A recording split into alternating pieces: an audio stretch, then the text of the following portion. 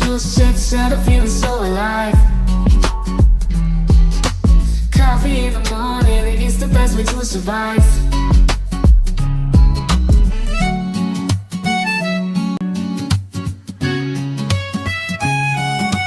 Woke up in the morning, sleepy eyes yawning.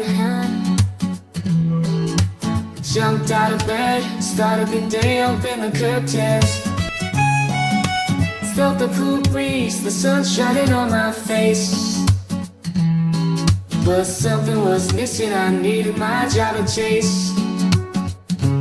Give me coffee in the morning, give me coffee in the morning. Gotta have the caffeine, wake me up, shake me up, dip me back on the sea. 1 sip, 2 sips, and I'm feeling so alive. Coffee in the morning, it's the best way to survive.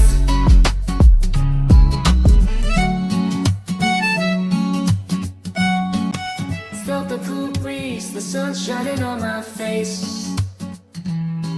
But something was missing, I needed my job to chase.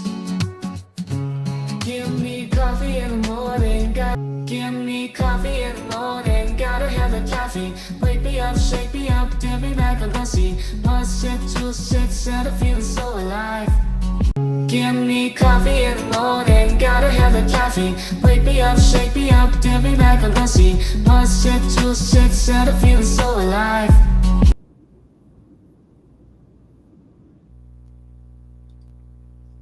That was kind of abruptly ended. Good morning. Good Good morning. morning. Good morning. Welcome in, everybody. Who's going to come in? Oh, well, good morning. So, Joy, welcome in. Of course, I have Dolphin back with us this morning, and Firefly. Welcome in for us. Thanks for coming in. We'll get started here in just a few minutes. We're going to get through the rest of these documents today if it takes us all darn day. Um, I'm checking on something real quick that I had that I wanted to show. There it is. I didn't think I had it saved to bring pull up, so let me get this. No, that's not it. Where'd you go?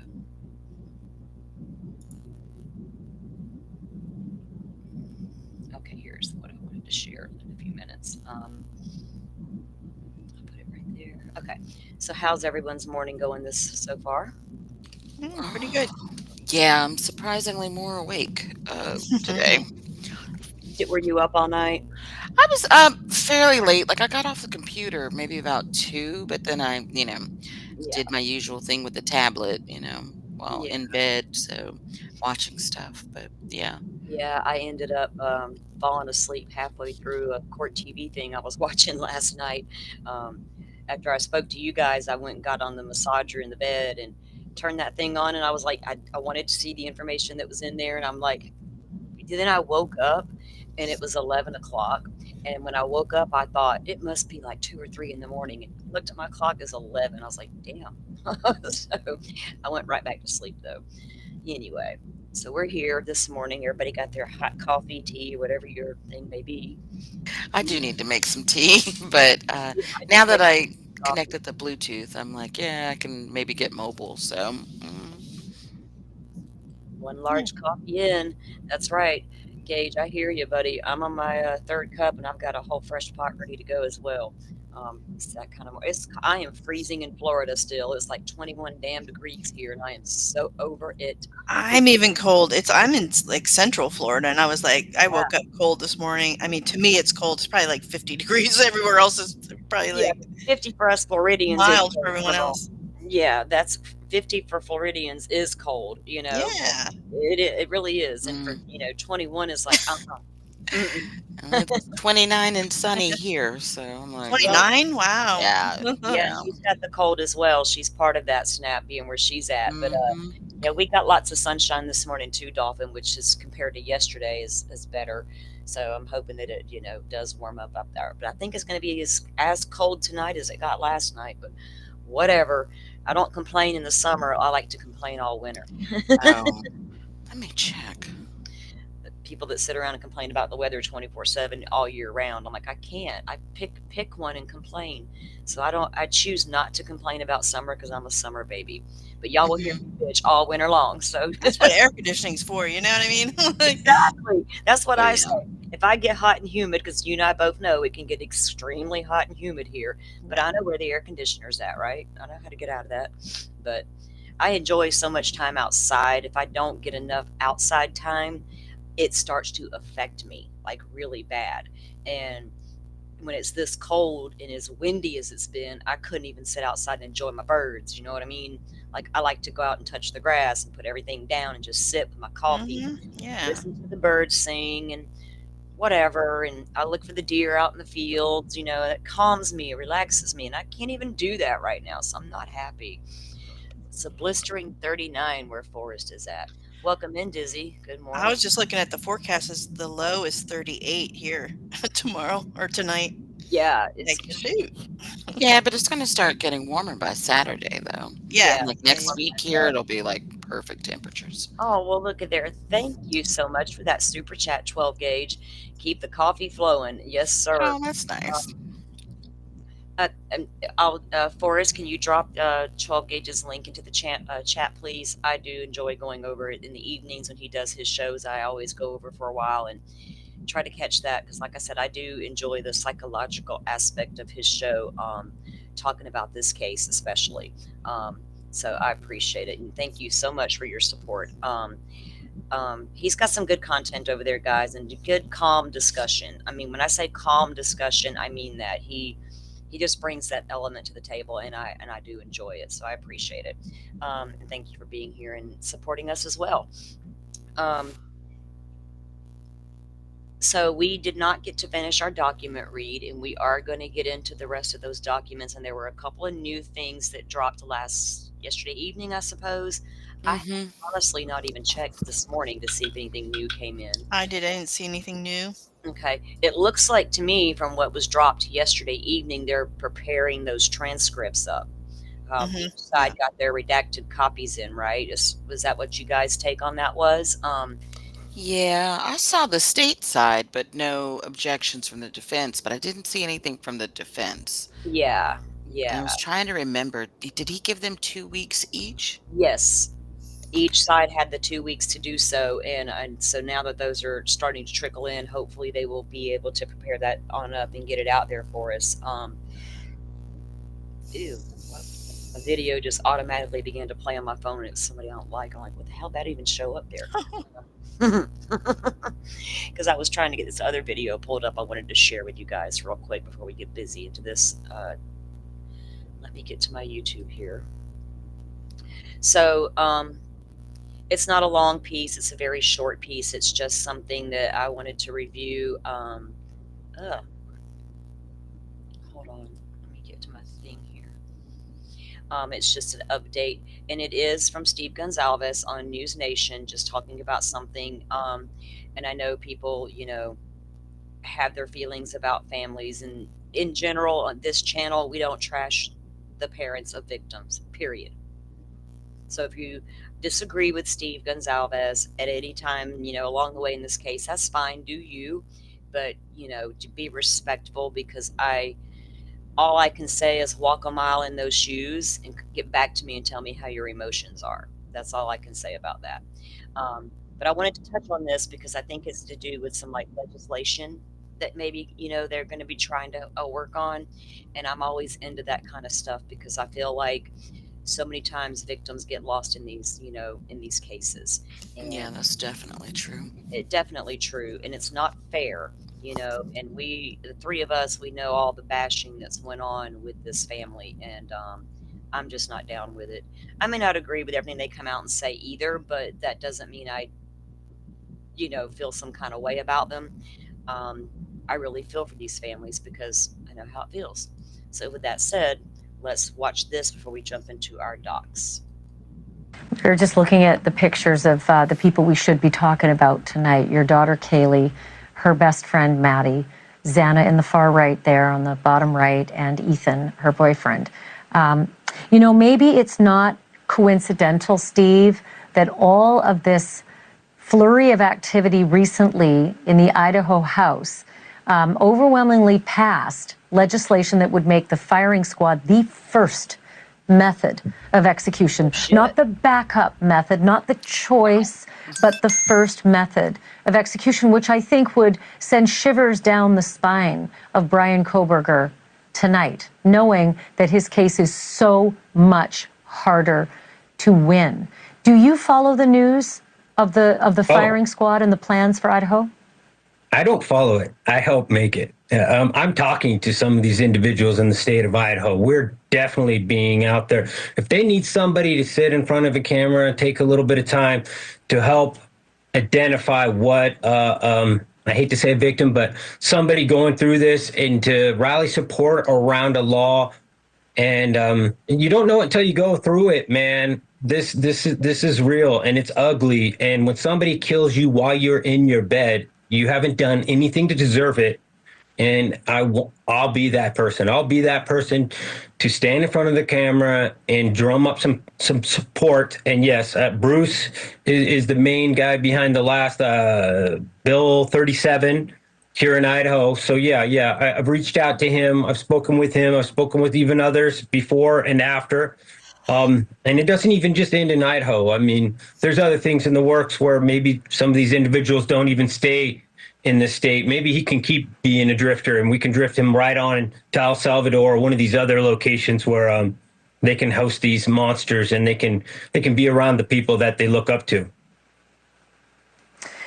Steve, I'm happy for you and your family that you got this news today. You deserve good news. You've been waiting a long time. You've been patient. This is nothing anyone can imagine if they're not walking in your shoes. So thank you for joining me tonight. Thank you. And thank you. And keep me posted on your efforts. As you said, you're speaking to politicians and those who are making this change. Keep us posted on your efforts. Appreciate this. Thank you. Thank you, ma'am. So, wow. They're going to try to make that the first go-to option. I didn't realize, because I didn't watch that whole thing last night, right? I know not a lot of folks are going to be happy about that, but I'm not here to dispute what they do in Idaho as far as how they handle their death penalty stuff, right? But he's right. If he wants to go and fight for that kind of stuff, he has every right to do so. Every victim's family has the right to go fight what they feel like is necessary or want to fight for. But anyway, he, moving forward with that, he is working closely, it looks like, with people trying to pass legislations on certain things. We'd always been told that firing squad would be the backup method if the other methods weren't available. But hey, Idaho's going to do them, just like, Florida used to put you in the old Sparky chair. Yeah. Yep. Old Sparky. Old Sparky was around for a long, long time. They've always had that thing running. Always. Like I said, when I was a little girl growing up, I would hear, my parents discuss things or see the news, and old Sparky was just part of Florida. And then they had to retire him, because he quit working, right? But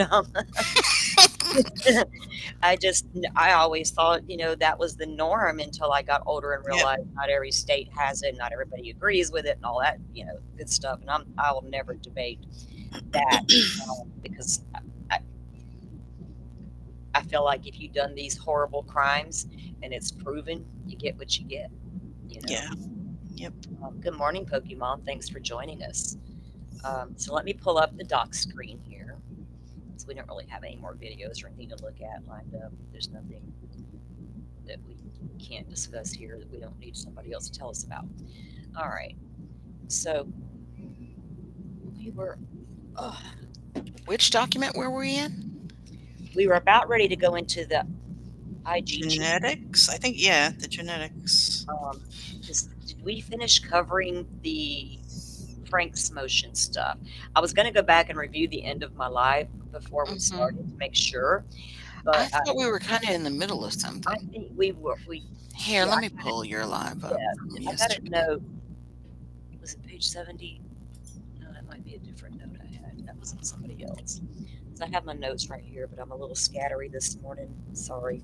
I do not like being the hot mess express, but sometimes it happens. Thank you, Dolphin, for checking on that while I get these pulled up here. Let me scroll real fast to the bottom. Whoa, I don't want to go that far. Don't take me to Lori Vallow. Don't take me to Lori. She might cast a spell. Okay. The proposed redactions came in on from yesterday from let me before we do dive into those, I'll show you guys what did come down yesterday real quick. Let me get the screen up so you guys can see it. I am looking at the stuff for what Dylan told Detective Gooch. Okay.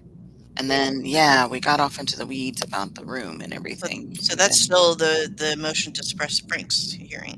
Or wait, Yes. yeah. Yes. that's like page 13 of 38. I thought, we'll pick Me back up keep where we going left off. forward. Yeah. While you talk about that, I'll keep looking. Okay, I thought I had the actual doc pulled up, but it pulled up the whole damn case file on the screen. So I'm trying to go back to it now. Yeah, because we started talking about the fence and then the room and everything Yes, trying to going dispel forward. myths and rumors. So damn many myths and rumors in this case. Yeah. I hate that people were exposed to so much of it and don't know what to believe anymore. That's the, but that's where you got it. And I'll show you guys something that I came across, and it concerns Dylan Mortensen. And it's going to show you how you need to be careful about where you get your information and what you consume. Because there's an absolute photoshopped picture of that girl floating around. Oh yeah. I know what you're talking about. Yeah, and even somebody tweeted yesterday, and see this K-bar knife she's holding? It's not even Oh, a yeah. K-bar. Yeah. Not even a K-bar knife, and it was literally photoshopped and placed in her hand. It's not even. I've got the original picture, and I've got the photoshopped picture, and yeah, it's like, this is ridiculous. Why? What is the point of even doing stuff like that? I don't know. That's why I like going over these court documents, because it's like, these we know are facts, that we're not, they sometimes reveal things that we have heard as rumors, and sort of Yeah. verifies things. So that I'll believe if it's in a court document, but I'm not going to believe, Joe Schmo. No, nothing personal, Joe. I just met Joe. I'm not going to believe any Joe Schmo saying this and that. You know what I mean? Yeah, and like I said, there's been so much out there, Pokemon, I love you. It's just, it's sad that people that can't use their critical brain. But then again, when you go into these lives and they're telling you this picture's real and we found it on the internet and Okay. All right. So this is the order authorizing the release of court records, audio recordings, and it's not very long. The above matter having come before the court pursuant to a motion from the state and no objection from the defense and good cause appearing, the court hereby authorizes the release of the court records as follows. It is hereby ordered that the state shall be provided with audio recordings from proceedings held in the Latah County on October 26, 2023 motion hearing. Remember that hearing? The defendant's motion to dismiss the indictments on the grounds of biased jury, which was closed, and the motion hearing defendant's motion to dismiss indictment on the grounds of error in grand jury instructions. Now, and then on January 26th, they had the one for the defendant's motion to reconsider. So there's the state is requesting the audios from those court hearings, and the judge has ordered that to be done. Let's see. Motion to the reconsider orders and motion hearing the defendant's motion to reconsider and scheduling conference in the above case. So that came down, and they are going to authorize the state to get that copy of those recordings, which they were there and present. So I wonder what's in there they want to hear again. You know what I mean? That they need that for. There's no telling. This one, and this came to no surprise as me. Apparently, a lot of folks thought something of it, but there were changes in the public defender's office in Idaho, right? When they have the state Idaho public defender's office now, which Ann moved to. And when they did that, Jay Logston took over her older position, which then put a lot more work on his plate. And there was talk back then that Jay may not be active counsel in the trial and stuff like that. And that's apparently what is happening here. And Becca Barlow is an attorney who's been on the case for a long time. There's declarations from Bicca in the case files already and things like that. So it's not like she's brand new to the case. She's been here. But the court, having considered the motion for pro hac vice admission and being fully advised the premises good cause appearing now, anyway, they ordered that she could do it because she's an out-of-state attorney. It is hereby ordered that Bicca Barlow be admitted pro hac vice in this case, and that Ann Taylor serve as local counsel, whose attendance shall be required in all court proceedings in which Bicca Barlow appears, unless specifically excused by the court. It is further ordered that co-counsel Alyssa Massoff, how do you say her name, Massoff, will remain in her position as trial counsel. Co-counsel Jay Loxton will remain as a consulting counsel, but will not be participant at trial. So that is that one. Oh, I thought that was it's not Vice, it's Vice. Vice, thank you. Thank you. Because they talked about that in that Karen Reed hearing the other day, right? Because her attorney has got the same permissions. He may get that revoked now. So I caught a little bit of lawyer. I know he did a piece on the judge in the Karen Reed case ordered a judgment where they need to all be in the court next week to discuss whatever happened the other day that made her so upset. So they may be revoking his. We'll see what happens, and when that update comes out, we'll bring it to you guys. This is the order on transcripts. Let's see, because remember they were going to release the transcripts of that last closed hearing they did. Right. The judge gave them 2 weeks each to get their redactions in.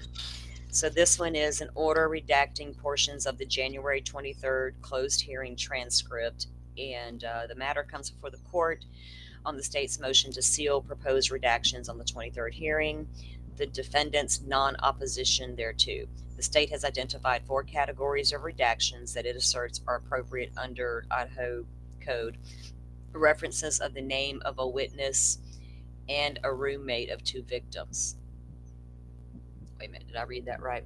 References the name of a witness and roommate of the victims. That's Dylan. Well, the roommate of the victims, but she's a witness and the roommate, so that is about Dylan. But that name is out there, but we know they're going to redact it in here, of course. Inquiries by defendant related to his Frank's motion, which the state objected to and was sustained. Names of defendant's distant relatives identified through IGG, and 4, it says individuals who were identified as potential relatives of the defendant through Othram Labs IGG. And that is in the documents, and we'll get to that because that's an interesting element to me. There were 4 brothers identified on that family tree that were low matches to the Koberger DNA. We'll hear more about that. The court finds that redactions are appropriate as to categories 1, 3, and 4 pursuant to the Idaho Code. In the individuals' names exempt from public disclosure. So they're basically got all of their redactions in. The court does not find it appropriate to redact the information in category 2. The fact that the court sustained the state's objection to the defense's counsel inquiries docs not make that line of inquiry confidential. So I'm assuming that the state has their redactions in, but I don't think the defense has turned theirs in yet. They should, though, because it's been a month since those hearings, They were like January 23rd and 24th. Yeah, it's been a while. Yeah, it's been a minute. So I didn't check the case summary this morning either, so to see if that's maybe possibly listed in there. But yeah, those should be coming down, and we're all excited to get those because, wait, here it is. Maybe this is it. This is the second document. A different doc.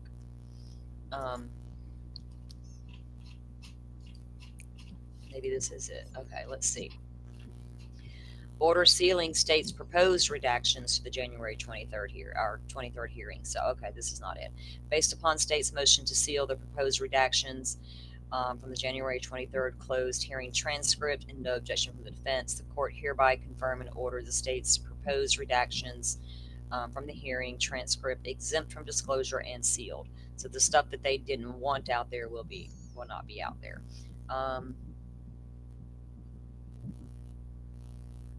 And then this is the last one that dropped yesterday. Let's see what it says.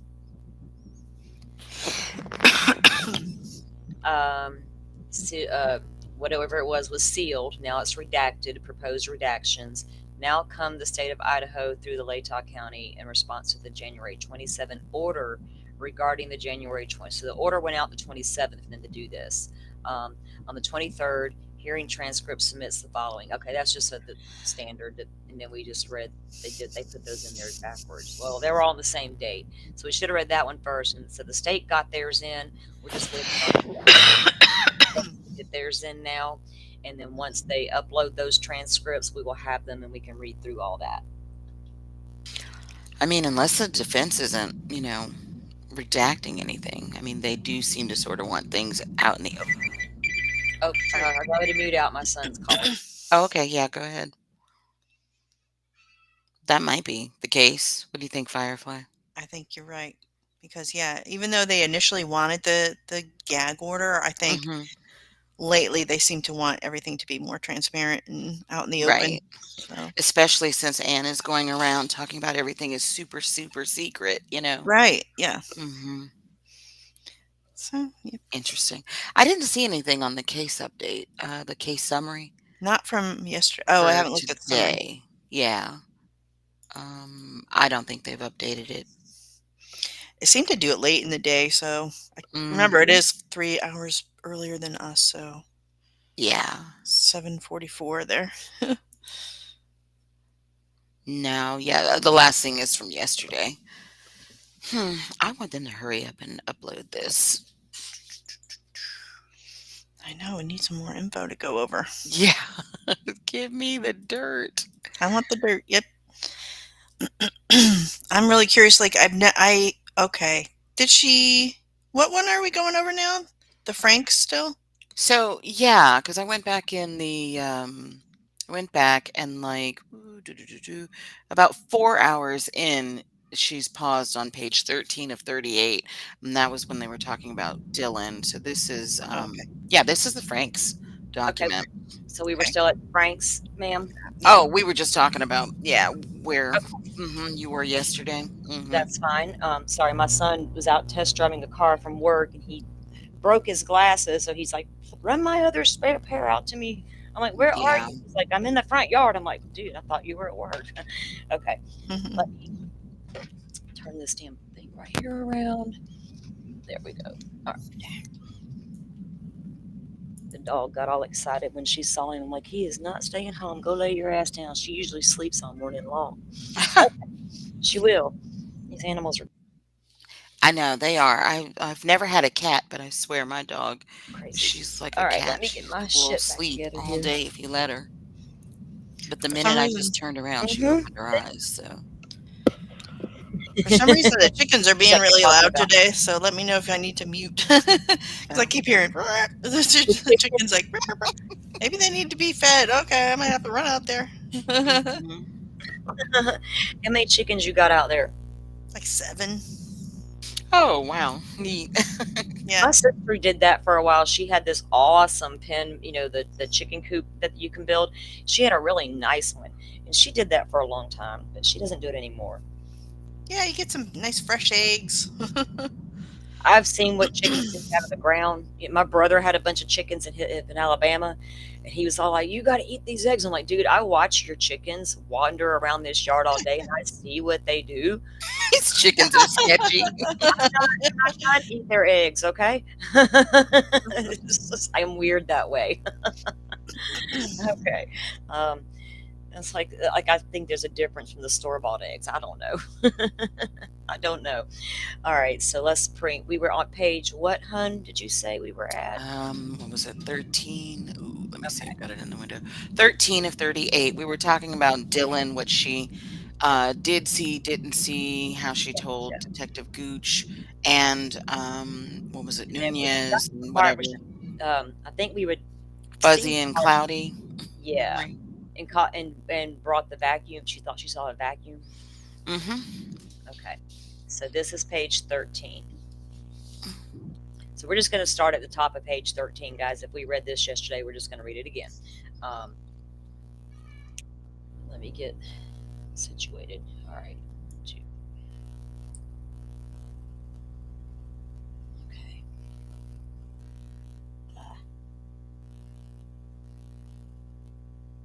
Okay. So here we go. Let me make this a little bit bigger for my blind ass. All right. All right. In addition, because we, like the Dolphin said, we were recapping the Dylan statements because everybody's apparently, she said a lot more than what the PCA alluded to, and had multiple interviews done. All right. In addition, even assuming it was a false statement, defendant has not established that it was an intentional or reckless attempt to hide DM's alleged misperception, or that her actual statement was exculpatory or otherwise material to probable cause. Consequently, Frank's hearing was not warranted with regard to statements in the relevant Exhibit A regarding DM's account of what she saw and heard. There is no evidence law enforcement initially or recklessly omitted information bearing on DM's reliability or that such omissions were material to probable cause. Defendant next asserts that the probable cause statements omitted important information bearing on DM's reliability.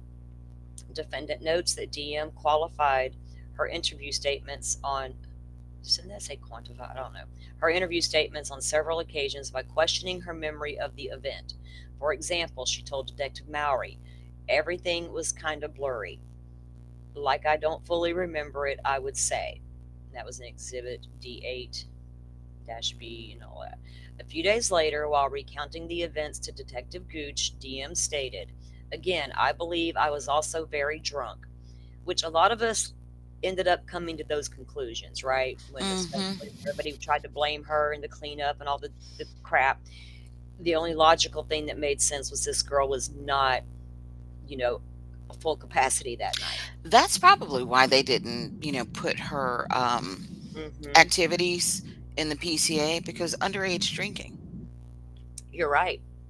I didn't think about that.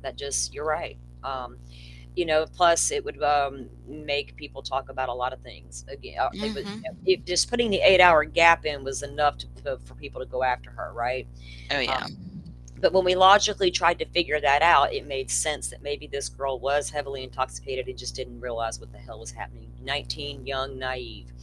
I don't know how much of this is real. Like, I don't know if my mind was like doing whatever. I don't know any of it. Like, half this stuff, I don't know if it's a dream or if it's real. I just have no clue.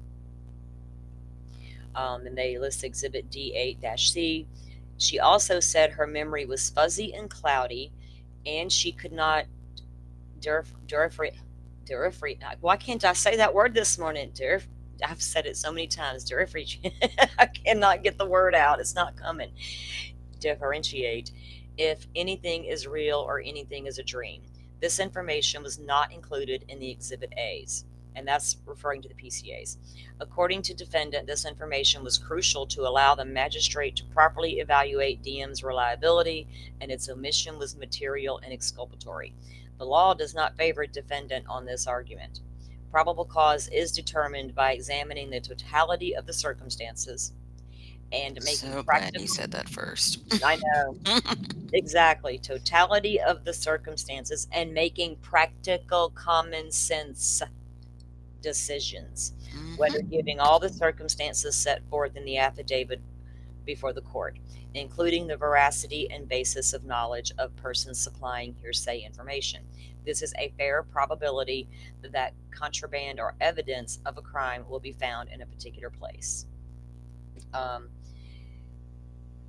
Then the footnote is just talking about in the defense's proffer, it is not a foregone fact that DM was mistaken when she said she heard Ms. Goncalves. DM reported it was approximately 4 a.m. When we went over that, remember? When she heard Ms. Goncalves walk upstairs and then run back down the stairs saying someone's here. And Ms. Kernodle received a DoorDash delivery at the residence at 4 a.m. So it is entirely possible Ms. Goncalves ran downstairs when she heard the delivery person and then went to bed, after which she was killed. Makes logical sense to me. Sure does. Okay. My coffee needs to be refilled. Thank God I brought it in here with me. Whether the hearsay supplier is reliable or is dependent in part on the status, I'm sorry. Unlike an informer from the criminal milieu, melee, how do you pronounce that one, Dolphin? Milieu. Milieu. Dolphin's went to Purdue, y'all. She's smart. Well, that's a French word. I'm studying French too. Are you guys still doing that? I remember when I you am. She's dropped out. dropped out. Quitter. I never did join you guys in that. I'm like, no, I'm not going to speak French anywhere anytime soon, so I'm good. Like, Yeah, we were on Duolingo chat as a yeah. foreign language app, and she was doing German and I was doing French. Oh, okay. All right. Um, yeah, that's just probably too much for my brain to compute. So good thing you are, so you can get those words out for us. You know, my DoorDash driver the other day spoke French to me, and I was like, wait a minute, how did he know I spoke French? Right? Right? It's so funny. Maybe you just looked French to him. I guess. He's like, "Ooh, look." Okay. Um, Crime victims or witnesses are presumed reliable and may be relied upon without independent corroboration. They state a case site there. A detailed eyewitness report of a crime is self corroborating, it supplies its own indicia of reliability. Despite this presumed reliability, police must always be alert to whether other facts which have come to their attention or raise doubts about the veracity of the witness. Such facts might include a motive to exaggerate or falsify statements made to law enforcement, or when the hearsay supplier is a young child or suffers from psychological delusions. In such circumstances, corroboration is required to establish reliability. However, this is not a burdensome requirement. The corroboration of even innocent minor details can support finding a probable cause. And they cite a case law. Any omission of facts bearing on individuals' reliability will be considered misleading under Franks if omitted facts doubt on probable cause. And then they cite another case. Misrepresentations or omissions that could impact the credibility assessment of a witness do not trigger a Franks hearing, where probable cause nevertheless established through evidence. None of DM's qualifications during her interview reasonably placed her presumed reliability in dispute.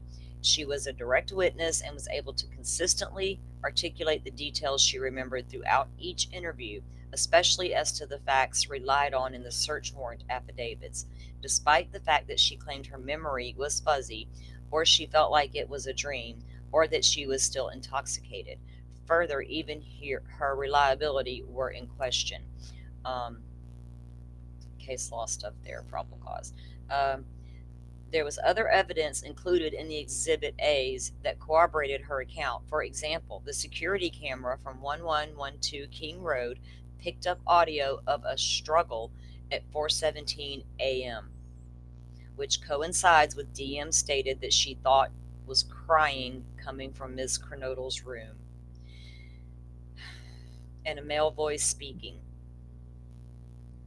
Sorry, guys, I just kind of. Xana, I love you, girl. It was shortly after this she opened the door for a third time and saw the suspect walk by her toward the sliding glass door, which corresponds with surveillance video showing the suspect vehicle leaving 1122 at 4:20 a.m. So the neighboring camera picks up a struggle at 4:17. 2 minutes later, 3 minutes later, the car is speeding away. So did he have time to disrupt the back door? I don't know.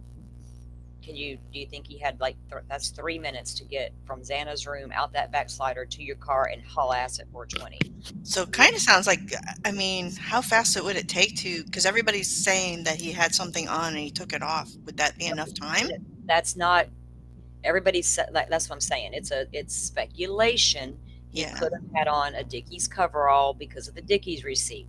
But is that enough time to take that off and, throw into a bag before you run out the back door?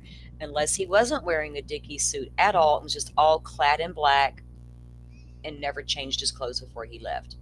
Just took that, if you're wearing dark black and you get pulled over for, say, speeding, is a cop going to notice blood on you if it's, I don't know, you know what I mean? So I don't know what the guy did. I just know at 417 the camera picks up a struggle, and at 420 they know he left because they're at 1122 is going to see that car speeding away from the intersection there. So 3 minutes, I don't know if there was enough time to disrobe from your murder suit or not, or if he even had one on, because that's purely speculation. In addition, law enforcement corroborated DM's description of defendant through its vehicle identification efforts, which led investigators to defendant's driver's license information. Now, we've heard that before. And there was also something specific we read earlier about the date. Well, maybe that's in the IGG thing, about the date that FBI turned over their tip on the IGG. And I want to compare that to the date the WSU officer was looking for the query in the cars, because like I had always suspected, those pieces of information were coming down at the same time. We'll see. I have to go look at the dates again on those.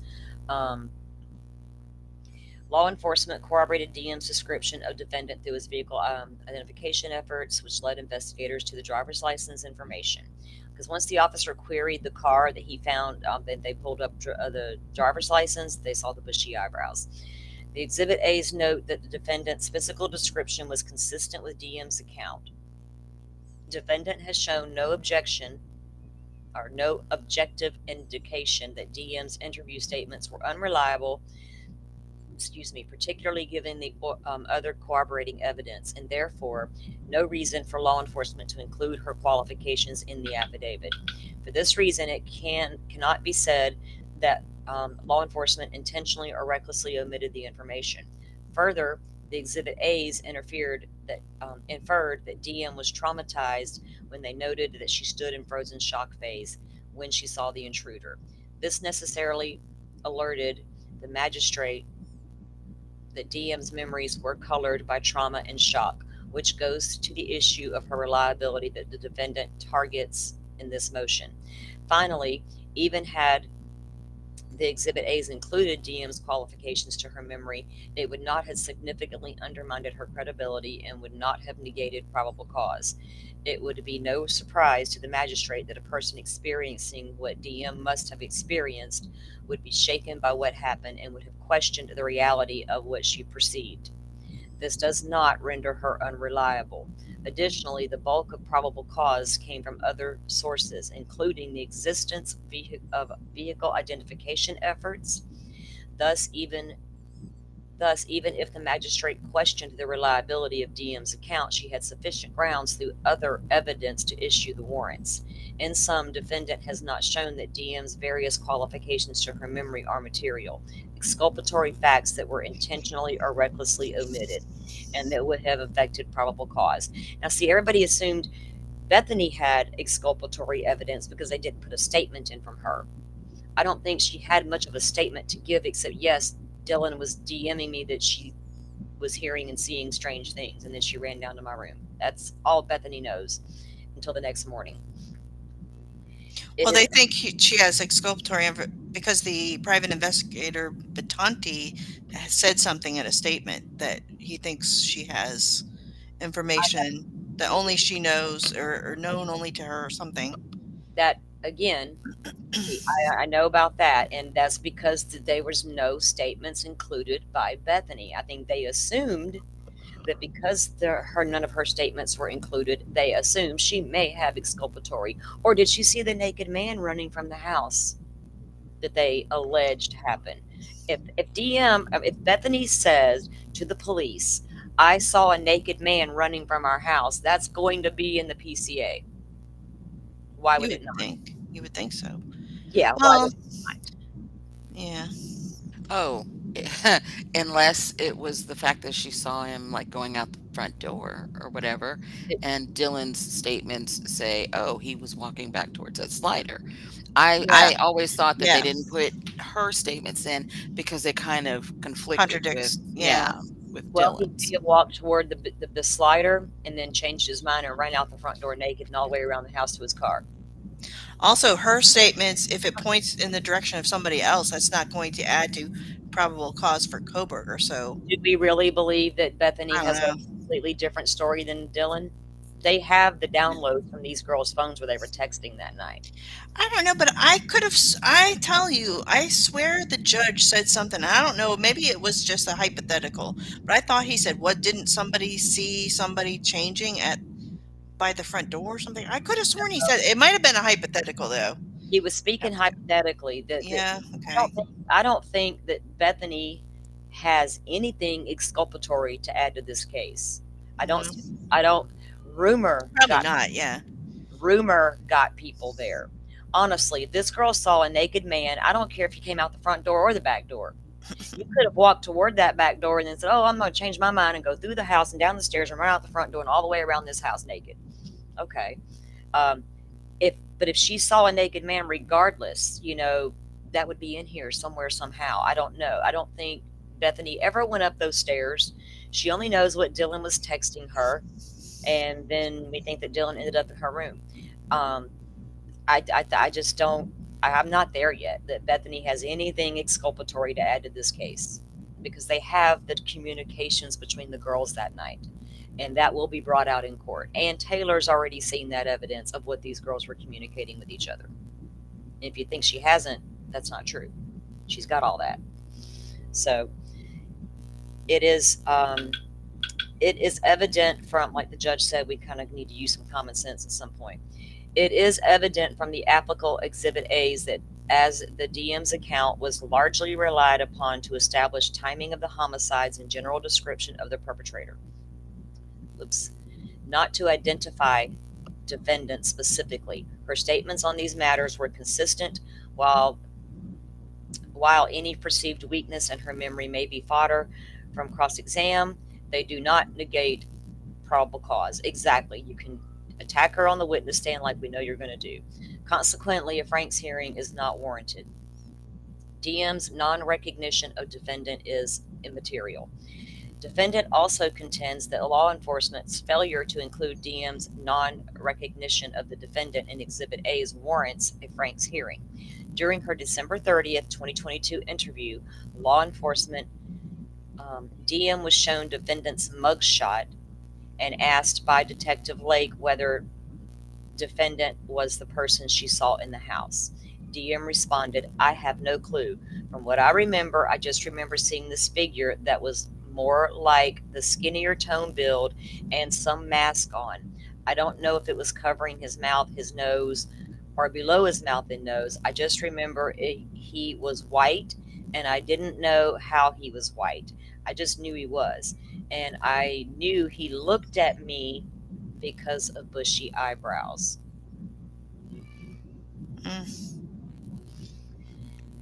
However, the fact that DM could not identify defendant is hardly exculpatory or material to the probable cause. True that.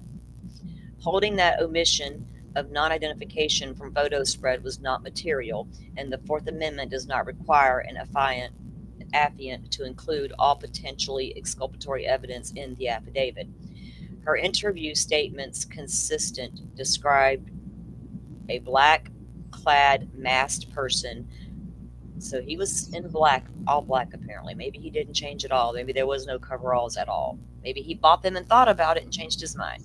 Masked person who was not someone she thought she knew or could identify. Her inability to recognize defendant unmasked is expected, particularly where her description is relied and Exhibit A describes a mask that covered the person's mouth and nose. So yeah, how can you pick a person out of a lineup if all you saw were their eyes? You might say those eyes look familiar. That could be the guy, but you can't say definitively, right? No. So thus, because her non-recognition is not material and exculpatory, defendant cannot demonstrate the failure to include this fact in the probable cause affidavit warrants a Frank's hearing.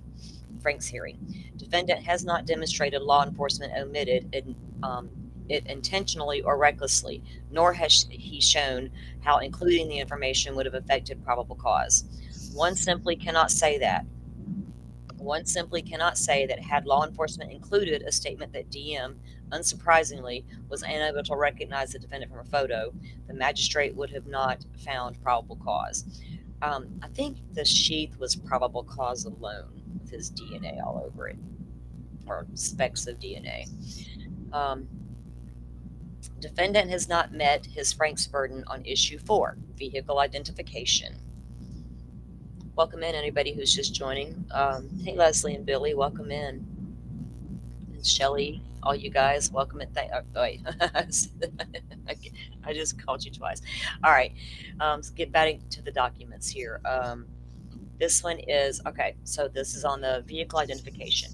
In issue 4, defendant takes issue with Exhibit A insofar as it describes the suspect vehicle captured through various surveillance cameras. It states, law enforcement officers provided footage of suspect vehicle 1 to vehicle specialists with the Federal Bureau of Investigation that regularly utilized surveillance footage to identify the year, make, and model of an unknown vehicle that is observed by one or more cameras during the commission of a criminal offense.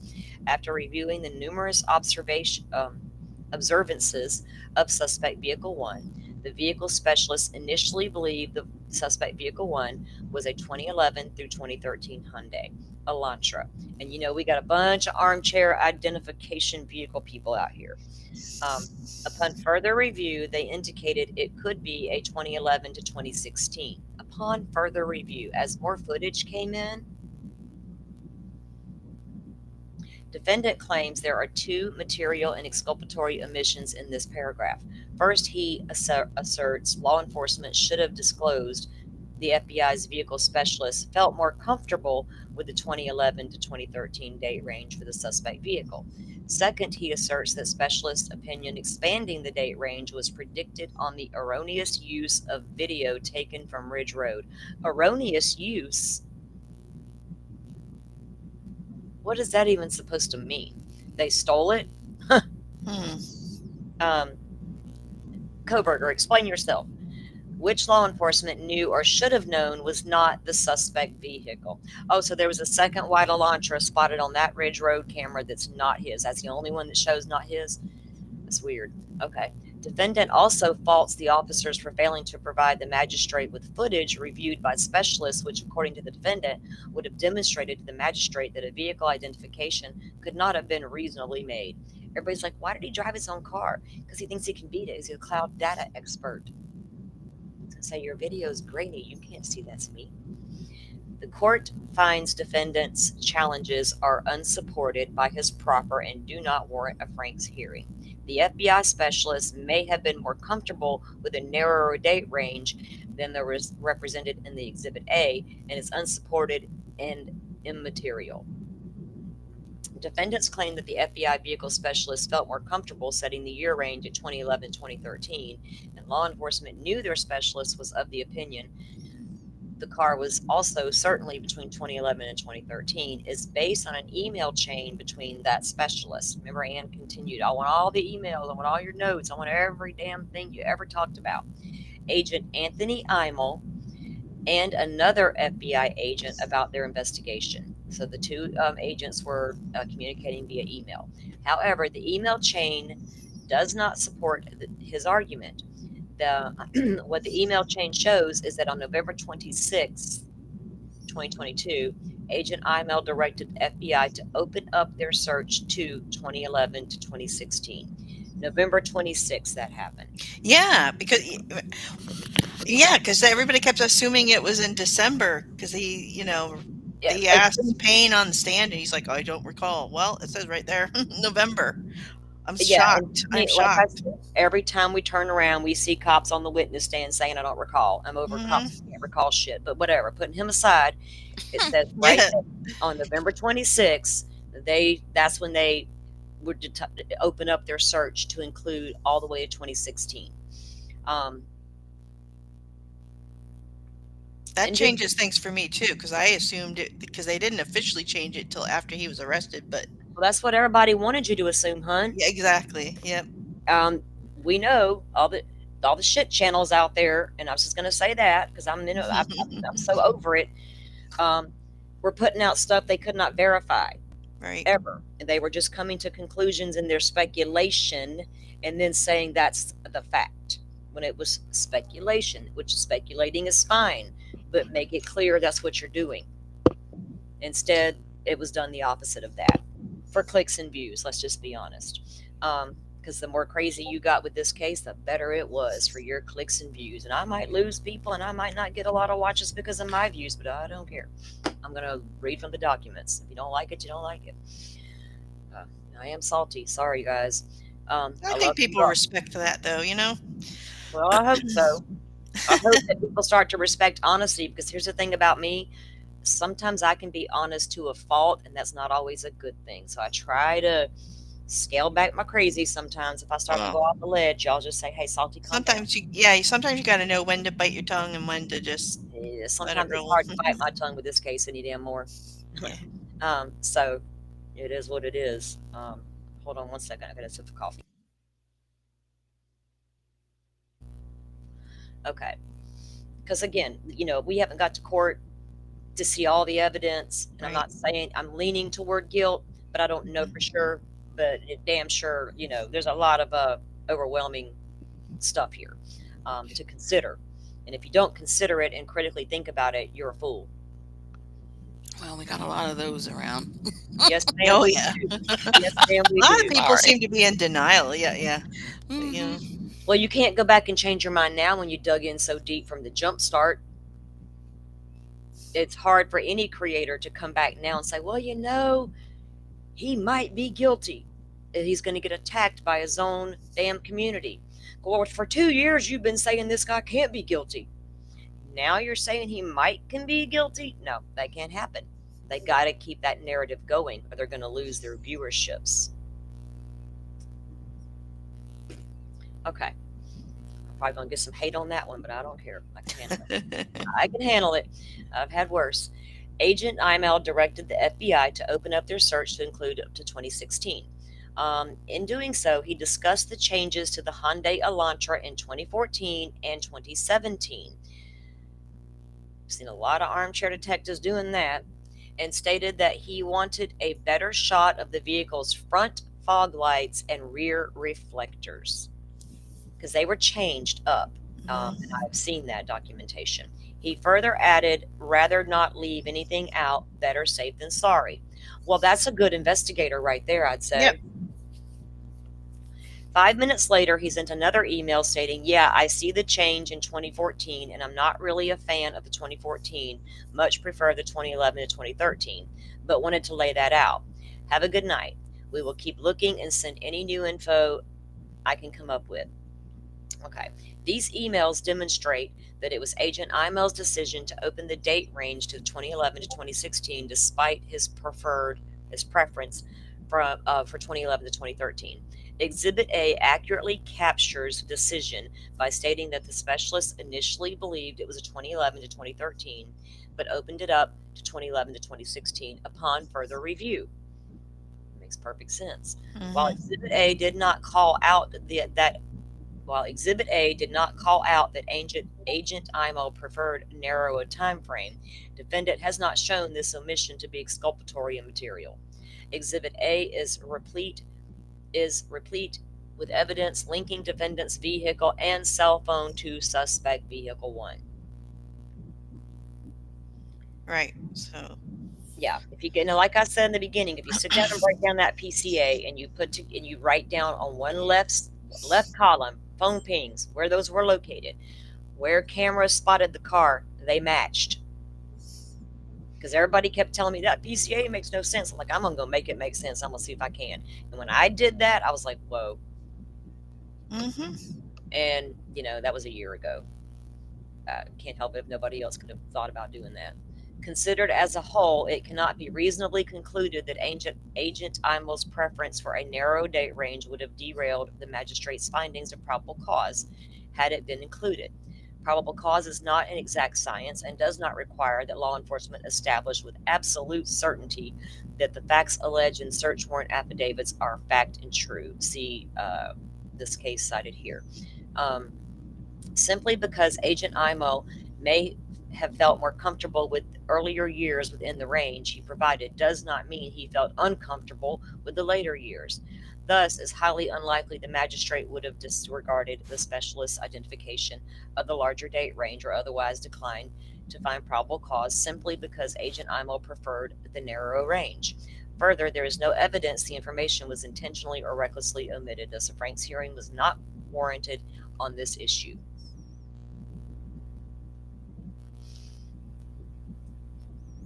Chat is quiet this morning. I don't even know if we got anybody watching us. Jeez, got a few. Defendant has not demonstrated a false representation or omission with regard to identification of suspect vehicle 1. Defendant next challenges Exhibit A on grounds that FBI vehicle specialist identification of suspect vehicle 1, 2011 to 2016 Hyundai Elantra was based on footage from Ridge Road.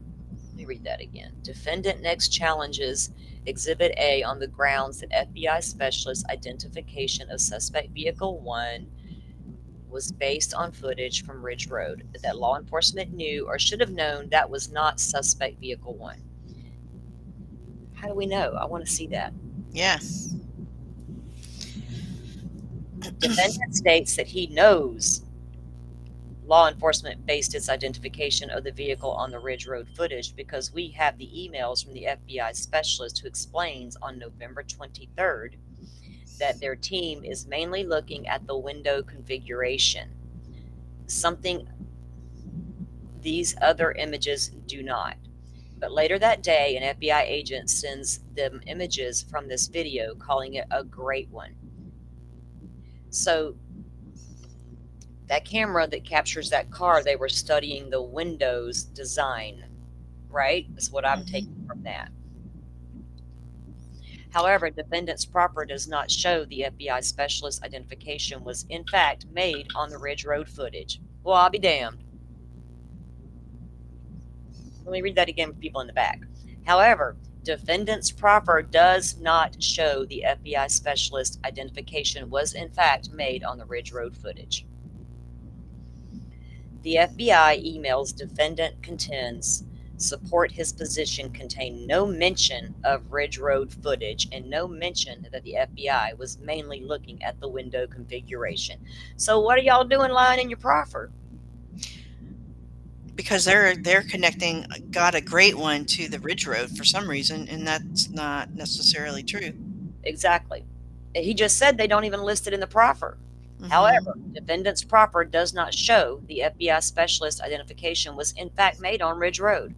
The FBI emails defendant contends support his position contain no mention of Ridge Road footage and no mention that the FBI was mainly looking at the window configuration.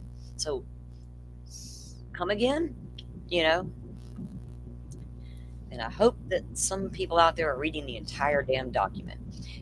Defendant asserts, the email stating, got a great one. Attached images from the Ridge Road footage. And again, Ridge Road is a very short section of Wellenta Road. But there is nothing in the proffer establishing that images were in fact attached, and importantly, that those images were at Bates 11582. At the pre-Franks hearing, the court inquired further into the defendant's support for his position and that the identification of suspect vehicle 1 was based on Ridge Road footage.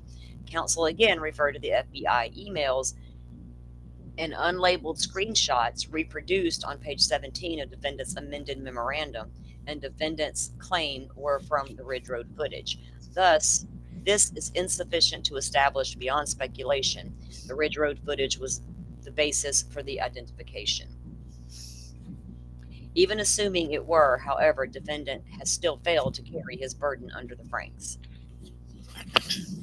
Because the vehicle identification came from the FBI, which was disclosed to the magistrate in the Exhibits A, there is presumption of reliability. Welcome in, Lindsay.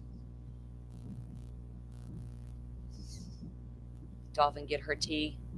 She said, here I come. I used to know a guy that would say that. We'd call him up and want something. He'd be like, here I come. I loved it. Yeah, that reminds me of my sister. It's a joke between us. We'll say, "Here I come." She doesn't drink coffee, so tea is always her go-to for a hot drink. That's true. She does like her tea. I got jealous the other day when she mentioned that peppermint tea. I was like, man, now I want to go make some peppermint tea. Okay. I did. I was like, now I'm going to crave peppermint tea, Dolphin, and I don't even know if I had any more in the cabinet. Okay. Let's see.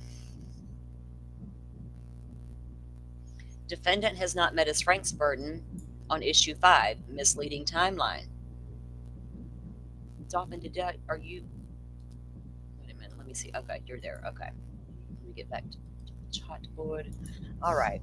In issue 5, defendant claims that law enforcement created a false narrative of their investigative timeline in Exhibit A, as to make it appear that defendant was identified through their investigation efforts and not, in fact, through IGG.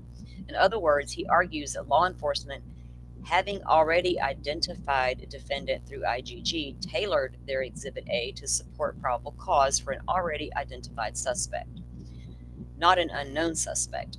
Defendant provides 2 examples of what he contends are misleading timelines about his identification, but these examples fall short of a Frank standard. First, defendant notes that in Payne Exhibit A, Detective Payne states that on November 29th, officers from WSU queried white Elantras registered at the school and pulled up a 2015 white Elantra with Pennsylvania plates that was registered to the defendant. That same day, Detective Payne states another WSU officer was patrolling the area by the defendant's apartments and located a 2015 white Elantra with Washington plates. He ran the plate and it returned to the defendant. Defendant points out that Detective Payne was not even aware of the WSU officer's findings in his regard until December 20th, after defendant was already identified by IGG. However, he contends Payne's Exhibit A makes it appear that a defendant was identified in part through WSU queries. Well, wasn't he? Second, defendant takes issue with Detective Payne's focus on suspect vehicle's lack of front license plate. You take issue with that.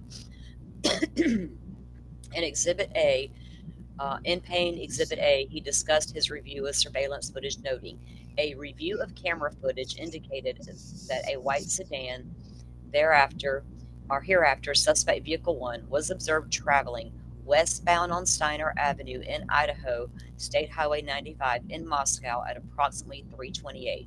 On this video, it appeared suspect vehicle 1 was not displaying front license plate.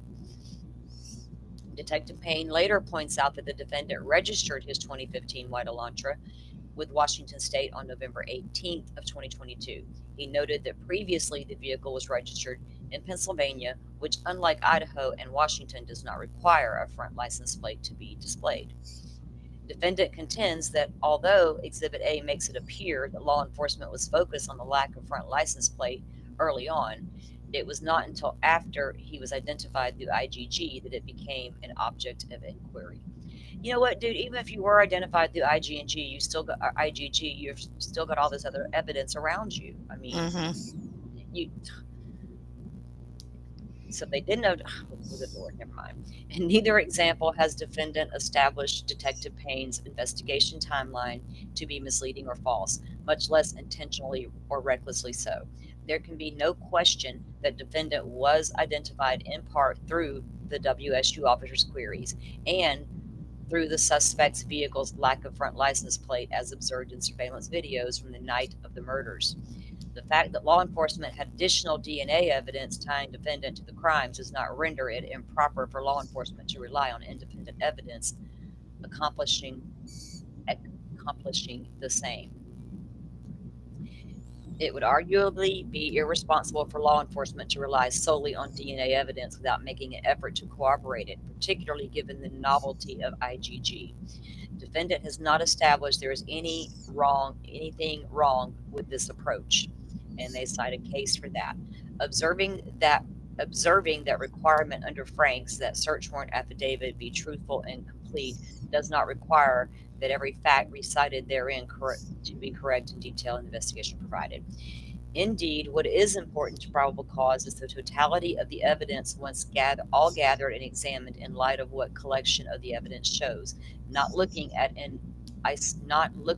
in isolation as each piece of evidence was separately gathered. Moreover, had law enforcement indicated Exhibit A that WSU query and lack of front license plate only came across its radar after defendant had been identified through IG&G, defendant has not explained how this would have eroded probable cause. Indeed, as discussed below, including the IgG evidence would have provided more, not less, probable cause supporting the search warrants. More, not less. Consequently, a Franks hearing is not warranted on this issue. The dog barking. Poor Murphy. Hang on, guys. I gotta do something really quick here. Okay. I'm taking this coffee sip break. Let me mute myself.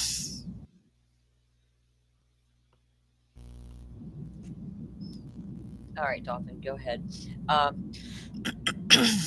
So what do we think so far? Anything? I think it's very evident, like the FBI was already on to him in November, which explains why they were following him in early November or December. Exactly. They were already on to him, and it was a work in progress, right? And I always concluded that from reading the damn documents that this IgG stuff was coming down at the same time this other information was all coming down, and it all kind of, but this is true. They were already on to him in November. So it is what it is. All right, defendant has not met his Franks burden on issue 6, the dog barking. In this issue, defendant challenges omissions pertaining to the barking dog referenced in the Payne Exhibit A. It states that at 417, security camera located at a nearby residence on King Road picked up distorted. Look, it didn't point out that it was 112. You know what I'm saying? I just realized that.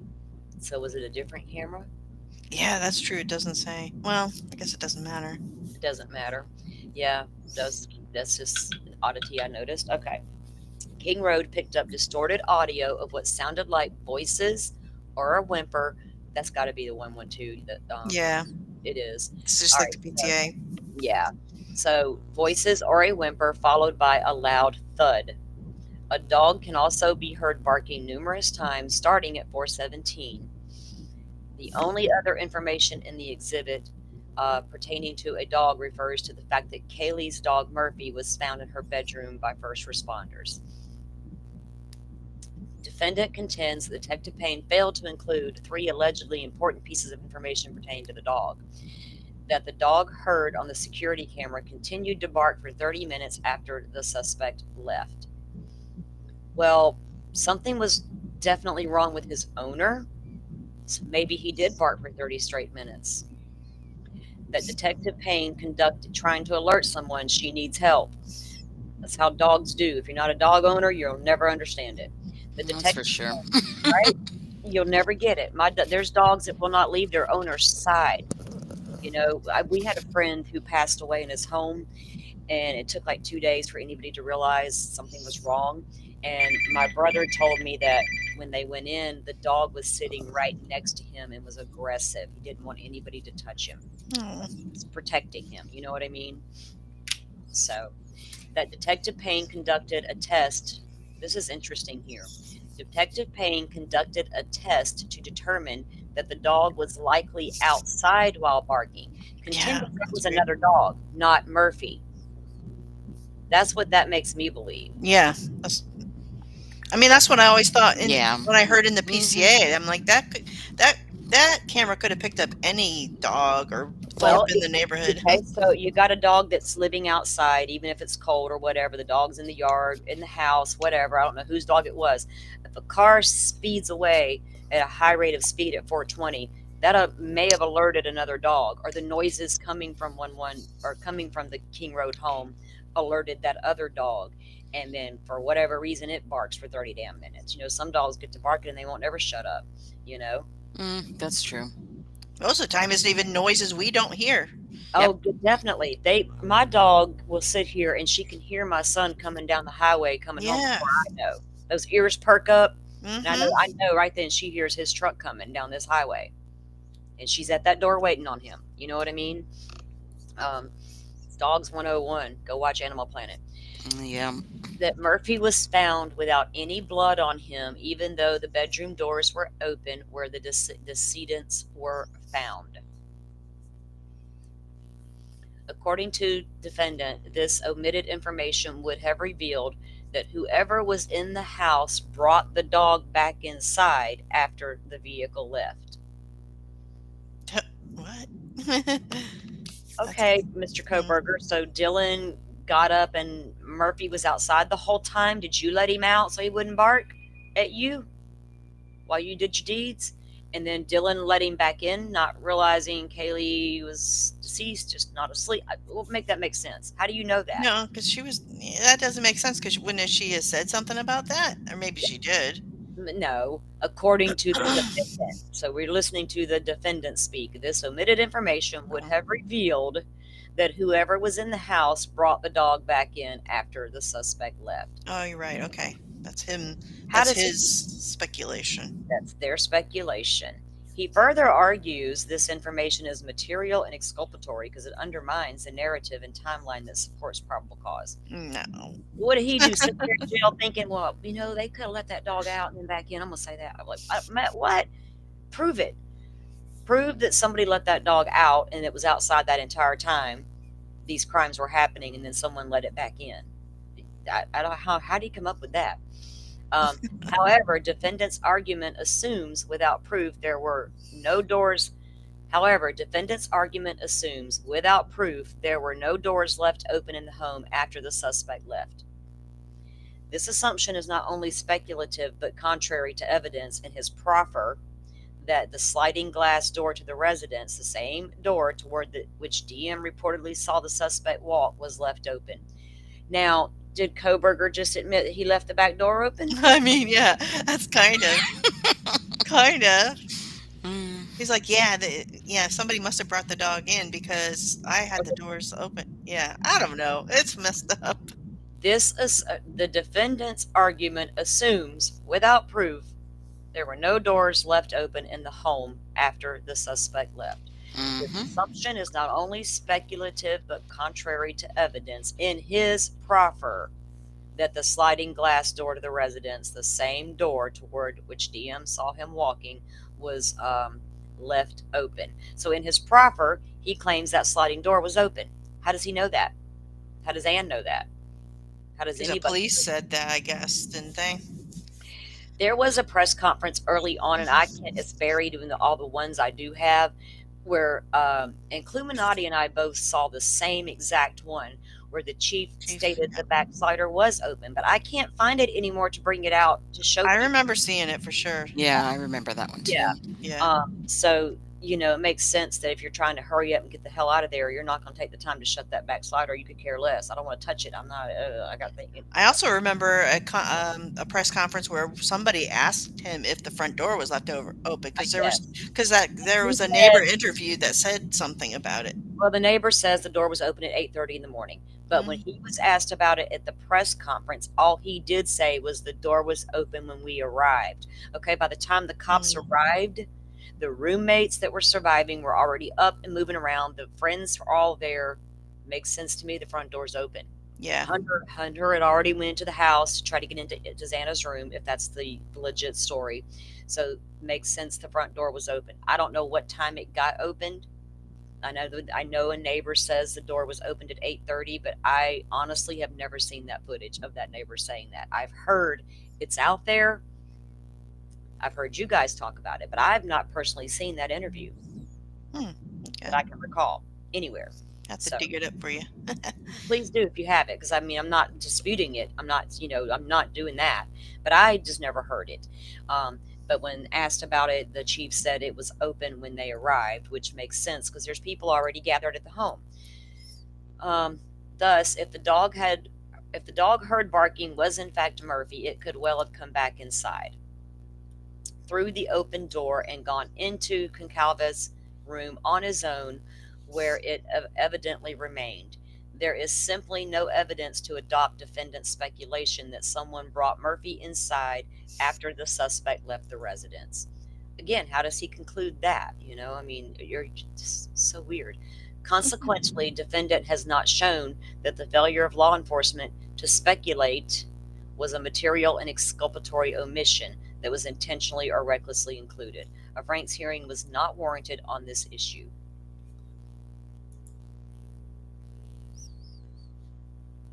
I was just reading the comments there about Lindsay's. She has a dog. It's a Aussie Doodle. I've never heard of that.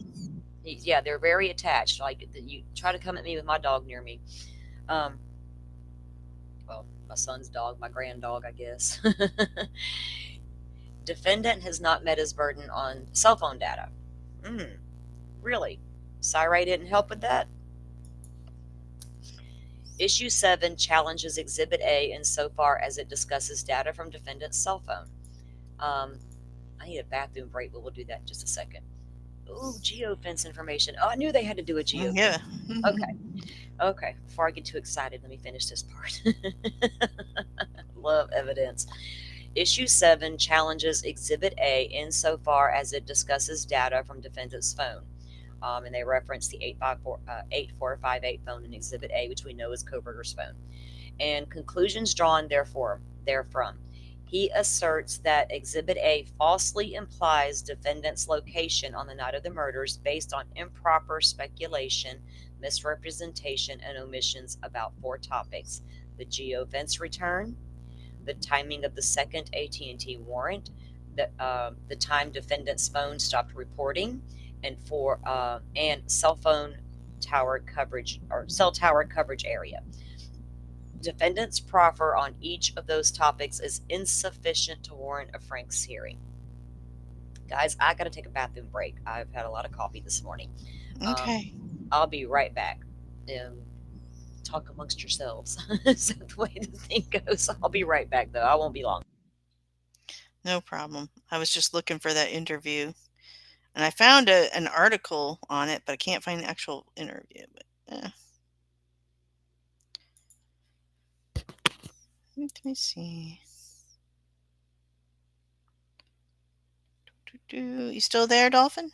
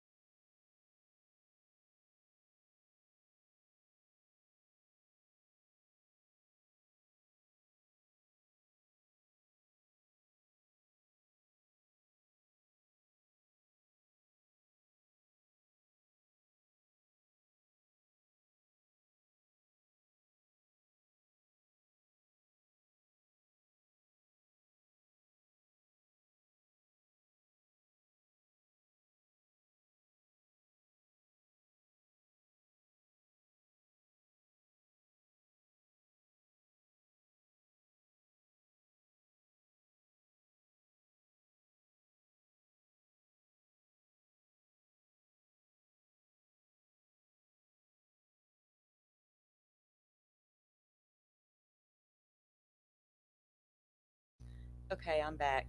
Um, Oh, sorry, I was muted. sorry, Dizzy. I'm sorry. I had to take a bathroom break. I've had so much coffee this morning. I had to go to the bathroom real quick. While you were gone, I was looking for the video where the neighbors. Mhm. I found an article saying how about the interview, but I can't find the video. So just Oh, so okay. you know, I was looking for that. Thank you. You might just run with scissors. I can't leave Dizzy unattended too long. Oh goodness. Um, all right. So getting back to this document here. Um, thanks guys for being patient while I ran to the bathroom real quick. You know how we women are. Gotta go. Gotta go. All right. The geofence return assertion was not a false or misleading statement.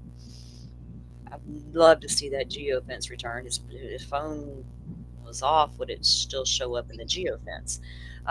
Defendant first takes issue Detective Payne's assertions regarding the geofence return. In Payne Exhibit A, Detective Payne informs the magistrate that a query of the 8458 phone in these returns did not show the 8458 phone utilizing cell tower resources in close proximity to the King Road residence between 3 a.m. and 5 a.m.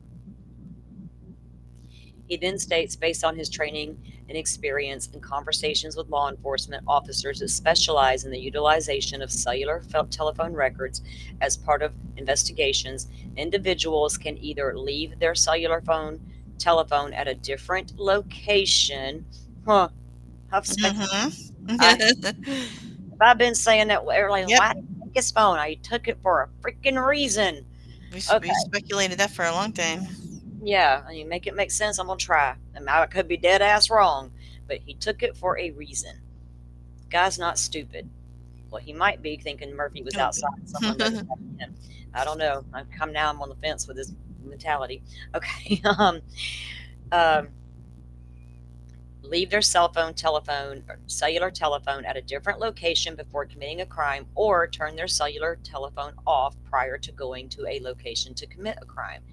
This is done by subjects in an effort to avoid alerting law enforcement that a cellular device associated with them was in a particular area where a crime is committed.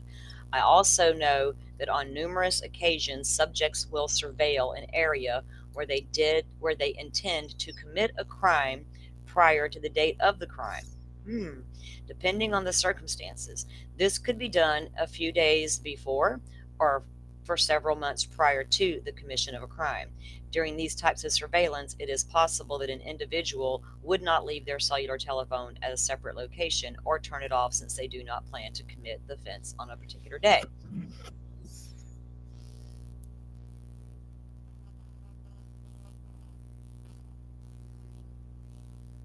Dizzy, you're good. I like to laugh. I like to laugh. Defendant contends that Detective Payne's claim that criminals will turn off or leave their cell phone elsewhere before committing crimes is highly speculative and conclusory. Well, you ought to know that because you're a criminology student. He argues that it is just as likely the phone was not present in the area. Defendant has not demonstrated the statement was deliberately or recklessly false. What Payne Exhibit A shows is that Detective Payne is based on his training and experience, drew one conclusion about the lack of a return to the exclusion of other possibilities. While there's certainly, Koberger had to absolutely know they would geofence that house. You had to know it. You knew it. I mean, if I know it, you knew it. While there certainly may be other reasons for the lack of a return, the mere fact that the affiant did not list every conceivable conclusion does not taint the validity of the affidavit. Further, Detective Payne's conclusions were expressly based on his training and experience in conversations with other experts, which further belies any suggestion that it was deliberately or recklessly false. A Frank's hearing was not warranted on that issue.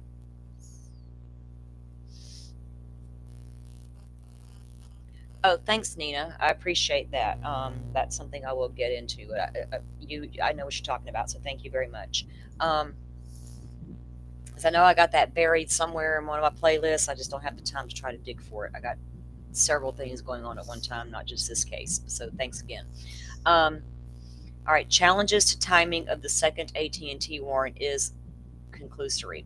Defendant next challenges the 1 hour turnaround from when law enforcement received the return for the first AT&T warrant and submitted the application for the second warrant.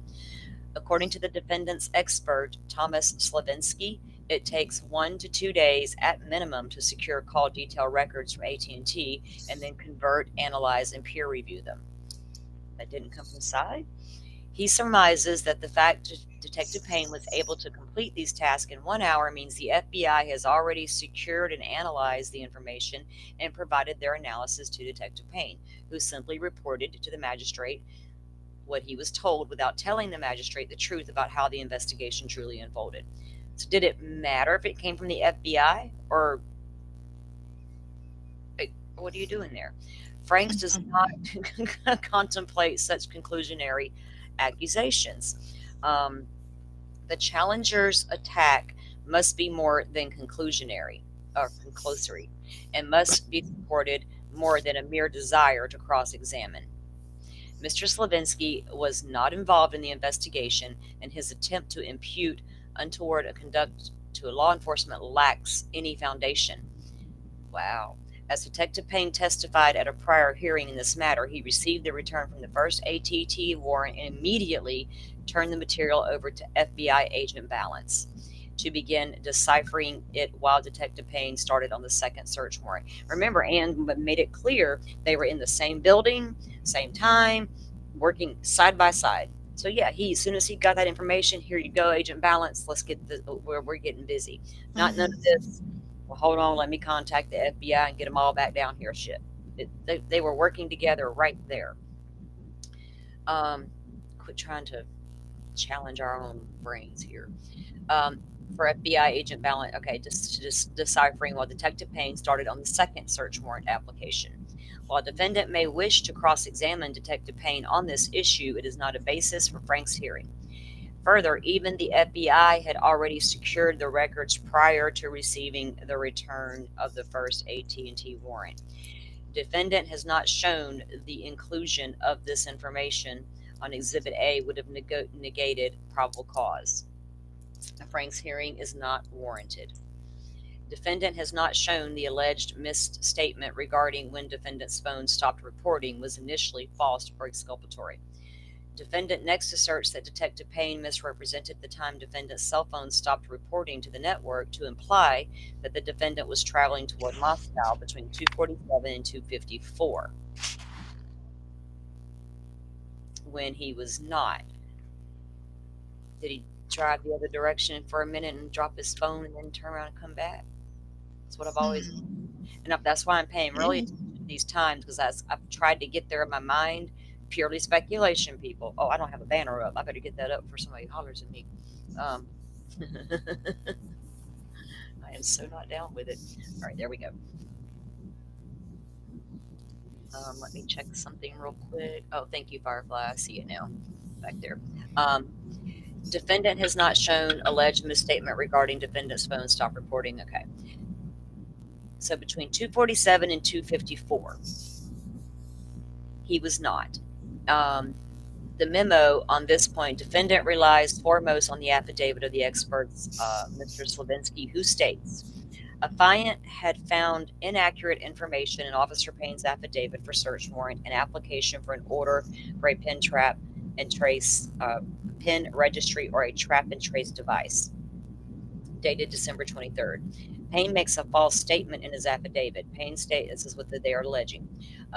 Payne states in his affidavit, at approximately 2:47, the phone stops reporting to the network. This statement is erroneous. Payne has failed to advise the court of the following. The 2:47 a.m. traffic is, hold on, let me pull this up. The 2:47 a.m. traffic is continuous 7-minute stream on multiple towers that ends at 2:54. Payne does not document this 7-minute traffic. Payne did not inform the magistrate about these handoffs,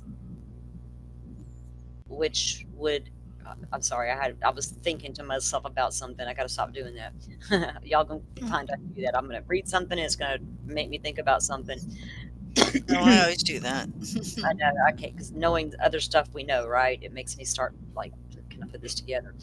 Payne did not inform the magistrate about these handoffs, which would have clearly and directly shown him the fact that on November 13th, from 247 to 254, Kohberger's device was not heading toward Moscow, as purported by Payne, but was indeed headed southbound from Pullman, Washington.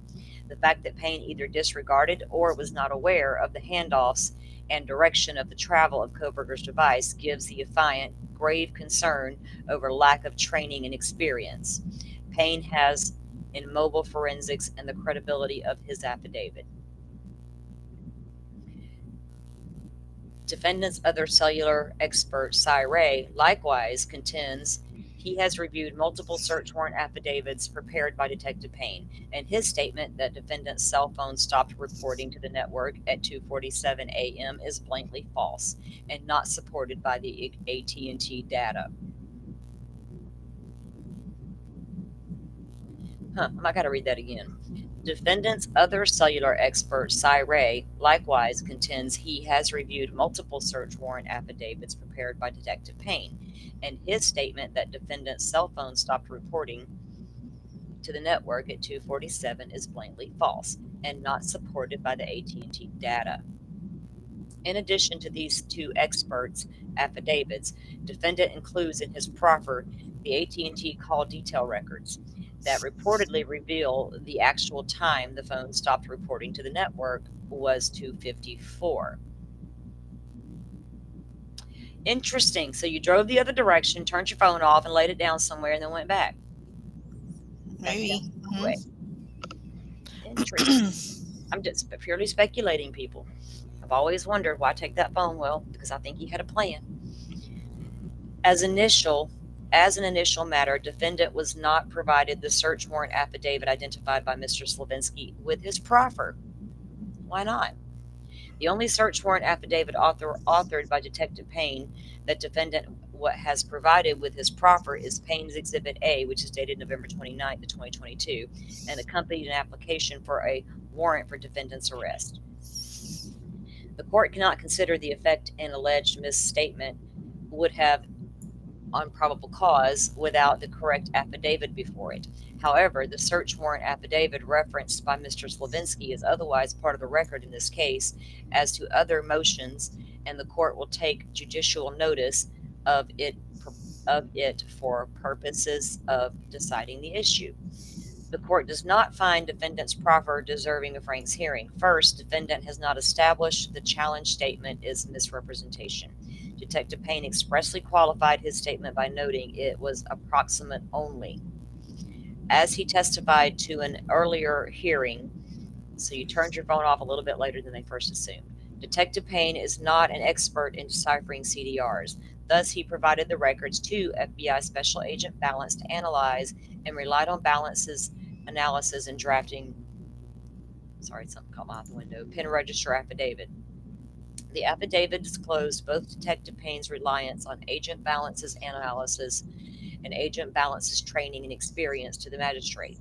To the extent of the approximation was off, a 7-minute discrepancy, particularly one occurring more than 1 hour prior to homicides, is not far outside the approximate window as to render of the statement false.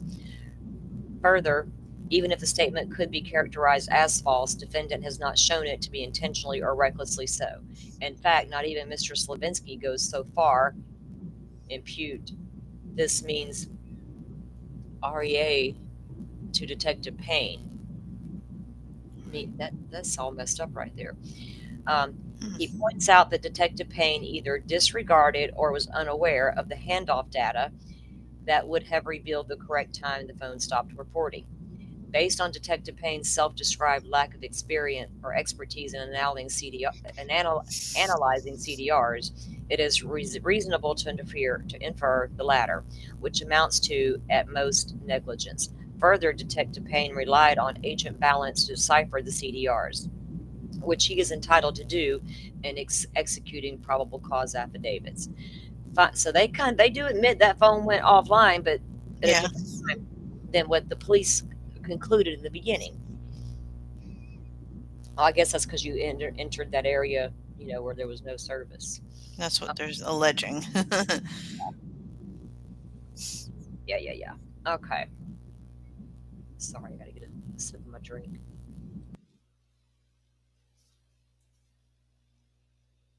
All right. So Joy says, so informative when breaking down the docs. Great work reading through all this. Proves BK was not the smartest person in the room, as he portrays himself exactly. And thank y'all for putting up with my reading. I'm trying to. I don't want to come off as somebody you can't stand to listen to reading. So I'm trying to make sure I read them correctly and thoroughly. They relied on edge of balance to decipher the CDRs, which is entitled to do an executing probable cause. Finally, defendant has not shown Detective Payne's mistake in identifying the handoff data to be exculpatory.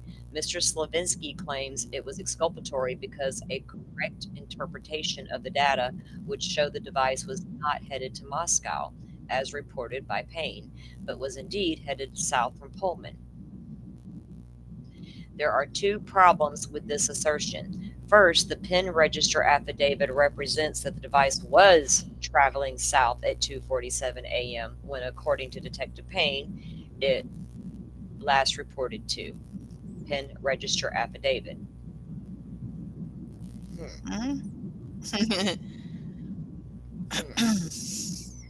Thus, because the exculpatory information identified by Mr. Slabaski appears to have been represented in the affidavit, the court is at a loss as to how a correct statement of the time the phone stopped reporting to the network would affect probable cause. Second, even if the PIN register affidavit did misrepresent the defendant's cell phone was headed to Moscow between 2:47 and 2:54, as opposed to southbound from Pullman, a correction would have no effect on probable cause. Traveling southbound from Pullman at 2:54, more than an hour prior to the homicides, does not disprove the defendant could have driven to Moscow after 2:54, after his phone stopped reporting to the network. As the affidavit points out, footage from multiple videos obtained from the neighborhood around the 1122 King Road showed several sightings of a vehicle matching the description of the defendant's vehicle, starting at 3:29 a.m. and ending at 4:20. Given the proximity of Pullman to Moscow, the fact that the defendant may have been traveling southbound in Pullman at 2:54 does not exclude him as the potential driver of the suspect vehicle from a probable cause standpoint. Moreover, the strength of their other evidence described in the PIN register affidavit cannot be overlooked. So that showed that he was driving southbound, not headed the other direction as he claims. The affidavit describes CSLI data showed that defendant's cell phone left his apartment at approximately 2:45 and started traveling south before it ceased reporting to the network, approximately 90 minutes before the homicides occurred. Okay, Dolphin, I got you, girl. I'm coming. There you go. Thanks. You're welcome. Good morning, Annie. Welcome in. Okay, so You knocked your router over. she's cleaning this morning and getting things. Yeah, I'm doing a couple of things, multitasking and listening. They're multitasking and listening. And anyway, okay. It stopped approximately 90 minutes before the homicides occurred. The phone then started reporting to the network again, approximately 90 minutes after the homicides occurred, at which time it was traveling south on Highway 95, just south of Moscow, before looping back into the Pullman via Highway 195. Consistent with CSLI surveillance cameras, from the Pullman area showed a white Elantra consistent with the defendant's vehicle returning to area of defendant's apartment at 5:25 a.m. As Detective Payne pointed out, individuals commonly turn off their phones prior to committing crimes to avoid alerting law enforcement of their presence near a crime scene. The obvious interference is that the defendant turned off his cell phone to avoid detection until he was clear of the crime scene. In addition, the affidavit described footage from multiple surveillance videos that captured a vehicle consistent with the defendant's makes 3 passes by 1122 King Road between 9, I'm sorry, well, where I got that 9 from, 3:29 a.m. and 4:20, at which time departed from the residence at a high rate of speed. On one surveillance camera, according to Payne, the suspect vehicle did not appear to have a front license plate. He noted the defendant's vehicle had been registered in Pennsylvania at the time of the homicides, which does not require a front plate. I don't know why I think he was trying to go down instead of up.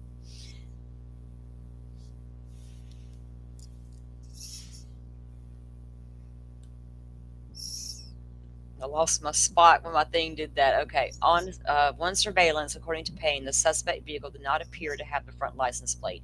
He noted that defendant's vehicle had been registered in Pennsylvania at the time of the homicides, which does not require the front plates to be displayed. Finally, CSLI evidence shows that at approximately 9 a.m. on November 13th, a mere 3.5 hours after defendant's return to his apartment, he again left his apartment and returned to Moscow, utilizing cellular resources that provided coverage to 1122 King Road from between approximately 9:12 a.m. and 9:21, before traveling back to the area of his apartment at 9:32. This is consistent with the defendant returning to the scene of the crime.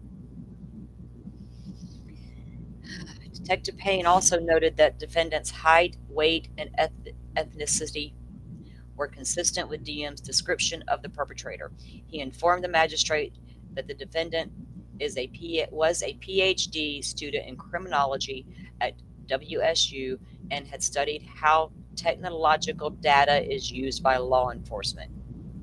He studied how technological data is used by law enforcement. Do you think he didn't know how to manipulate it as well? Or what to do, what not to do? Or he thought, at least, right? You hadn't graduated yet, dude. You hadn't earned that whole degree. You just started that. So, but he also had the stuff from DeSales, cloud-based forensic stuff. Okay, so I'm sorry, I had to get resituated here. My legs got cold. Sorry. Okay. Detective Payne also noted the defendant's height and weight were consistent with DM's description of the perpetrator. He informed the magistrate that defendant was a PhD student in criminology at WSU and had studied how technological data is used by law enforcement. The inference to be drawn from this information is that the defendant knew, particularly from a technological perspective, how to cover his tracks. When the extent of evidence recounted in the Penn Register affidavit is considered as a whole, it is evidence to the court that had Detective Payne stated defendant's cell phone was traveling southbound from Pullman when it stopped reporting to the network at 2:54, there was still enough probable cause linking the defendant to the homicides to justify the issuance of a search warrant. Consequently, Frank's hearing was not warranted on this issue.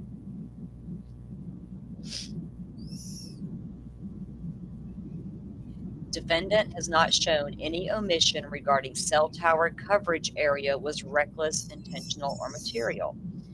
The final claim raised by defendant is that, and damn, we are almost done with this document, a few more pages. The final claim raised by defendant is that Detective Payne omitted important information about cell coverage in the Moscow, cell tower coverage in Moscow when he stated, the records for 8458 phone show the phone utilizing cell resources that provided coverage to the King Road, to the area of King Road on at least 12 occasions prior to November 13th. A Payne Exhibit A, that's the PCA. According to Mr. Slavinsky, the two towers that provide AT&T service to King Road also provided coverage to all of Moscow, including the areas the defendant is known to shop. But he didn't go back to Moscow after the murders to shop, did he? Nope. Not after the 14th. Exactly. Nope, you tucked tail and you ran across the country. According to Mr. Okay, so I keep interrupting my own self. Sorry.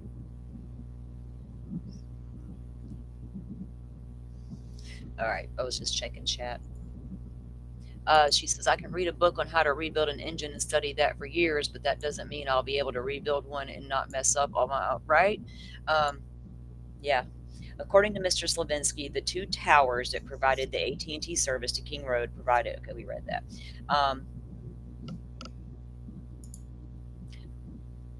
Where he is known to shop. Were they listening to WSU Mom Kim talking about how good that shopping was in Moscow and how everybody went to Moscow to shop? Everyone knows that. Well, now, thanks to Kim, they do. And Ann said right there in court, some witnesses have spoke to the media too much. What witness is that? Who spoke to the media besides Steve Gonzalez? And a couple of randoms that knew Koberger growing up and a few neighbors from around the King Road house. They didn't speak a lot. Only person I know of that spoke a lot about this case was WSU Mom Kim. Yeah, but she's not a witness. No, but they were taking in and soaking in everything she freaking said, and so we're all Yeah.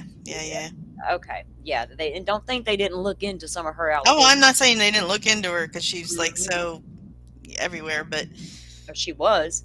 I don't know if she's a legit witness though. No, she's not a legit witness. Ann just said that there was 400 witnesses that day in court, and then she said, but one has spoke to the media too much. The only thing she's witnessed is a bottle. Okay. Thank you, You got that girl. right. Remember our drinking game we made up? Mhm. Every time she says, I'm a mom, take a shot. You'll be on the floor. Oh my God. Yep. Honey, a lot of us are moms. Not all, but we god darn sure have better instincts than you. Anyway, enough of that. Don't get me started on some WSU Mom Kim. I'm going to get some bad juju going. All right. Again, Kim, I can calm down and interview you, hun, if you're interested. I've offered so many times. And I can treat you with respect, honey. Maybe. Thus, defendant claims, I'll ask the hard questions all the other YouTubers were scared to ask you, though. Defendant claims detective, except for Melissa Jade, shout out. All right. Defendant claims Detective Payne misled the magistrate about the location of the defendant's cell phone on these 12 occasions. The accusation here is one of omission, specifically whether Detective Payne recklessly or intentionally withheld from the magistrate that the same towers providing service to King Road also provided coverage to all of Moscow. There is no direct evidence, but how close was that phone to those towers, lady? Triangulation matters. There is no direct evidence that Detective Payne intended to mislead the magistrate, nor can it reasonably be inferred given that the defendant has not shown the omission to be material or exculpatory. While including the information may shed some doubt on whether the defendant was actually in the vicinity of the King Road on these 12 occasions as opposed to some other nearby location, it does not disprove Detective Payne's statements or otherwise exculpate the defendant. Given the breadth of exculpatory evidence included in Payne's Exhibit A, it is difficult to ascribe ill intent to this alleged omission. Further importantly, probable cause did not rise and fall to the defendant's 12 prior visits to Moscow. Frank's hearing not warranted on this issue. It's looking worse and worse for you, dude. Hey V, welcome in. Defendant has not met his Frank's burden on issue 9, footprint outside of DM's door. Defendant challenges as a false statement made in Payne's exhibit about a footprint found outside DM's door. During the processing of the crime scene, investigators found a latent shoe print. The detected shoe print showed a diamond-shaped pattern similar to the pattern of a Vans type shoe sole just outside the door of DM's bedroom located on the second floor. This is consistent with DM's statement regarding the suspect's path of travel. That's what I wanted to know all along. Which way was that damn footprint headed? Up the stairs, down the stairs, into Dylan's room, or away from Dylan's room toward the kitchen. So obviously it was pointing toward the kitchen. Was it, what I'm saying, as he come through the hallway there, little hallway there toward the door, boom, left your diamond-shaped pattern print. And was that the only impression that they found? Probably not, but was it the only one that showed the diamond-shaped pattern? Probably. What if the other footprints were too bloody And by the time he got to that point, enough blood had come off the shoe to leave an impression of the shoe print. I should be a crime scene investigator. I'm, I'm sorry, y'all. I crack my own self up sometimes. All right. Good Lord. This is consistent with DM's the path of travel of the suspect. Okay. Defendant contends the last sentence is false, noting that the footprint is closer to her bedroom door than she reported the suspect to be. When did she When did she report how close the suspect was to the door, though? In the interview. They just didn't put it in the PCA. Oh, okay. It's Okay. not, but even in the statements we've read so far, she hasn't mentioned. I see it coming up, I think. Okay. Mhm. So the shoe print was closer to her door than she reported the suspect to be. She's damn lucky. That's all I can say. There are no other prints before or after, unless, she's a mean girl and he did it for her, like everybody said too. There are no other prints before or after it, and it is not positioned toward the sliding glass door. Oh, which is where DM said the suspect walked after passing by her. Defendant further claims it is an intentional or reckless statement. I want to see a picture of that shoe print. You know what I mean?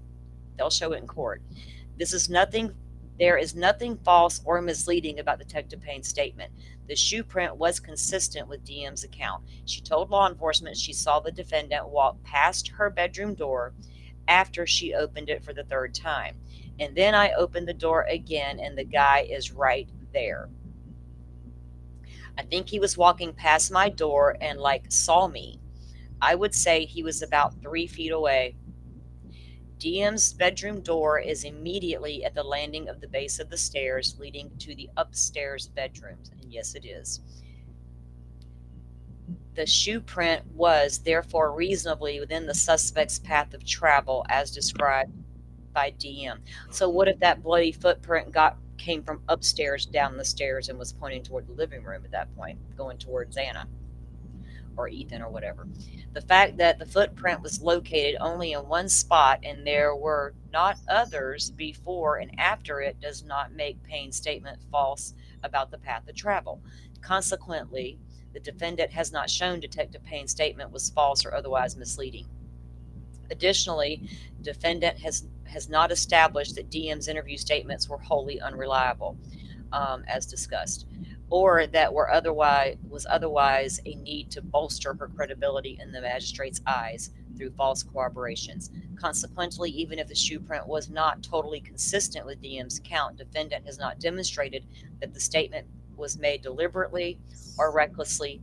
Moreover, defendant has not articulated how excision of the statement would have any bearing on probable cause. It would not. Frank's hearing was not warranted on that issue.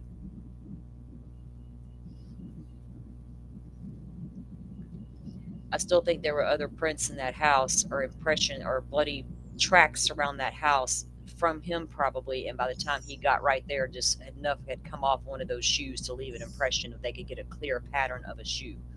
And that's why that part was included, in my humble opinion. Specifically, he asserts that the affiant, Detective Mowry, requested the warrant in reliance on federal grand jury subpoenas issued by the FBI to Amazon, but did not tell the magistrate information about timing and scope of information obtained and relied upon.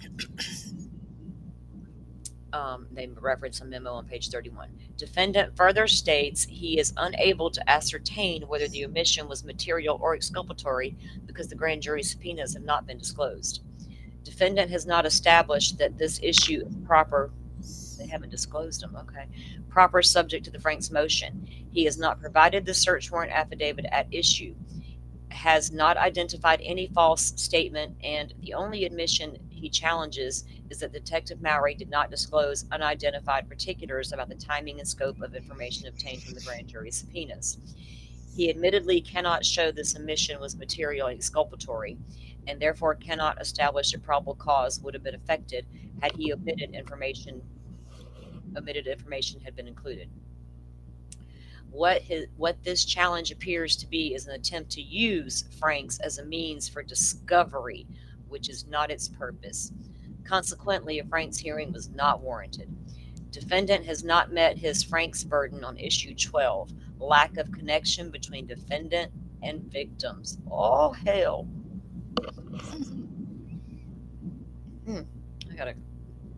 In issue 12, defendant challenges law enforcement's omissions in their exhibit as of the fact that the investigation failed to reveal any connection between defendant and the victims. Defendant claims this information was material and exculpatory because it sheds doubt on law enforcement's theory the defendant was the right person. However, defendant has not established the lack of connection was a fact conclusively known to law enforcement at the time. True that. The search warrant applications were submitted. Thus, he cannot establish it was intentionally or recklessly omitted. Moreover, this omission was not material or exculpatory. Had law enforcement found a connection between defendant and the victims prior to applying for search warrants, it is reasonable to assume the connection would have been disclosed in the search warrant affidavits. Exactly. The fact it was not disclosed necessarily would allow the magistrate to reasonably infer that no connection had been found or had yet been found. Yet she still found probable cause to authorize the search warrant, as was reasonable due to consequently the defendant has not carried his burden for the Franks issue. Oh, you're welcome, Bright Will. Welcome in. Welcome in. We appreciate you. And I'll be working on some more exclusive content for you members. Got a lot of things going on right now, but you guys are always on my mind, so I do want to bring some stuff. I got some sneak peek stuff I'm going to drop into the. Y'all keep an eye on the YouTube because there is a membership tab, and that's where members only can see certain things until I release it onto YouTube. So anyway, defendant has not met his Franks burden on issue 13, lack of victim DNA in the apartment and vehicle. Get you a handheld device there, don't you, buddy?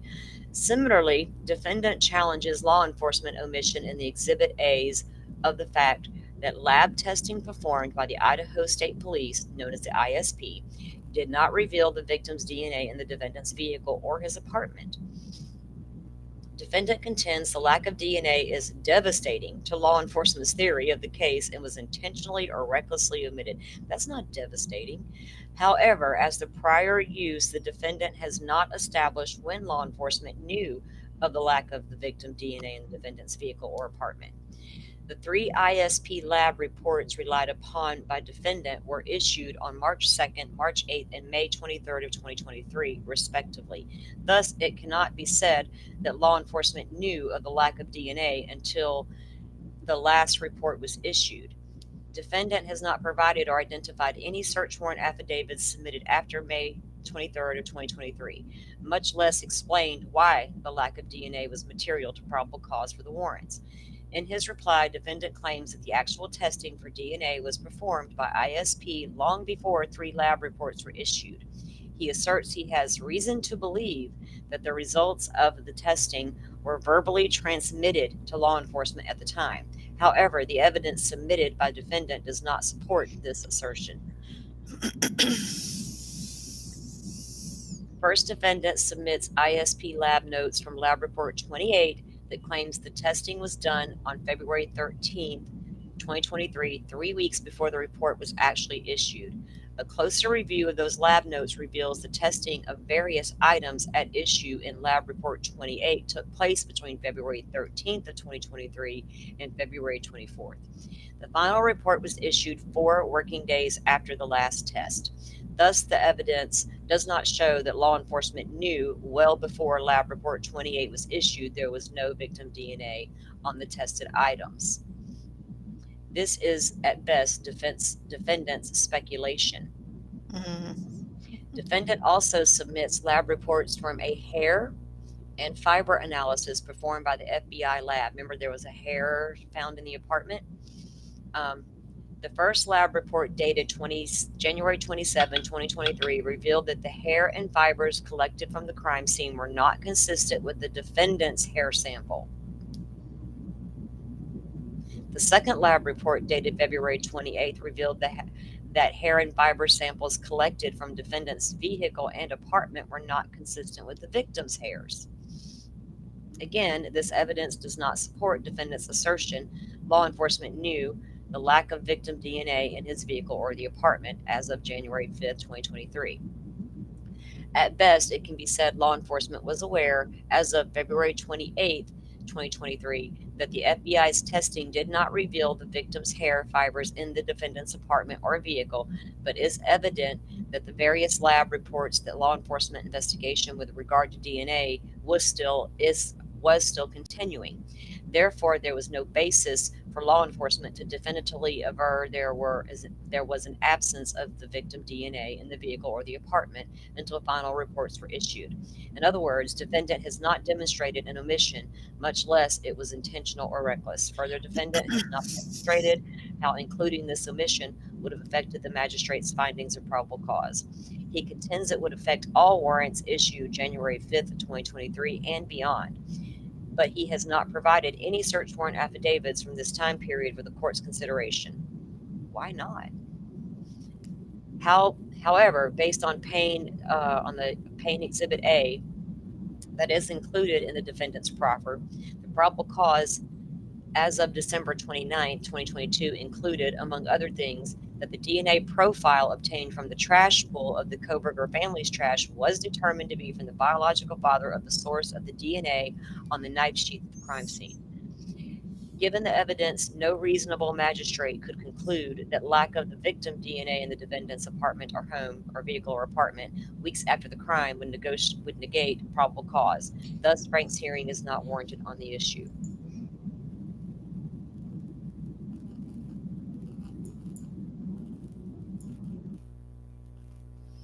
I'm sorry, I was checking on chat for a second.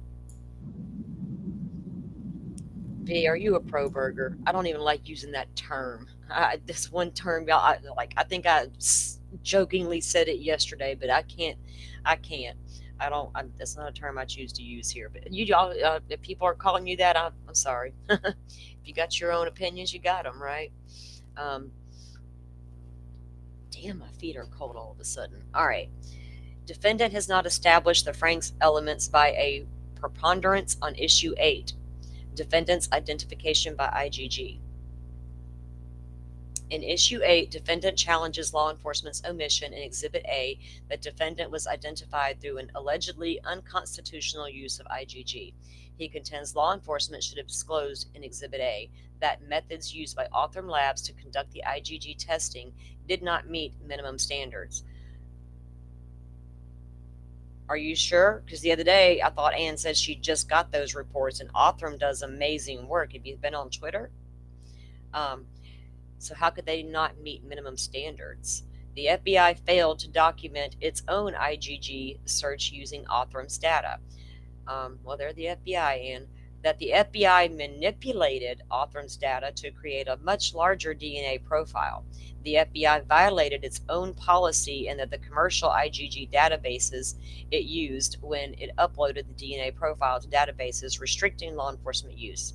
Defendant contends these omissions from Exhibit A were purposeful.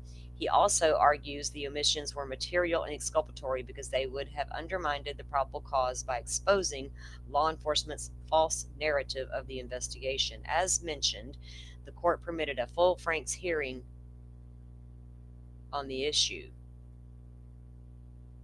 full Frank's motion hearing. The court's finding on, because I heard somebody say, oh, look, he lied, he didn't give him a hearing. I think that's supposed to say Frank's motion hearing, because they did have that.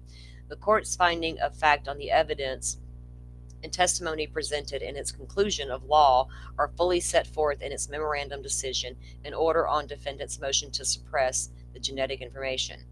Filed contemporarily herewithin, incorporated herewithin, herein. As the court determined in the law, and as court determined in that order, law enforcement's use of IGG to identify defendant as potential suspect was not unconstitutional. The court found that regardless of whether the FBI arguably controversed its own policy, and contravened that of MyHeritage and GEDmatch when it uploaded the DNA profile to their databases it was not of constitutional importance. Moreover, defendant has not established that the FBI search warrant affiants knew when submitting their respective Exhibit A's the FBI or Arthur did anything untoward with regard to the IGG searches. Detective Payne was the only person, let me get this pulled up here, only person who had submitted a search warrant affidavit from the defendant elicited testimony at the hearing with regard to IGG.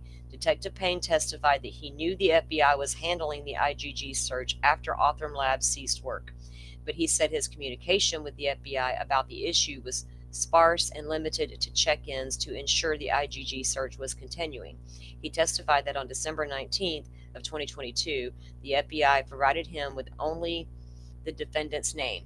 December 19th. But we also read earlier they were already looking into Kohberger in November.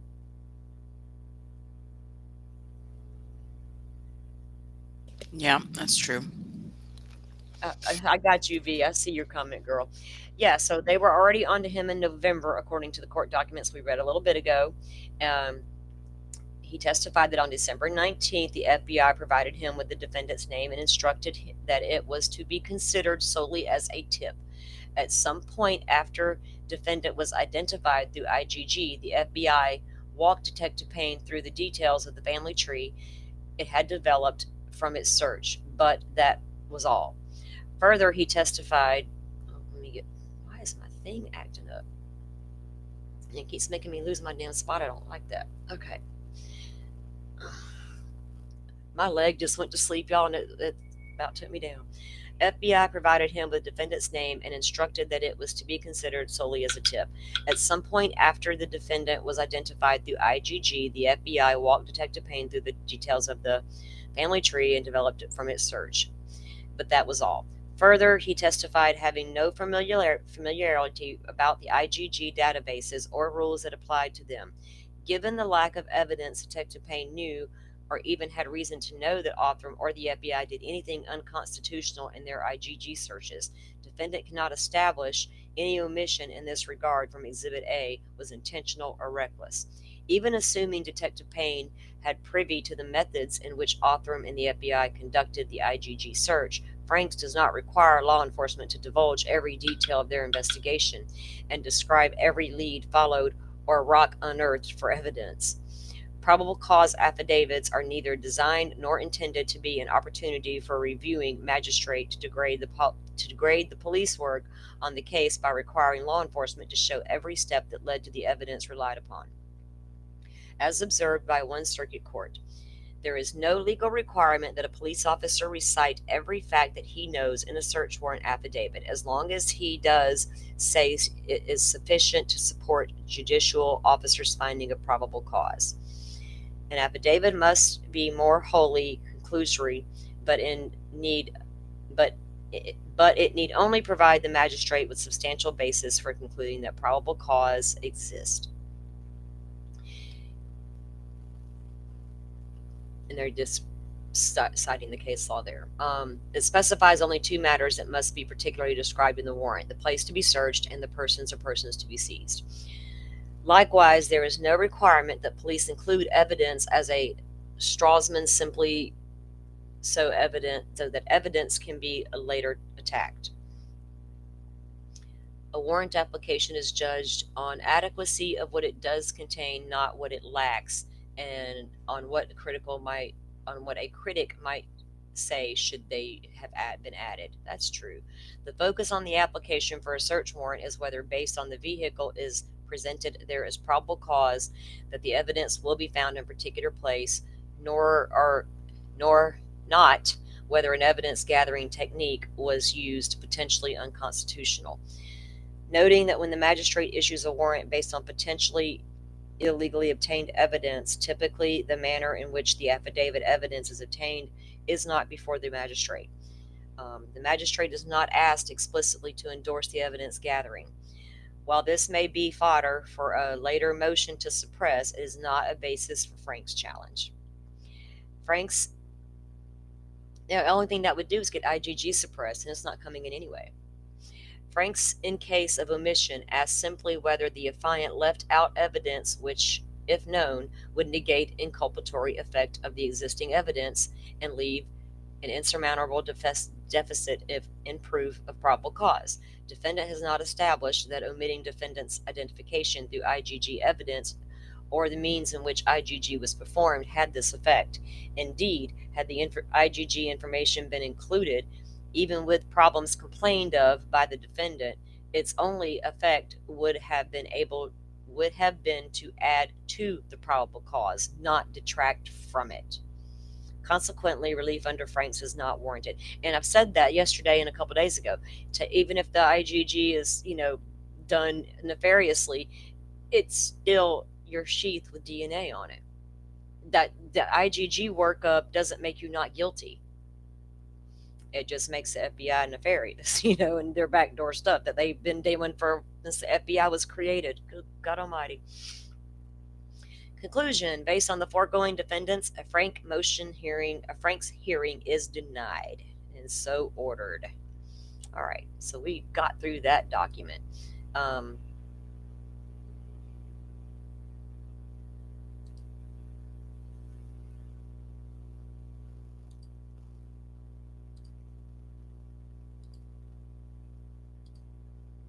This one that next in line was order on defendant's motion to suppress arrest warrants, Pennsylvania warrants, the apartment warrant, and the Idaho warrant to search the person. Hang on, guys. I got to do something real. Just take 1 second. Okay. I got to stand up from my chair. My leg went totally asleep, and it feels so weird. I got to stand up for a minute.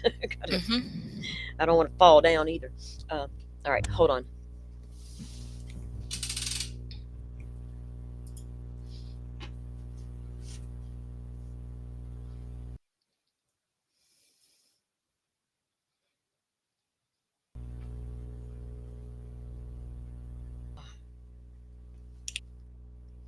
Goodness gracious.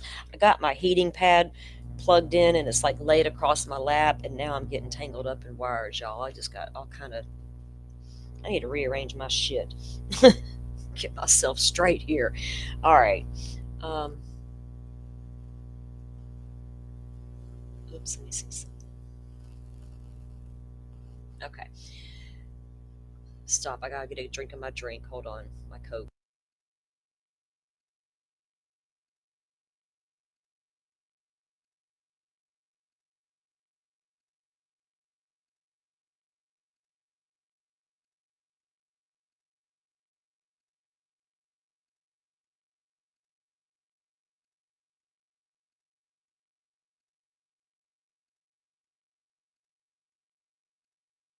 Okay. I had to take a goody powders along with that Coke so my shoulder won't affect me too bad. I got the Dolphin. I went and got the back and body ones yesterday. The what?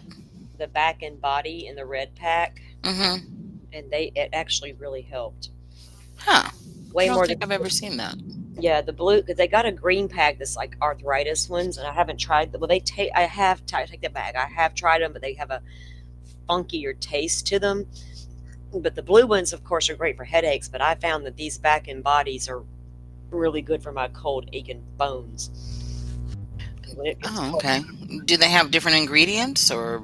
I didn't even look. Because, a lot of these pain relieving, companies, these pill manufacturers, they'll just, put a different label on something and it's the same ingredient to Yeah, let the consumer I'd have to know. look at my other Mhm. package and compare. You're right, because I need to see. But this one, how regulars have a lot of caffeine in them. Mhm. These have no caffeine in them. Okay. Probably good for me because I consume a lot of caffeine outside. You know what I mean? I drink a lot of coffee Mhm. and I drink sodas, so I consume. My body wouldn't know how to act without caffeine. I'll have to be honest. Sorry for not yapping. I'm prepping a pulled pork. Donnie, you got to stop it every time you talk about your food. And I love some pulled pork. Laura, now you're going to make me want that for dinner Who's tonight. talking about pulled pork? Man, y'all are making me crave food all the time with your roast beef and your pizzas and your lasagna. And I live so far out, I can't even get DoorDash. You know what I'm saying? I Mhm. got one little crappy ass restaurant around the corner, and like it's really crappy. But I do have a good restaurant that's like 10 minutes away in the other small town, and it's like a little country diner restaurant. I love going there and getting me some good food. But yeah, I can't even order DoorDash out here. But I might tell my son he needs to bring me home some pulled pork from town tonight, because now you got me wanting that. Yeah, I love pulled pork. Oh, there's a good pork barbecue place around here. So We just had another one open in town. In fact, that's a good idea. I'd be like, son, treat your mama, because I know that new place is open and y'all have told me it's really good and I did not try it yet. Thanks for the idea, Donnie. I want to tell my son it's all my friend's fault. Okay. Hey, he's the one that came here earlier and wanted me to walk out in the cold and hand him his glasses. He broke his other ones. He's like, bring me my other glasses. So you owe mama a favor now. All right. I'm sorry, y'all got to have another drink before I start reading again. Air fried chicken for dinner. Y'all know I don't have an air fryer, and I need to get I myself. don't either. You don't either? No, but I don't fry anything, so Yeah, I don't either. But my But they're good sister, for leftovers and stuff. Like, you know, my if- sister uses one all the time. She and my 18-year-old has asked me to buy him one. He wants to for his dad's house, because he comes up with all kind of food stuff. my son bought one, and it's surprising how much you'll use it for like different things. That's what my sister said as well. So maybe I have to Yeah. get myself They're one. not very expensive. You could probably No, get they're a not. Hey, I'm that woman who cooks because we have to eat, right? I'm not like that lady who's going to get in there and just throw down because I love it. I mean, I don't mind cooking, but it's not like my thing. You know what I mean? yeah. I understand.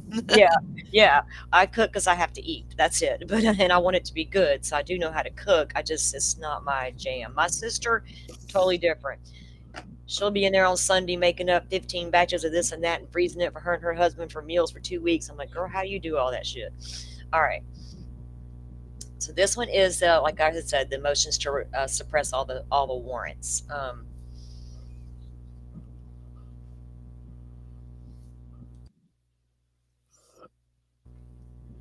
All right.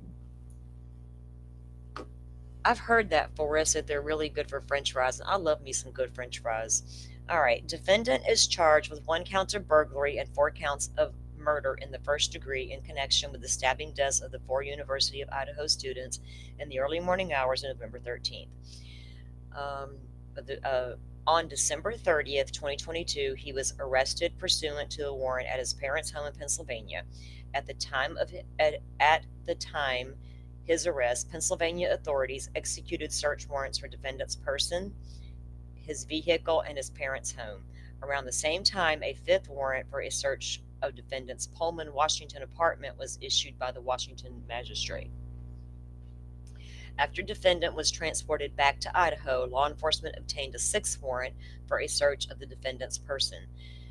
Through 6 different motions, defendant seeks suppression of evidence gathered by law enforcement through these warrants on several grounds. His arguments for each motion have largely been disposed of through the court's contemporaneously filed orders. Still remaining, however, whether suppression is warranted due to law enforcement's failure to knock and announce an executing warrant at the Koberger residence, whether defendants' post-arrest statements are suppressible as fruit of the poison tree. What did he say? Right? I mean, he said something, because Ann yeah. it up. Whether defendants' post-arrest statements are suppressible. Why would you want them suppressed? As fruit of the poisonous tree. We heard he said, I can't wait to be exonerated. We heard rumor. So if that's all he said, why would you want that suppressed? That was that statement from his lawyer in Pennsylvania. Pennsylvania. Mhm. Right. The attorney in Pennsylvania, like Dolphin just said, did do a TV interview and said that the only thing he knew that Brian Koberger had stated, can't wait to be exonerated or whatever. But if that's all he said, why would you want that suppressed? Now, earlier filings, there was apparently, like, after he was arrested in Pennsylvania, he had a phone call with Payne or Mallory, one of the two. I think Payne was there. They were there. Pennsylvania. Payne was there in person. Payne was there interview. in person. Right. Mhm. He had like a little interview with one of them. Right. And he's the one who read him his Miranda rights. Okay. Mhm. Okay. Good deal. But I wonder if Koberger said something about.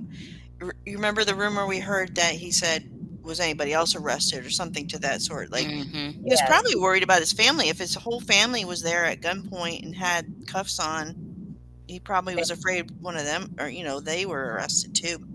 Well, he may have that if he actually said that, then Hmm. that may be the case. And if he did say it, who else is he talking about if he wasn't talking about his parents, right? Well, yeah, Because that's the according, question. according to him, he was not even there. He's out riding around by himself. So what do you mean was others arrested? You know, so a suppression hearing. Did I? Yeah.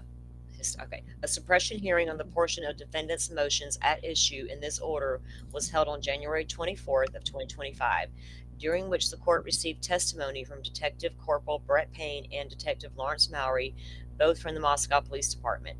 The court found both detectives to be credible and reliable.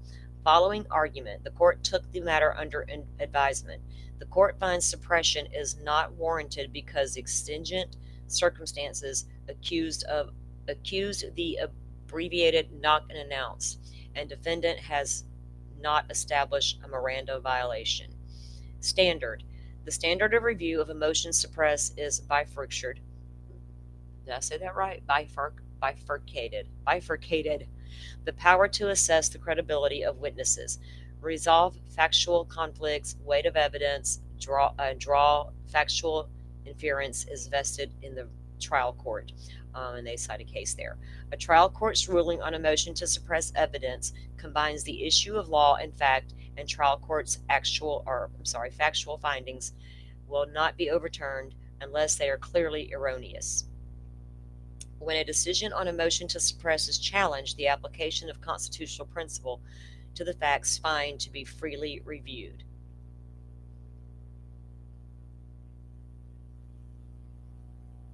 And they're just citing the reasons they wanted the motions there. Okay, finding of facts. On November 13th, are they going to go through this like That's the PCA basically. In a condensed version. Yeah. All right, well, we know this stuff up here.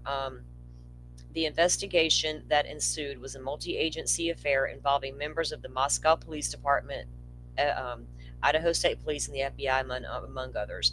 The defendant was a PhD student at the Washington University Pullman. Okay.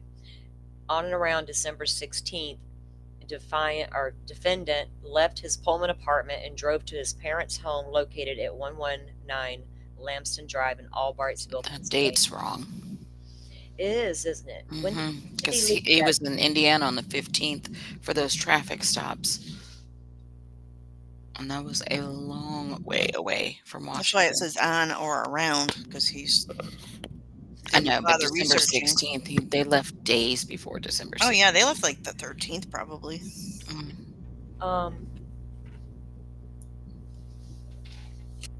On December 16th at 2:26 p.m., surveillance video showed Brian Koberger's Elantra in Albrightsville, Pennsylvania. The sole occupant was a white male whose description was consistent with Koberger. December 13th, 2022, captured by license plate reader in Loma, Colorado, done through a queried, and I'm reading off notes from the PCA, page 11, or page 11 on this document that I was reading yesterday on the motions to suppress stuff. So yeah, December 13th, he was in Loma, Colorado. They did a query and found out he was captured by license plate readers there. December 15th, law enforcement queried him in Hancock County, Indiana. So yeah, Dolphin's correct. Yeah, he was like 2,000 miles away from Yeah. Washington at that point. Okay, so he drove to his parents' home where he remained. On or about December 28th, the FBI and Moscow Police Department requested assistance from the Pennsylvania State Police, PSP, in their investigation, specifically in obtaining and executing warrants. As a part of the assistance, the PSP reviewed reports and affidavits prepared by the Moscow Police Department, including a probable cause statement prepared by Detective Brett Payne outlining the circumstances of the crime and investigation to date. On December 29th, A criminal complaint and probable cause order were filed in this action, and Latah County Magistrate issued a warrant for defendant's arrest. B to Lamston motion. All right, the same day, PSP applied for and obtained 3 search warrants from a Pennsylvania magistrate for 119 Lamston Drive, for a defendant's person, and for a defendant's vehicle, which was believed to be parked in the garage of 119 Lamston Drive. The search warrants were reported by affidavit and probable cause to Trooper Justin Larry, to which was attached Detective Payne's probable cause statement. Now, if you got stopped twice in Indiana and you're driving that white Elantra and you get home, you're like, well, I better park in the garage. Later, I'm going to get in so much trouble. Later that day, PSP received the received and signed arrest warrant issued by Latah County Magistrate. Late in the evening of December 29th of 2022, PSP and its Special Emergency Response Team, also known as CERT, prepared for the execution of the warrants. Detective Payne was present briefly to observe the final preparations, but then departed to prepare for the defendant's arrival at the PSP police station. It was Detective Payne's understanding that PSP and CERT were preparing for a knock and announce entry. During the final prep, CERT snipers set an umbrella around the residence to monitor any activity therein, while a helicopter monitored from overhead in the event defendant exited the residence. I wonder if we heard that helicopter out there. Lamston's Probably. Getting nervous now. At 12, Made it sound like he was on to them, in one of these. Even days before. Oh yeah. So he had to be suspicious. Oh yeah. At 12:33 a.m., snipers observed a kitchen light turn on. So midnight, 12:30 midnight. Observed a kitchen light turn on and saw a taller, young white male wearing a black hoodie standing near the glass sliding door leading out to the deck. Damn. You're a little obsessed with black and sliding doors. At 12:40 a.m., the same person was seen again. Now, I'm going to assume those sliding doors are at the back deck. Yeah. Yeah. They got a big back deck, Yeah. the whole length of the house, I think. I think it is too. This time, officers were able to positively identify the person as a defendant from their big old telescopic lens from the helicopter. Their rifle scope. And they were using a drone too, right? Yes. Yeah. One of the documents does say they enlisted the use of a drone as well. Okay. So State's Exhibit S4 to Lamston objection. At 12:55 a.m., the light turned on in the garage where defendant's vehicle was believed to be parked. At 1:03 a.m., lights flashed in the garage as if the vehicle was being locked or unlocked by a key fob at 1:09 a.m.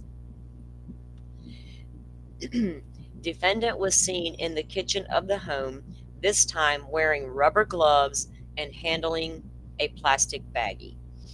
It pays to close your blinds. Right. Well, yeah. That's true. Mine are all in the daytime. I've always been paranoid like that. At nighttime, yeah. Anybody can see it. Yeah. In the daytime, I love my sunlight to filter in. My son's like a damn Dracula. He comes home and wants to shut curtains and shit. I'm like, dude, stop it. But I like the sunlight to come in. But once it starts to get dark outside, you're not spying on me, weirdos. Quit looking at me. You're not looking at my house.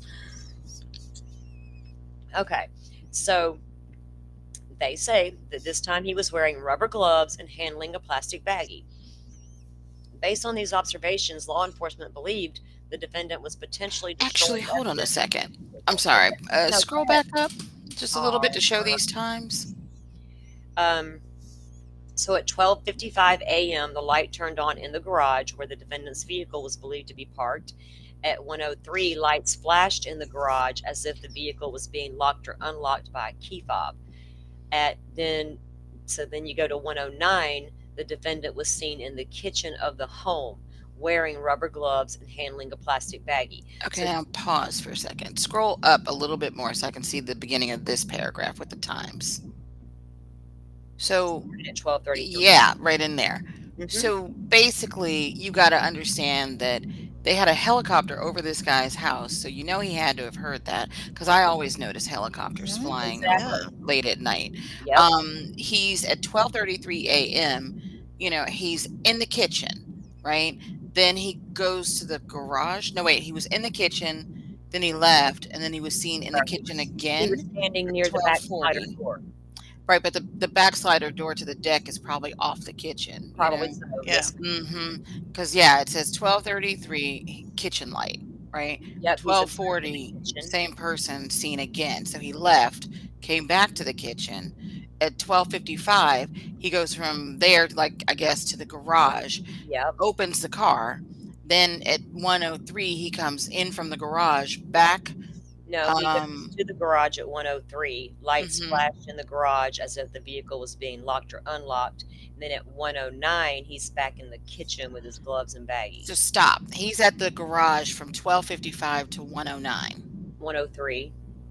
Well, it says at Oh, yeah, 1:09 you're he's right. seen back Yep. in the kitchen. Yes, ma'am. He unlocked the car at 1:03. So between 1:03 and 1:09, he was in. Right. Yes. So he's doing something in the garage or He got whatever something out of that before. car. Then he, I guess, like opens the car because they Yep. don't say there's two lights seen Yeah. flashing. Like he didn't unlock it and then relock it. He goes back into the kitchen and now he's got rubber gloves and a plastic baggie, Yes. Like he's going to go back in the car. knowing that this helicopter is. So I think he went to retrieve something from the car. Yeah. Yeah. That's what my whole point is. Yep. He was Yeah. doing cleanup. Exactly. You know, so Yeah. that's what I'm saying for all these people who are like, oh, you know, that area that they live in, they require them to, you know, separate their trash. And that's what he was doing with gloves on and baggies in the kitchen Yeah, or this kind of whatever. debunks that, huh? This puts that in a completely different context. Dude's walking around Yep. between the kitchen and the garage, back to the kitchen, and doing all this stuff while a helicopter is over the house. Yes. And you know he had to have heard the helicopter, like you said. I noticed it too. If I hear a Mhm. helicopter at night, I'm going to hear it. And if he's standing at that back door, he probably seen that helicopter. Mm-hmm. So I better get to the car and get whatever this is. And it, was it who knows what it was. Mm-hmm. But yeah, with plastic gloves and his plastic baggie.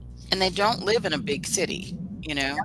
I No. mean, like, so a helicopter in that area would have been unusual, I think. Right. Exactly. Super small town. Yes. Now, if I was in town, because we live around a bunch of military helicopter fields and stuff like this, it would be Mhm. very common. But out here in the boonies where I'm at, we rarely get a helicopter. So I Mhm. notice them each and every time, right? You can hear them, I can see them, and I notice the difference. So yeah, he was on to them that they were out there, Mhm. in my opinion too. Based on these observations, law enforcement believed the defendant was potentially destroying evidence from the vehicle that was related to the homicides. Law enforcement was also aware the defendant possessed a Glock handgun, prompting a concern over officer safety due to the defendant's heightened mental state of awareness or threat level of police possibly tracking him. Mm. Thus, law enforcement made the decision to shorten the knock and announce when executing the warrants. At approximately 1:14 a.m., CERT made announcements from a Bearcat parked in the driveway of the residence. So they're out there in their big old truck screaming, "Hey, come on out."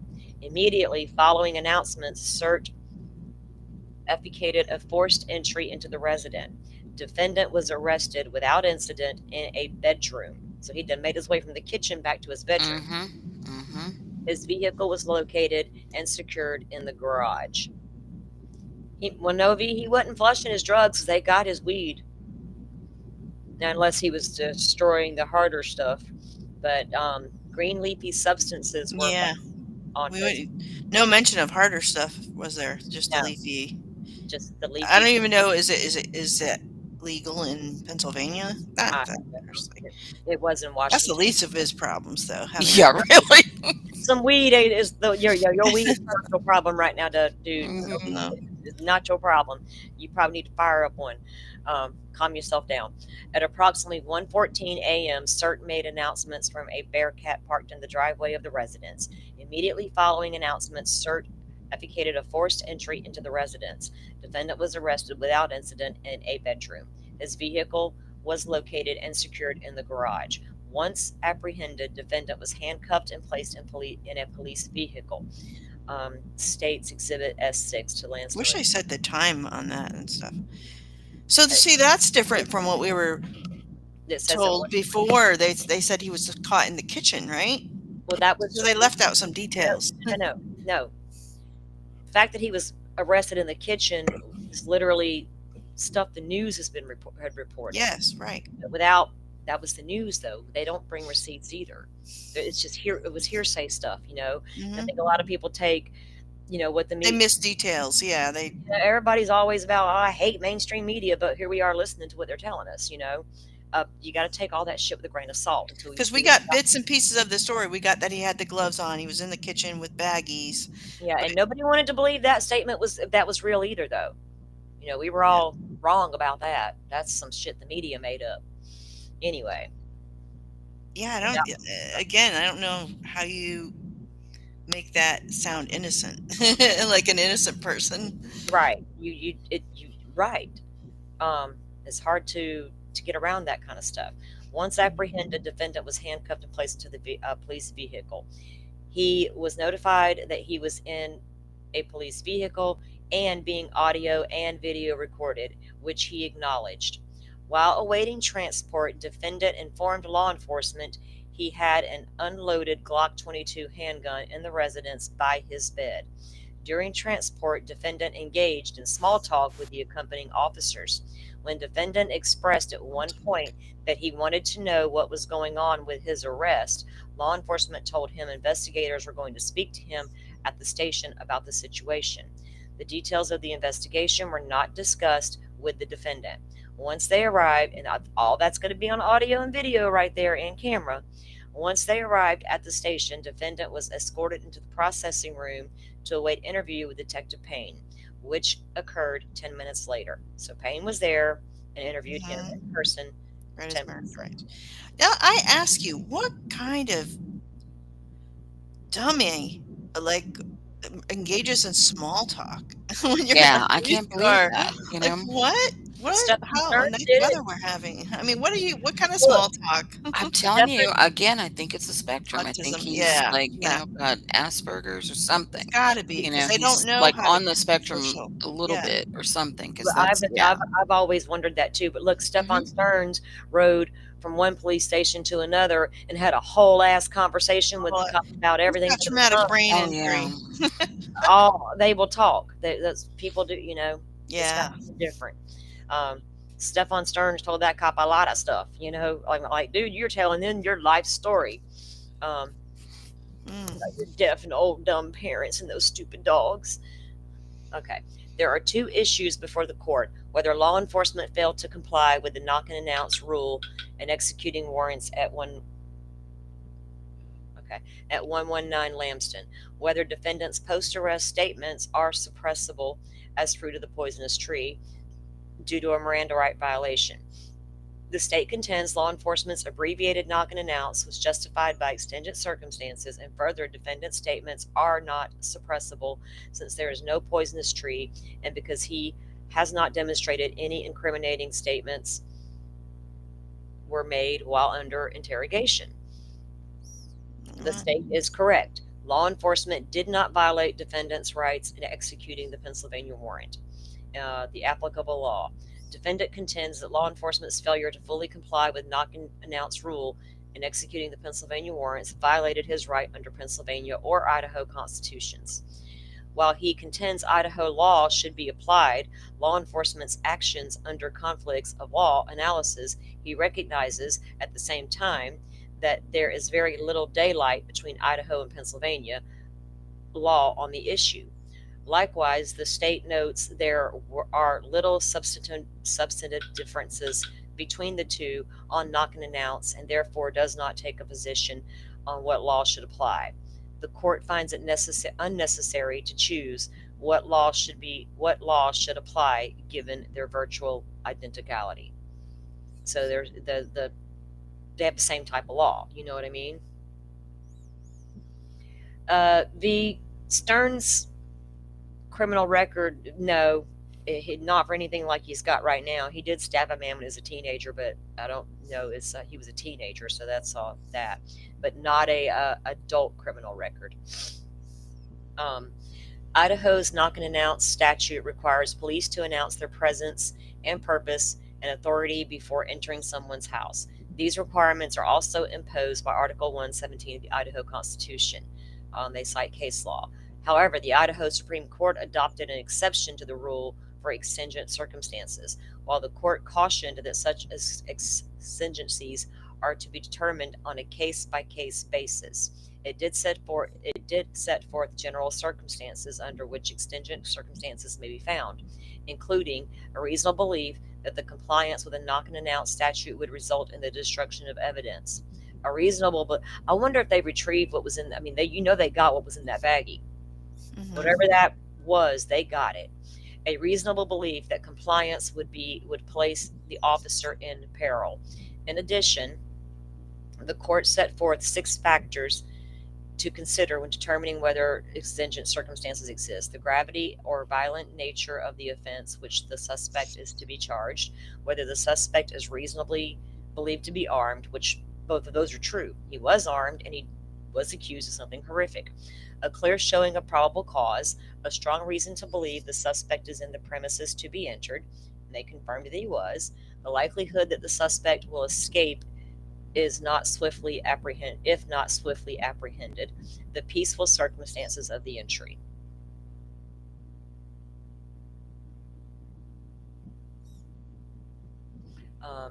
The court further explained that exigent circumstances could include those immediate circumstances where a defendant may be armed, where evidence may be easily and immediately destroyed. And then when they saw him in there, they were assuming he was doing just that, destroying evidence. Where a defendant may escape, or where a defendant has engaged in furtive conduct. Once it is determined a defendant's rights have been violated by police entry into a residence, suppression of evidence resulting from the entry is required under Idaho's exclusionary rule. Pennsylvania's knock and announce rule is set forth in its criminal rules and is imposed under Article 1A of Pennsylvania Constitution. Pennsylvania courts recognize for exigent circumstances justifying dispensing with the rule. The occupant remains silent after repeated knocking and announcing. The police are virtually certain that the occupants of the premises may already know their purpose. The police have reason to believe that an announcement prior to entry would imperil their safety. The police have no reason to believe that the police have reason to believe evidence is about to be destroyed.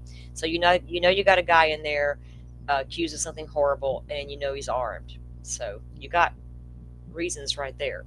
These circumstances are viewed under an objective standard, looking only to the facts and circumstances which the officers are faced at the time they act on their decision to dispense with knock and announce. Okay. As applied to the facts here, there are no substantive differences between the knock and announce standards in Idaho or Pennsylvania law. Consequently, the court need not determine which choice of law applies. Because Anne was going over that, and it was like, why is she, she was wanting to, base it on Idaho law or Pennsylvania law, but they're virtually the same law, so it doesn't matter. It is undisputed that law enforcement executed an abbreviated knock and announce prior to entry at 119 Lambston. According to the state, however, compliance was excused by exigent circumstances, namely law enforcement's belief defendant was destroying evidence of the crime and that compliance with knock and announce would have placed the officer's safety in jeopardy. Defendant argues these are not true exigencies. He notes that he was surveilled by law enforcement prior to the execution of the warrant, and there is no evidence he was seen with weapons. But they knew you had a Glock in there. Mhm. You didn't have to see it in your hand. You walked back to the bedroom at some point and they couldn't see you again. They don't know what you did once you got there. You knew the helicopter was there. You could have went there and armed yourself. I'm taking myself out too while I'm at it. In furtherance of his argument, defendant cites where the Idaho Court of Appeals held the executing officer's belief that the home contained large amounts of marijuana and was not. They was citing a case there. So I'm going to get past that. The court further found that the officer's exposure in approaching the home did not justify the violation, observing all. Okay, that was on that case. Defendant also relies on Commonwealth versus Kitchener, where a Pennsylvania court found exigent circumstances where officers were executing an arrest warrant upon a fugitive with a history of violence and a propensity of fleeing from police who was reputed to like guns, machine guns in particular, and machine guns in particular. The officers knocked and announced, heard running footsteps within the residence, and believed the man was trying to escape or arm himself and forcibly entered the home. The court found that given everything officers knew prior to the executing the warrant, that forcible entry was justified. Defendant points out that unlike in Kitchener, law enforcement had no knowledge that the defendant had a prior criminal history, a reputation for violence, or a gun aficionado. They did not see him with a weapon, and therefore there was no reasonable basis for fear for their safety. At most, he argues law enforcement had nondescript fears, such as those presented in Ramos. There are two infirmities in defendant's argument, however. First, he entirely ignores the destruction of evidence exigency, which is what law enforcement relied upon greatly in dispensing the knock and announce requirement here. The evidence demonstrates that while preparing to execute the warrants, law enforcement identified defendant in the early morning hours as he turned on a light in the kitchen and then proceeded into the garage where his vehicle was believed to be parked. Law enforcement was aware that the defendant was suspected of having driven that vehicle during the commission of the homicides and knew it could contain evidence. Law enforcement then saw vehicle lights flash in the garage as if the vehicle was being unlocked or locked. Immediately afterwards, they saw defendant again in the kitchen wearing rubber gloves and handling a plastic baggie. Further, it was 1:09 a.m. in the morning at the time when most people would not be removing items from their car with rubber gloves. I mean, you guys don't do that? No, Who haven't in a ever while. remove anything from my car with rubber gloves? Not since my last quadruple homicide. No. And no, the Glock was Brian Kohberger's. He even admits that. He tells them it's beside my bed. It's unloaded beside my bed. It was not his dad's. And we've known that we've known about the Glock forever because it's in the search warrant returns. And he had ammunition as well. All right. But yeah, it was his gun. All right. So these observations gave rise to the reasonable belief that perhaps aware of law enforcement surveillance, defendant would, because I'm assuming they did a check and saw that he had a gun, and I'm assuming it was registered, and that's how they know he had a gun. So I'm sure they checked. Observation gave rise to the reasonable belief that perhaps aware of law enforcement surveillance, defendant was destroying or secreting, like it was all blurry to me. My eyes are I'm bad blurry this morning. Yeah. Like for real. Of the evidence of the crimes. Second, compounding the concern of the potential destruction of evidence, there was an equally compelling concern that a knock and announce could pose a serious danger to law enforcement.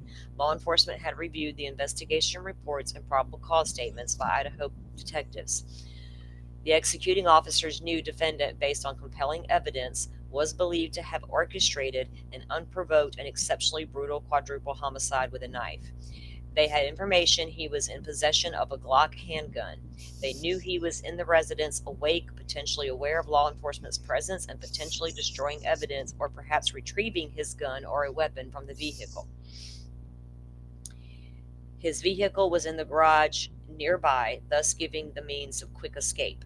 While prior to allegedly killing, oh hell, my sister, I'll call her back, killing 4 people. I think I know what she wants. Defendant may not have an extensive criminal history or general reputation for violence, as did the defendant in Kitchener. It does not mean law enforcement's safety concerns were unreasonable given what they knew. When these circumstances are collectively considered, the court finds law enforcement was well justified in making an abbreviated announcement enforced entry. Thus, suppression is not warranted. I'm assuming he had it in Idaho. We don't know when he bought it. They had, along with the gun, they had the purchase papers, so I'm sure they know when he bought it and whatnot. I'm sure they know, yeah, when he obtained it, but it is in, it was retrieved when they searched the home, and like I said, we just read where he told the police, "Yes, my Glock's in my bedroom by the bed." Don't know if he had it in Idaho or not, though. I'm assuming he probably did. Why not? A lot of people have guns. There's nothing like just because you had one doesn't make you a criminal. You know, a lot of people have them for protection, especially around my parts. Don't want to come up on one of my sisters. Defendant has not established he was interrogated when he made what unit Unidentified unidentified statements. statements. Unidentified statements. Okay. Yeah, because something that you read, I don't know, a couple pages ago or whatever, said that they're trying to get these statements suppressed, but even the defendant hasn't identified which, what these statements were Right. or whatever. So, yeah, Right. I think that's kind of dodgy, but Yeah, exactly. Defendant next argues any statements he made to law enforcement prior to being Mirandized must be suppressed, either as fruit of the poisonous tree or as a Miranda violation. You knew not to talk. You knew that. So you did it on purpose to try to get back later and say, hey. Maybe. yeah. Having determined the execution of the warrant at 119 Lanston was valid, the question is whether there was a Miranda violation. The court finds there was not, pursuant to Miranda and its progency to protect Fifth Amendment privilege against compulsory self-incrimination. Police must inform individuals of their right to remain silent and their right to counsel, either retained or appointed, before undertaking a custodial interrogation. And then they name all the case laws there. The functional equivalent of interrogation includes any words or actions on or part of the police, other than these normally attendant to arrest and custody, that the police should know are reasonably likely to elicit an incriminating response. And they cite more case law there. Okay, I never knew that about the Miranda. So it's not. I thought it was just anytime you were in custody or under arrest, but they're saying it has to be done before interrogation. So they Yes. only had him in custody and did not interrogate him until he was in front of Payne, and Right. he read him his Miranda rights. Yes. So it's not a violation. No. Nope. Custody is determined by whether there is a formal arrest or restraint on freedom of movement of the degree associated with the formal arrest. Whoops. The state does not dispute defendant was in custody when first detained. However, there is no evidence before the court that the defendant was interrogated at any point from his arrest to the time he was formally interviewed by Detective Payne, at which point he was Mirandized. The sole evidence is that the defendant engaged in small talk with officers, with the only exception being when he briefly asked about his arrest and was told that investigators were going to speak to him at the station about the situation. Voluntary or spontaneous statements or questions unprompted by interrogational fall outside the scope of Miranda. Based on conclusion. Based on the foregoing, the court denies the following: defendant's motion to suppress all of the warrants. The car, his persons, and the home. That's the end of that document. Yeah, so basically, like you mentioned, Stearns in the backseat of that police car while he was running his mouth. Yeah. If that was the first time they picked him up and that guy was just driving him to the station or whatever, if he started talking about things about Maddie or whatever, and that they could use that stuff against him. Right. And you couldn't say that, they violated my Miranda. You just have to shut your mouth, Exactly.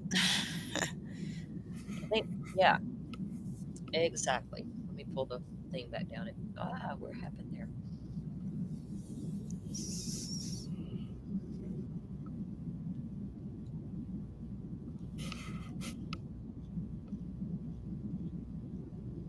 So the next one, I believe, is going to be the IGG. I had to get back. My screen fell off. I had to put it back up.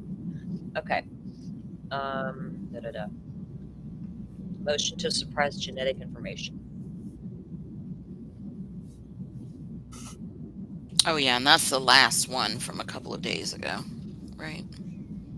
There's one more behind it, I think.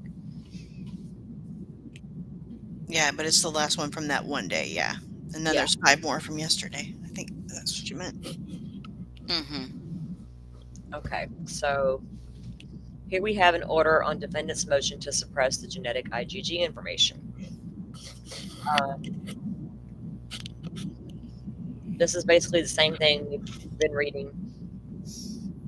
We know what he was accused of. There was okay. Left at the crime scene was a knife sheath from which single-source male DNA was extracted. Using forensic investigative genealogy, law enforcement was able to identify defendant as possible suspect weeks after the crime occurred. Shit. Subsequently, law enforcement conducted a trash pull from defendant's family resident and obtained DNA tying defendant to the DNA found on the knife sheath. Defendant was subsequently, I cannot read today, arrested pursuant to a warrant and charged in this matter. Defendant asserts law enforcement violated his constitutional rights by failing to secure a warrant before conducting the IgG trash pull. He seeks to suppress all evidence obtained through those searches, as well as evidence obtained through subsequent warrants as fruit of the poisonous tree. The state disputes the defendant's constitutional rights were violated. A suppression hearing was held on January 23rd, during which the court received testimony from members of law enforcement and experts in IgG, and that was the closed portion, each of whom court found to be credible and reliable. Following argument, the court took the matter under advisement. The court finds the defendant failed to demonstrate his constitutional rights were contravened by the IgG trash pull, and therefore suppression is not warranted. The standard review of the motion to suppress is bifurcated.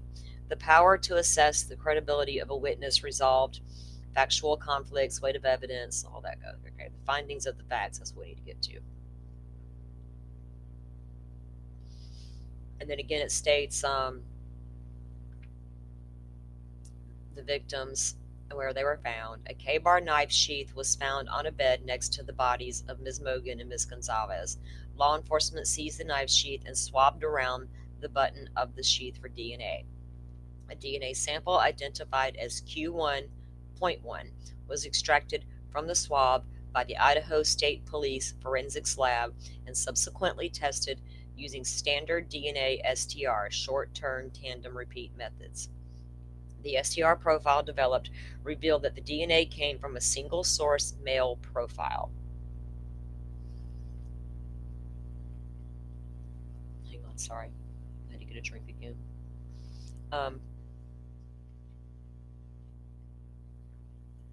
Law enforcement uploaded the DNA profile to the CODIS database, but it resulted in no hits to unknown offenders. Subsequently, law enforcement made the decision to pursue forensic investigative genealogy testing on Q1.1. Such testing begins with generation of a large amount of raw sequencing data from DNA sample, which is then organized into SNPs, or single nucleotide polymorphosis, using bioinformatics software. The SNPs associated with ancestry and genealogy can be pulled out of the raw data and organized into SNP profile that can, in turn, be uploaded to commercial genetic genealogy databases to search for a genetic match. Depending on the strength of the match, law enforcement can start building a family tree to identify potential genetic relatives of the uploaded SNP profile. These genetic genealogy databases are hosted by private companies and populated by hundreds of thousands of members of the public who voluntarily submit their DNA. Publicly shared information to allow the database to better match them with potential genetic relatives.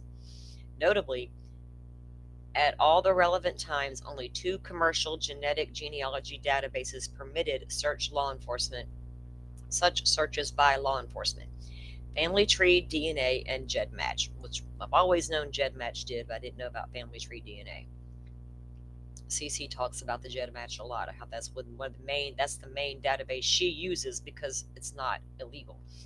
The databases MyHeritage and GEDmatch purported to disallow such searches.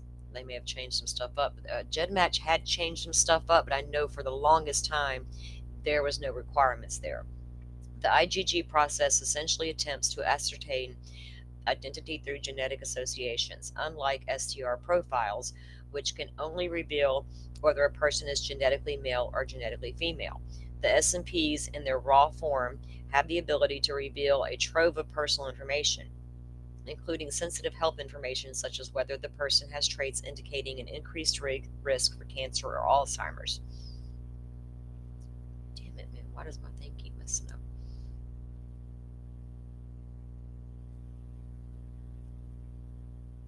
However, IgG does not target these particular SNPs because, according to the defense expert Daniel Hellwig, they are neither relevant nor probative nor appropriate to identification process. In fact, gleaning medical information from SNPs is not possible for a layperson to do and would take a forensic scientist like Mr. Hellwig a lot of research.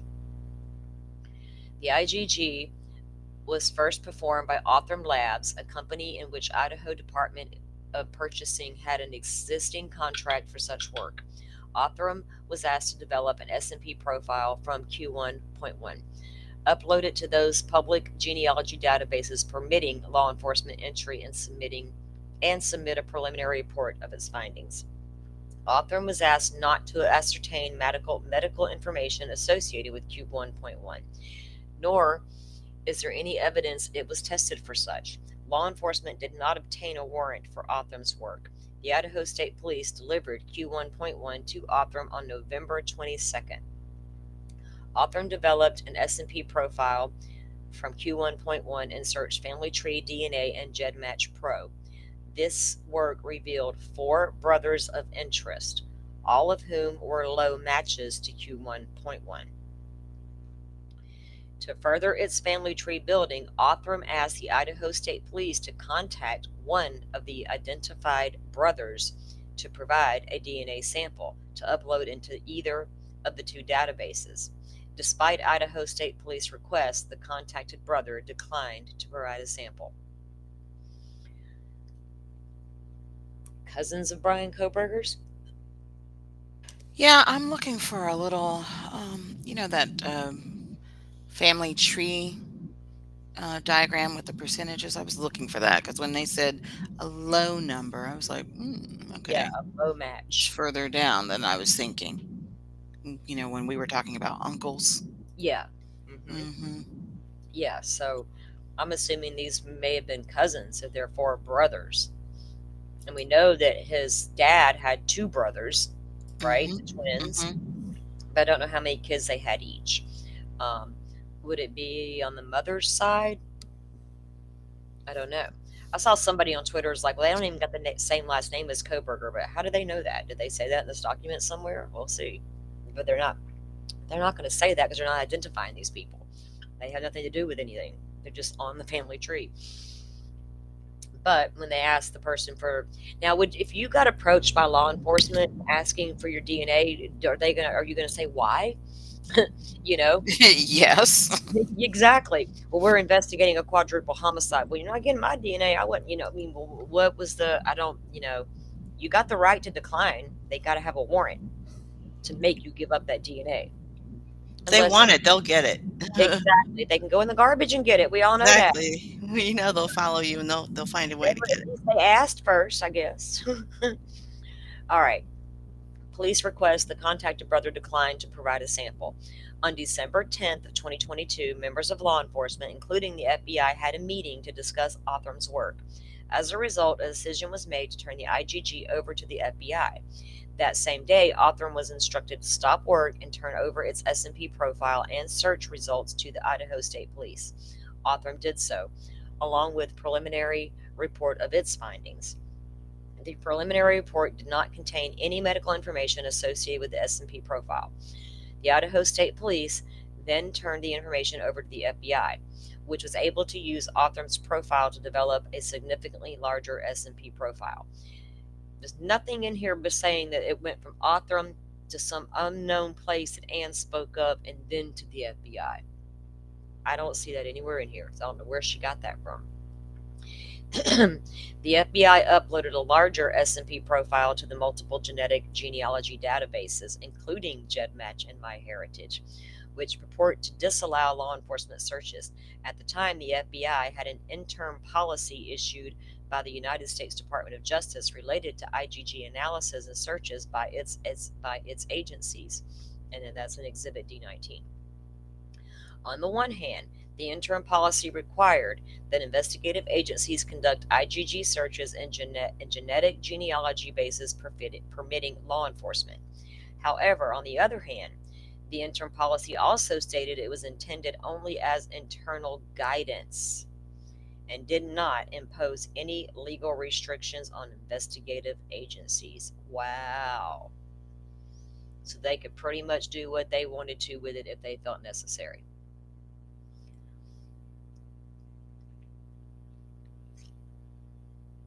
From the information it acquired through the database's search, the FBI was able to build a Okay, family. Salty. Sorry to quit.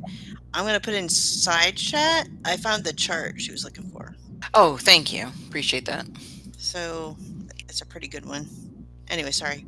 Okay, well, let me stop on this page 4 and pull that up. You guys want to take a look at it, Dolphin? Oh, I mean, yeah, if you want to show, the audience this or whatever, I mean, because I Let's just, finish page 4 and then Yeah, finish. Yeah. Okay. From the information it is required through the database search, the FBI was able to build a family tree and arrive at potential match. On December 19th, the FBI provided the defendant's name to the Idaho. See, that is well after the November query and the WSU stuff, and they found that launcher tied to him. The defense, and that just reinforced what they were believing already. Then, you know what I'm saying? On December 19th, the FBI provided defendant's name to the Idaho law enforcement as a possible source of the DNA. The FBI instructed that the identification of the defendant as a person of interest was to be solely as a tip. All right, so that is page 4. We're going to jump out for a second. Let me pull this chart up and take a look. I think I had a second one too. All right, let me pull I this. gotta go back and look at my Let me see history. if I can do this back here, guys. You guys can see that? No, on the It's back not- end, no. yet. It's not letting me do 2 screens here to do that. Hold on. Oh shit! I didn't throw myself out of my. I don't know how to pull it up on a second screen in this stream. Restream. Dolphin, can you pull it up or Firefly and share it from your side? Yeah, let me Bring the see. screen up. Yeah, because it won't let me do that unless I transfer that over to my. Share this, share. Okay, I got it up. Okay, let me get you. All right, there we go. Now, what are we looking at here, guys? This, you can see my mouse moving? Mhm. Yeah, Okay. Down here on the left, it says where it says you, that would be Brian. And right. then basically, if you look up here, he shares 50% of his DNA with his parents, like 50% of each. His siblings would have 50% common DNA, with him. So when, I was thinking like uncles or aunts, I knew that would be 25%, right? Or like almost 25%. Because Yeah. I was thinking uncles, we were talking about uncles Mhm. last night or whatever. But then when you said a low amount, but then they didn't say exactly the number. So I was like, oh, okay, cousins, So then it's like, okay, first cousins, these would be the aunt and uncle's kids or whatever. Or if that's 12.5%, or if it's a second cousin, 3.125%. Oh, First cousin once removed. So then it's like, okay, if it's your grandparents' sister or brother, right? That would be a great uncle or aunt. That's 12.5% with you. Now that great uncle or aunt, their kids would then be Yeah. like 6.25%. I saw this chart and I found a different one too. I'll have to go back and look. So, yeah, that's all I was just. Yeah, that's interesting because it kind of gives everybody, because people are like, Mhm. going to run with that low match. Well, how do you know it wasn't them type thing? You know what I mean? Mhm. So they're just for, It could be very, very distant because when I've uh-huh, done my 23andMe a year ago, and there are hundreds and hundreds of fourth cousins that you connect with. So yeah. And that's then why not, it takes so and then long, not because if even they do know that, they got to connect to your great great great great grandparent. Right, right. And here's fourth cousin way over here, You know, 0.195%. these Yeah. cousins may not have even known him. I got a right? ton of Yeah, cousins. they're complete strangers at that point. Those Mhm. I mean, people. I've got a ton of first cousins, second cousins, third cousins, fourth cousins, you name it. I've got a huge family, and I don't even know all my cousins. You know what I'm saying? Some I haven't seen since I was a kid, and so yeah, when it said low match, that made sense that they were at least distance. If they're four brothers, I'm assuming they're cousins of some sort. Um, Yep. okay, so let me. Oh hell! Oh, let's see what I did. Okay. We'll go back to page 5 now, is where we were at. Let me pull chat back up so I can see that nobody's chatting. Everybody is listening. We do have some viewers, so I'm assuming everybody's just listening. Okay. Unless I ran everybody off. I didn't mean to pull up my YouTube.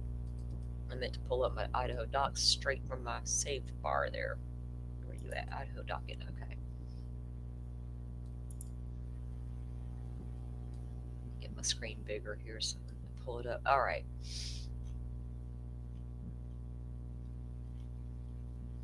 Ann's just not bringing the arguments. They're not back. It sounds like they're just not backing up what they're trying to say with documentation. The judge stated that several times. They failed to put this in, they failed to put that in, or show this and show that. Um, I'm sure a lot of folks will make a bunch of do about that, but if you're going to bring it, bring it. It's almost like she's going through the motions. She's Oh, got yeah. Exactly. Um, a bare minimum because she's got her hands full with that other death penalty case too.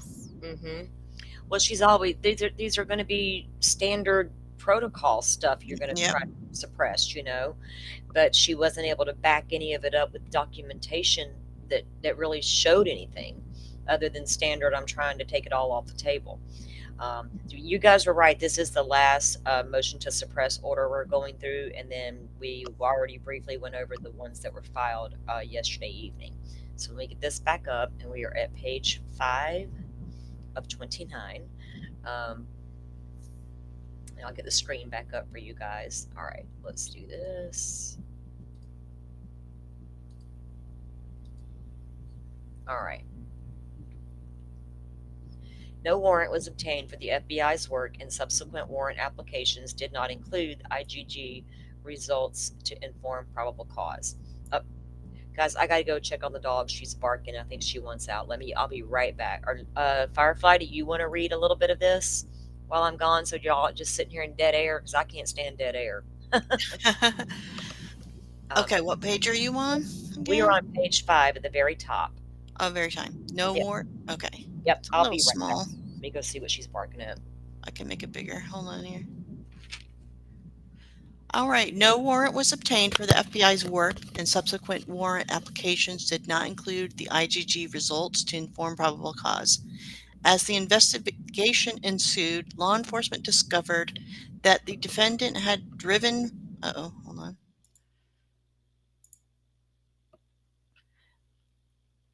Okay, as the investigation ensued, law enforcement discovered that the defendant had driven from Pullman, Washington to his parents' home in a gated community in Monroe County, Pennsylvania.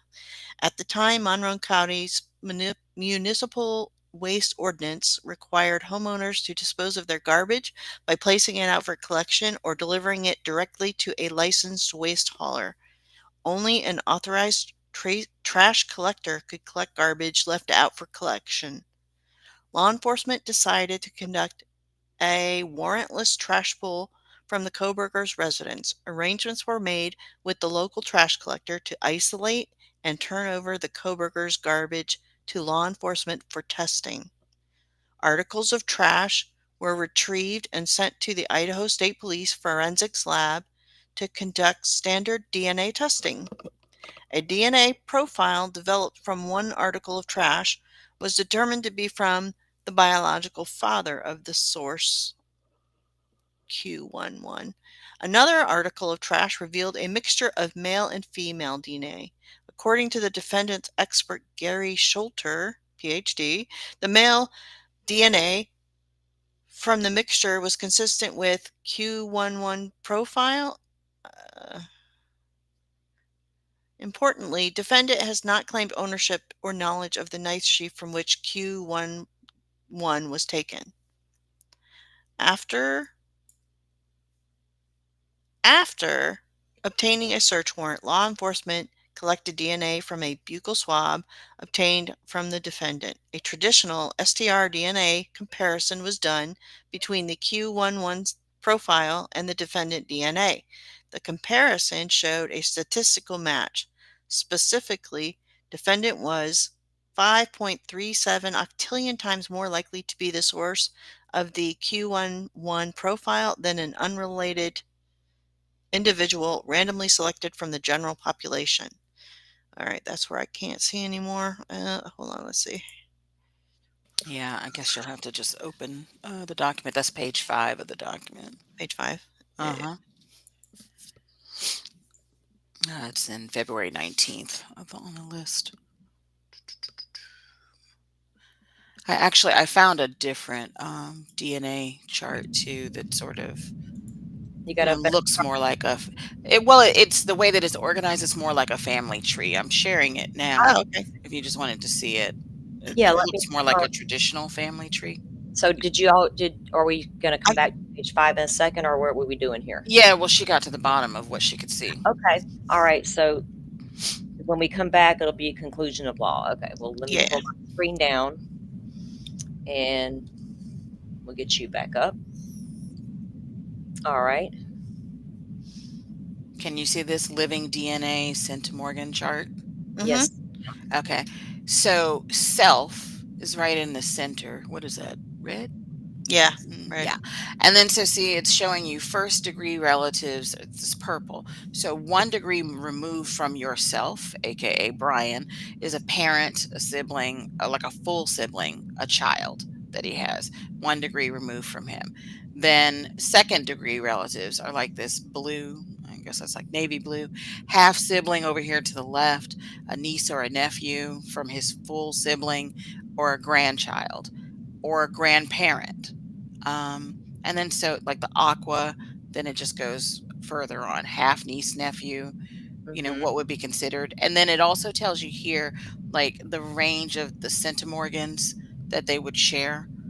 So basically, if like, I'll give you an example. If they have some other sample that they're testing up against the DNA on the sheath, and it's like, let's say, I'll say like 1,600 centimorgans, that would be down here in the second degree relatives. So that tells somebody like a CC Morgan. What's her last name? Is it Morgan? CC Moore. CC Moore. Yeah. Sorry. That tells somebody who's into IgG, like a CC Moore or whatever, that this person, if they're like 1,600 centimorgans, that they've got to be a half sibling, a grandchild, a niece or nephew, an aunt or uncle, or a grandparent. And then so they basically start building out, you know, the family tree from there and kind of like backing into things. So, but this, at least I like the way that this is out, you know, like outlined better, because this is, you know, what a normal family tree looks like. Yeah. I'm sorry. Like I just top down. I was looking at something that Firefly posted earlier and that I missed, that I just saw, and it was funny in the Discord when she was jumping out of bed with the laptop. Okay. Yeah, these charts are interesting and can help people get there a little better, because a lot of them were concerned that, you know, these 4 brothers, oh my God, who, you know, they, you know, how close of a match were they? and things of that nature. So it's always good to bring out these diagrams and share with the audience to look for themselves, so I appreciate you guys bringing that up for us. Let me, Yep, no problem. It was helpful for me, so yeah, too. exactly. Well, we're visual learners. We all like Yeah. to Definitely. look at stuff like that. Because you can hear somebody describe something, but it's like sometimes you're like, let me see what that would look like. Right, Um, exactly. And that's what I encourage people to do whenever we're talking about stuff, even, and we try to share where we get the information we see from. I think that's important. I like going into it if I'm gonna, go watch a YouTube stream or a live or something like that. I like that aspect of it, so it's always appreciated. So let's get back down to that last document we were reviewing. Yeah, and all I did under Google was searched for DNA relationship chart, and then flip it to the images like of Google Images, and you Yeah. could see like tons of them. They have Oh, different kinds, but different basically it's the ones. same. Yeah. Okay, so we were ending at we were on page 5 to the conclusion of law. Okay, let me put this screen back up. Appreciate you guys that are still here with us, hanging out and going through the document. They're not chatting, but they are watching, according to my end on what I can see. All right. Conclusion of law. The Fourth Amendment to the United States Constitution protects the right of the people to secure in their persons, houses, papers, and effects against unreasonable searches and seizures. In seeking suppression of evidence based on warrantless searches, a defendant bears the evidentiary burden to show that he had a legitimate expectation of privacy in the item or place searched. Because she was trying to go in and say, they didn't have a right to search that DNA off that sheath. And like the judge said, don't leave your DNA at a crime scene. Because she was saying, we all potentially shed DNA all over the place when we leave the house. And he's like, yeah, but at a crime scene? Yeah. Well, you go, judge. All right. I mean, it's just common sense. This involves two-party inquiry. Did the defendant have a subjective expectation of privacy in the object of the challenge search? She brought this up. Is society willing to recognize that expectation as reasonable? The former is a question of fact. The latter is a question of law. When a defendant makes such a showing, the burden will shift to the state to show an expectation to the warrant requirement exist, or that the search was reasonable under the circumstances. Here, defendant challenges 3 allegedly unlawful DNA-related searches: the development of the S&P profile from Q1.1, the trash pull from the Koberger residence and subsequent DNA testing thereon, the search of the commercial genetic databases using the S&P profile. He seeks to suppress not only the genetic information obtained by law enforcement, but all other evidence obtained as a result of the alleged illegalities. Now, we know that some of those search warrants for AT&T and all were going out before the FBI turned over that IgG information. We read that earlier in documents. In response, the state argues defendant has not met his threshold burden of demonstrating that a constitutional violation occurred with regard to any of the 3 searches. The state is correct. People aren't going to like hearing that too many times. We've heard it a couple times, that statement already. Defendant has not established a Fourth Amendment violation with regard to development of the S&P profile. Defendant first asserts that the extraction and testing of the DNA from the sheath to develop the S&P profile constituted an unreasonable search mandating suppression. Noting recent advances that have been made, DNA capable of revealing profile and sensitive information, as well as the fact that humans continually shed DNA into the environment, defendant asked this court to find that he had a reasonable expectation of privacy in his DNA, the testing of which through the S&P method required a warrant, despite the fact that law enforcement was lawfully in possession of the object containing the DNA, the sheath. He further, well, that might have been my sheath, but y'all got no right to test that DNA you found on it. That's ridiculous. Yeah, these are ridiculous arguments. It is very ridiculous. That's like, that's just so ridiculous. He further posits that this privacy interest is not subject to the doctrine of abandonment because the shedding of DNA into the environment is not a voluntary or knowing act. You didn't shed it into the environment unless you walked into that house that night.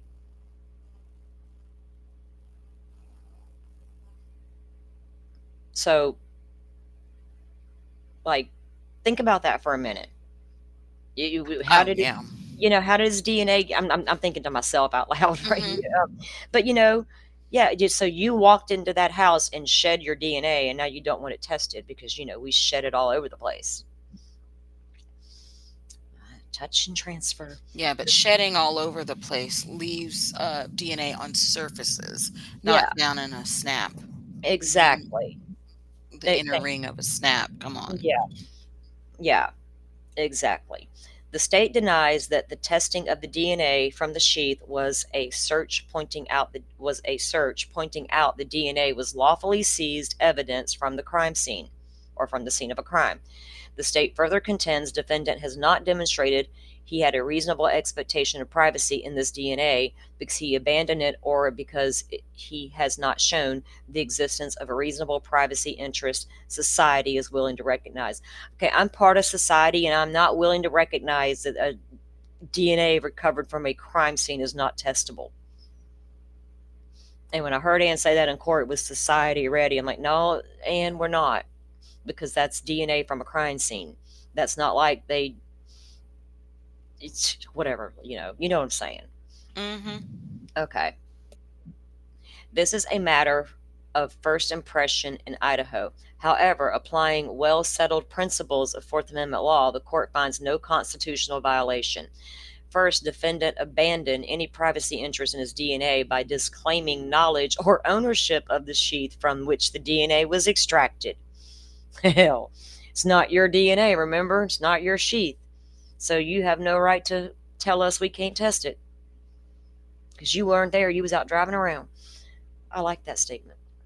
I do too. I like a lot of the things that he Yeah, said, That is a good like point, his huh? comebacks. Yeah.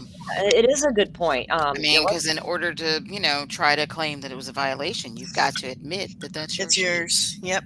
And exactly. then say, well, nobody had permission to test it or something. You know what I mean? Like, Yeah, but he can't say that. exactly. So would that be a boom? As a certain clown would say. Oh, jeez. I couldn't help myself, Dolphin. I Oh, couldn't help it. God. DB has joined the conversation. What you doing, buddy? She said you couldn't test DNA from a crime scene. Yeah, she did say that. Well, let's read that again. What about what the judge just said here? First, defendant abandoned any privacy interest in his DNA by disclaiming knowledge or ownership of the sheath from which the DNA was extracted.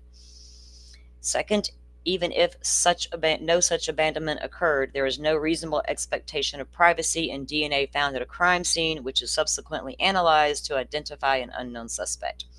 So he has claimed he wasn't there. He was out driving around, so therefore it's not his sheath and not his DNA. Therefore, he has no reasonable privacy concern here. Carrying on.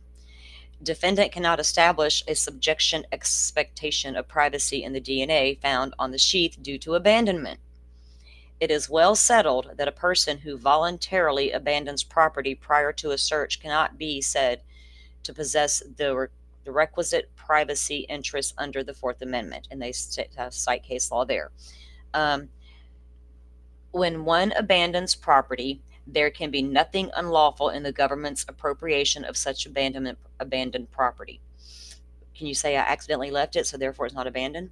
In the Fourth Amendment context, abandonment occurs through words, acts, and other objective facts indicating that the defiant voluntarily discarded, left behind, or otherwise relinquished his or her interest in his or her property. Disclaiming ownership or knowledge of an item constitutes abandonment. And they cite more case law there. For example, officers reported to the defendant's house after reports of a fight. While officers were speaking to the defendant, his girlfriend gave, this is an example they're citing, guys. His girlfriend gave officers a lockbox that she said belonged to the defendant. The defendant told officers he had never seen the box before and had no idea who it belonged to, that nothing in the box was his, and that he did not know what was inside of it. The court held that by disclaiming ownership of the lockbox and its content, the defendant abandoned any privacy interest. So Kohberger said, that's not my sheath. Moreover, a person need not specify disclaim knowledge of ownership of the contents of a container to result in abandonment thereof. It is sufficient to disclaim knowledge or ownership of the container itself. In denying ownership of the bag in response to the officer's inquiry prior to the search, the defendant essentially relinquished or abandoned any privacy interest in the contents of the bag. So if we're going to move as a society and say, oh, that DNA needed a warrant, then we're going to need that for fingerprints, hair fibers, any kind of evidence left at a crime scene. So why would DNA be any different, right? There is no dispute here that the defendant has not claimed any knowledge or ownership of the sheath, thus resulting in its abandonment. Defendant concedes as much, but argues that abandonment of any privacy interest in the sheath did not result in the abandonment of the DNA found on the sheath. He contends that unlike the voluntary act of leaving the sheath, leaving DNA on the sheath is not voluntary because a person has no way to know that their DNA has been left behind.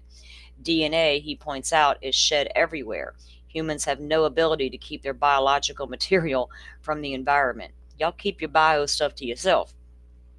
Consequently, he reasons a finding that DNA on the sheath was abandoned would mean that a person voluntarily gives up privacy in the entire genetic makeup of every time they interacted with the public.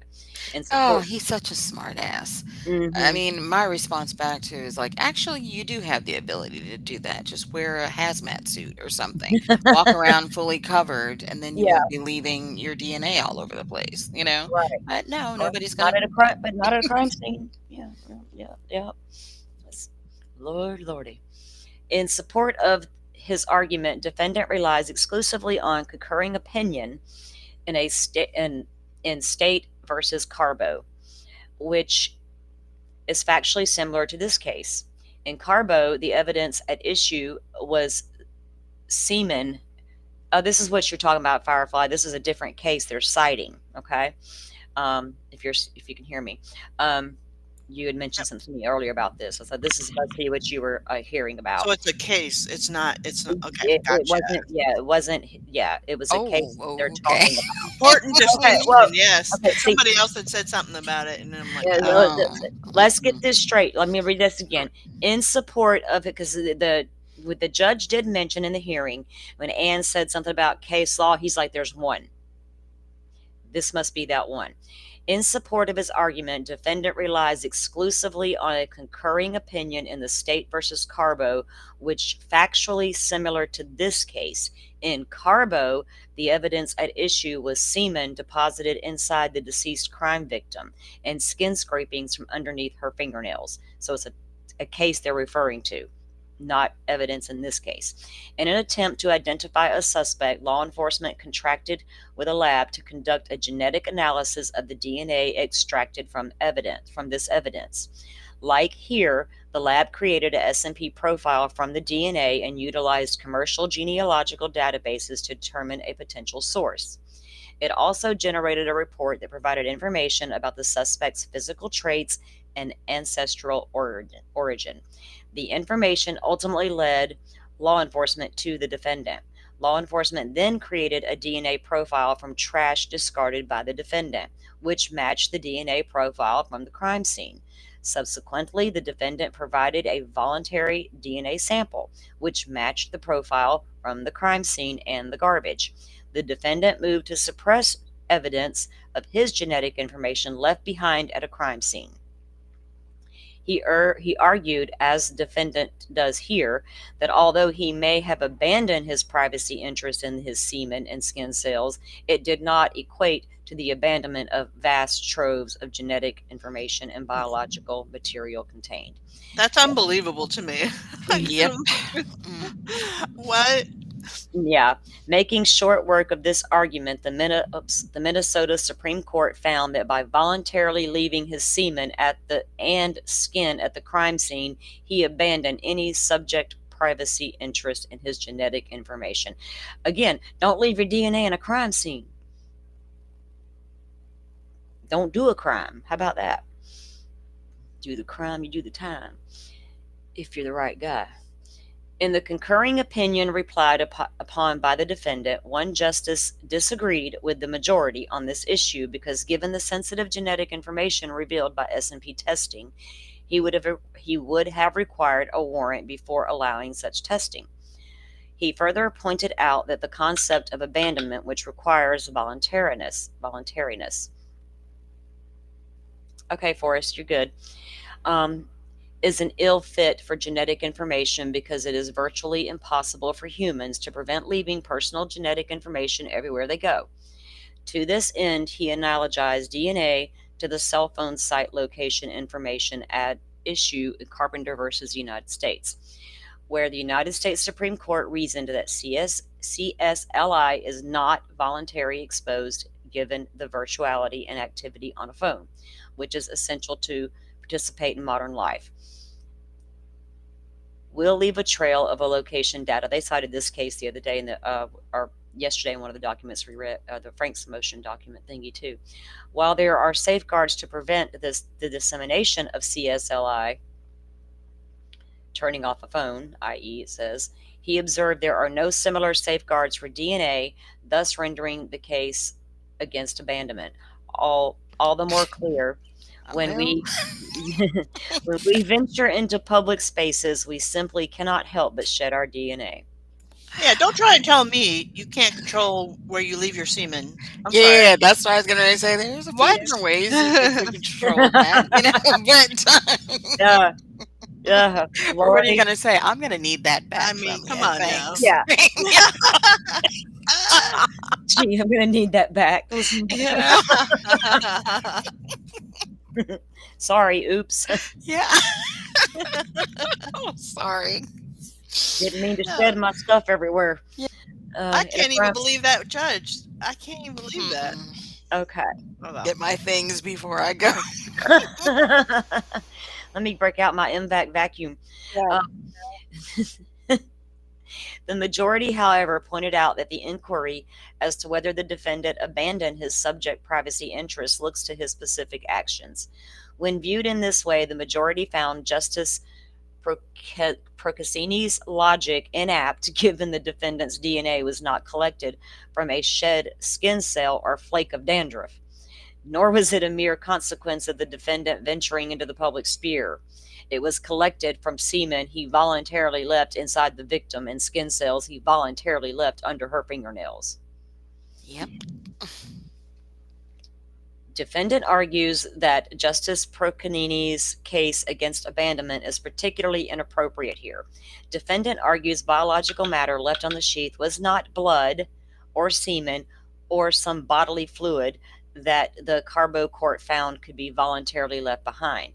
Instead, he argues it is more likely shed cells, which humans cannot help but discard. Well, how did you accidentally shed it on a sheath, though? Did you touch it at a knife show? Okay, when did you go to the knife show? You know, did you formerly own the knife and you sold it to somebody on Facebook Messenger? What date was that? That's things I would need to know. I mean, I can see, yes, maybe you touched it at some point at a damn knife show, but I need a receipt to say you were at that knife show. When was the show held? Where was it held? And what was the date? Common sense and critical thinking and logic play a part in a lot of this. However, as the state points out, there is nothing that distinguishes semen voluntarily left at a crime scene from the sheath.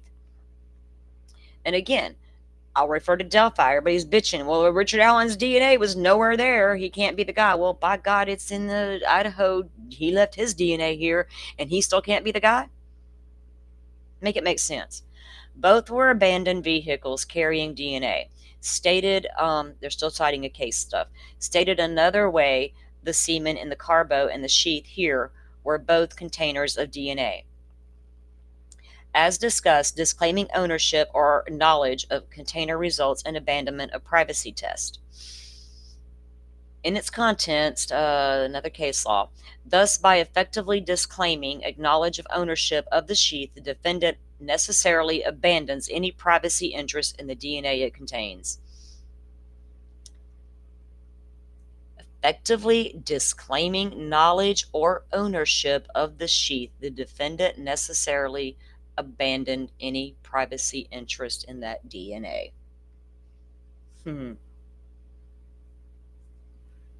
Don't forget, boom. Boom. You're welcome, Truth. I gifted 10 memberships yesterday, so that's probably where you got it from if you were watching yesterday. I finally figured out how to do it, and I had some extras, so I went ahead and gifted 10 during yesterday's stream. All YouTube creators are allowed 5 per month, and if they're not giving them out, that's on them. I'm just going to call them out on it because I will be giving out mine. Why not? They're free. And yeah, so it is what it is. Indeed, Carbo is not an anomaly in finding abandonment. No wonder I can't read this. I didn't have my shit big enough again. Courts uniformly hold that a person abandons any privacy interest in their DNA for purposes of the Fourth Amendment when they abandon property that contains their DNA. For example, law enforcement extracted DNA from a blood-stained dress of the victim and created a genetic profile, which was run through genetic genealogy. Again, they're citing a case, not this case. The defendant was identified as a suspect through this process. Officers then followed him to a restaurant and collected a straw the suspect deposited in the trash. Testing of the DNA on the straw indicated that DNA extracted from the dress could be the defendant's. And that's how all the IGG has worked in all the past cases. If this could be your guide, now go collect some real evidence and see if it matches, and that's what they do. This is the only time IGG's been challenged by others, in cases it's been used against. Well, obviously not all of them, but it is what it is. The defendant did not move to suppress the extraction and analysis of his DNA from the bloodstained dress, but he did unsuccessfully seek suppression of the DNA extracted from the straw. The court had little difficulty finding that any privacy interest he had in his DNA profile developed from the straw was abandoned.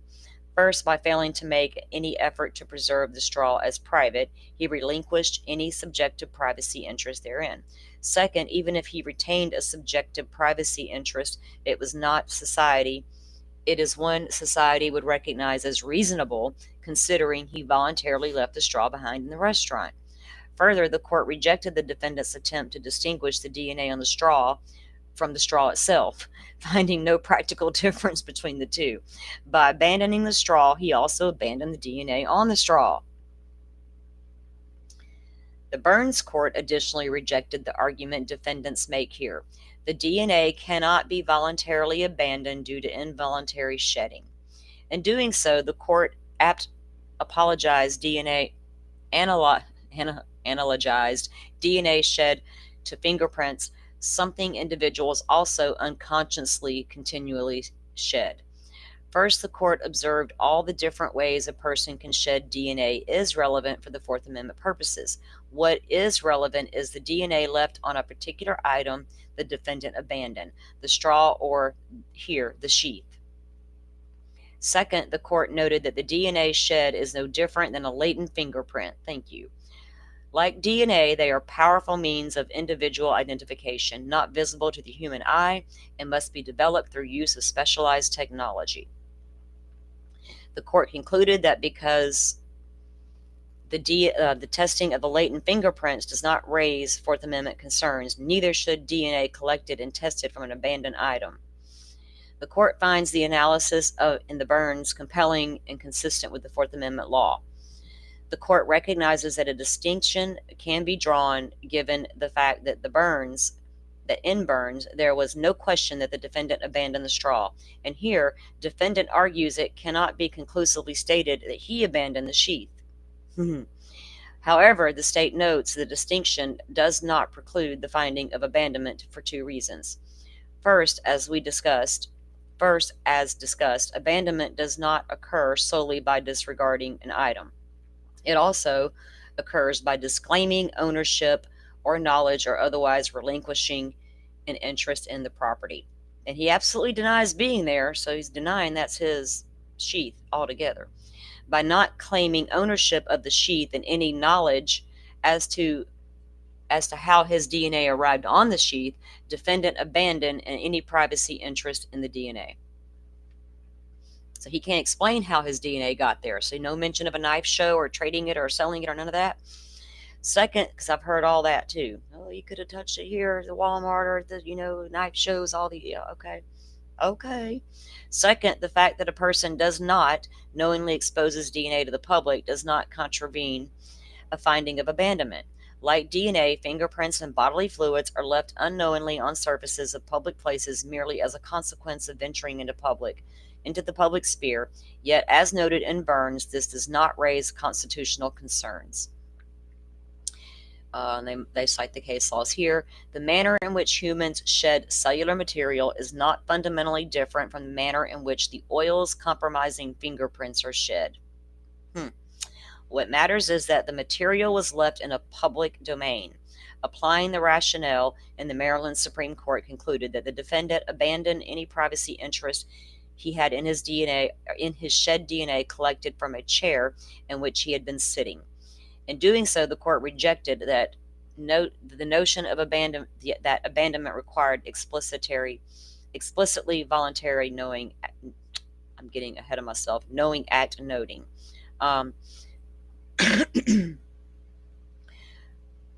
Likewise, here at some point, defendant apparently interacted with the sheath to a sufficient enough degree that he left his DNA thereon. At some point, defendant apparently interacted with the sheath to a sufficient enough degree that he left his DNA. So yeah, he shed his DNA on it somewhere, somehow. Whether he knew he left his DNA behind is of no consequence. It is only relevant that he exposed his DNA to the public by leaving it on the sheath, thus forfeiting any reasonable expectation of privacy of the DNA left behind.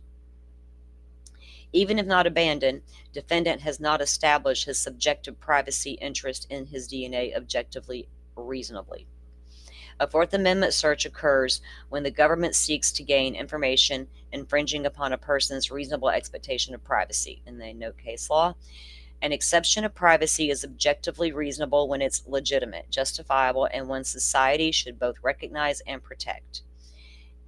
It is true that DNA testing, particularly S&P, can unlock a wealth of intensely private information about an individual, including family relationships, ancestry, genetic disorders, and the propensity for health-related risk.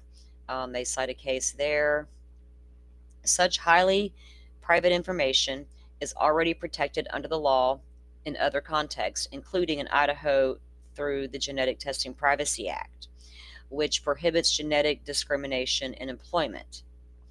Given the privacy interests implicated by DNA testing, the defendant argues that DNA, and even lawfully in possession of law enforcement, cannot be tested absent probable cause and a warrant. And in defendant's views, the breadth of information S&P testing can reveal in its analogs to CSLI at issue in Carpenter, where the United States Supreme Court held maintain a legitimate expectation of privacy in the record of the physical movement as captured through the CSLI data. Okay, because I'm tired of reading about that damn thing over and over on the same one, which provided an all-encompassing record of the defendant's location over a course of 127 consecutive days. Can give law enforcement an intimate window into a person's life, revealing not only his particular movements, but through his familial, political, professional, religious, and sexual associations. Defendant also relies on Riley, where the United States Supreme Court held that police may not search digital information from a cell phone received pursuant to search indictment to arrest exception to warrant requirement. The court observed that unlike physical objects, digital data on cell phones does not implicate the same government interests justifying searches incident to arrest. preventing loss of evidence, and threatens to officer safety. Further, the court found that the extent of personal information, digital data, would reveal a person implicated significant privacy interest, noting that while an Astrotech has diminished privacy interest, that arrestee. My eyes are so blurry this morning. I need to make that screen so much bigger. Okay, defendant contends that law enforcement should be required to obtain a search warrant to analyze DNA from the sheath, despite being in lawful possession thereof. With regard to the S&P testing of DNA in particular, defendant relies on Skinner versus Railway Labor Executives Association, where the United States Supreme Court held that the collection and subsequent testing of an employee's legally obtained urine constitutes a Fourth Amendment search. The court observed that while a physical intrusion into an employee's body to collect the urine is an obvious infringement of the employee's reasonable expectation of privacy, they're going to force you to pee. Let me go up. The subsequent chemical analysis of the urine sample to obtain physiological data about the employee is further invasion of the employee's privacy interest, given that such testing can reveal a host of private medical facts about an employee, including, this is a case she cited, including whether he or she, it has nothing to do with this type of case, he or she epileptic, pregnant, or diabetic. Epileptic, pregnant, or diabetic. Based on Carpenter, Riley, and Skinner, defendant contends that because S&P testing of DNA is more revealing than CLSI data or urine testing, it should be allowed only upon a warrant, regardless of whether the DNA is lawfully obtained. Defendant argues that it is precisely what the Fourth Circuit Court did in the United States. Davis, when it held that the extraction of DNA and the creation of DNA profile result is sufficiently separate invasion of privacy, that such acts must be considered a separate search under the Fourth Amendment, even when there is no issue concerning the collection of DNA sample. At issue, Davis was DNA extracted from the defendant's clothing, which had been lawfully seized 4 years earlier when the defendant was a crime victim in an unrelated case. The court reasoned that the extraction of analysis was a search because the analysis of biological samples, such as those derived from blood, urine, or other bodily fluids, can reveal psychological data and a host of private medical facts. Such analysis may intrude upon expectations of privacy, and society has long recognized as reasonable. However, these cases lend no support to the defendant when applied to specific circumstances presented here for three reasons. There is no reasonable expectation of privacy in identity.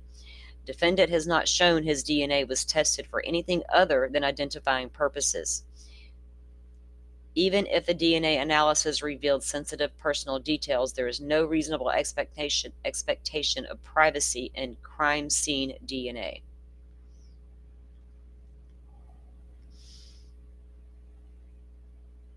Yeah, that's a no-brainer.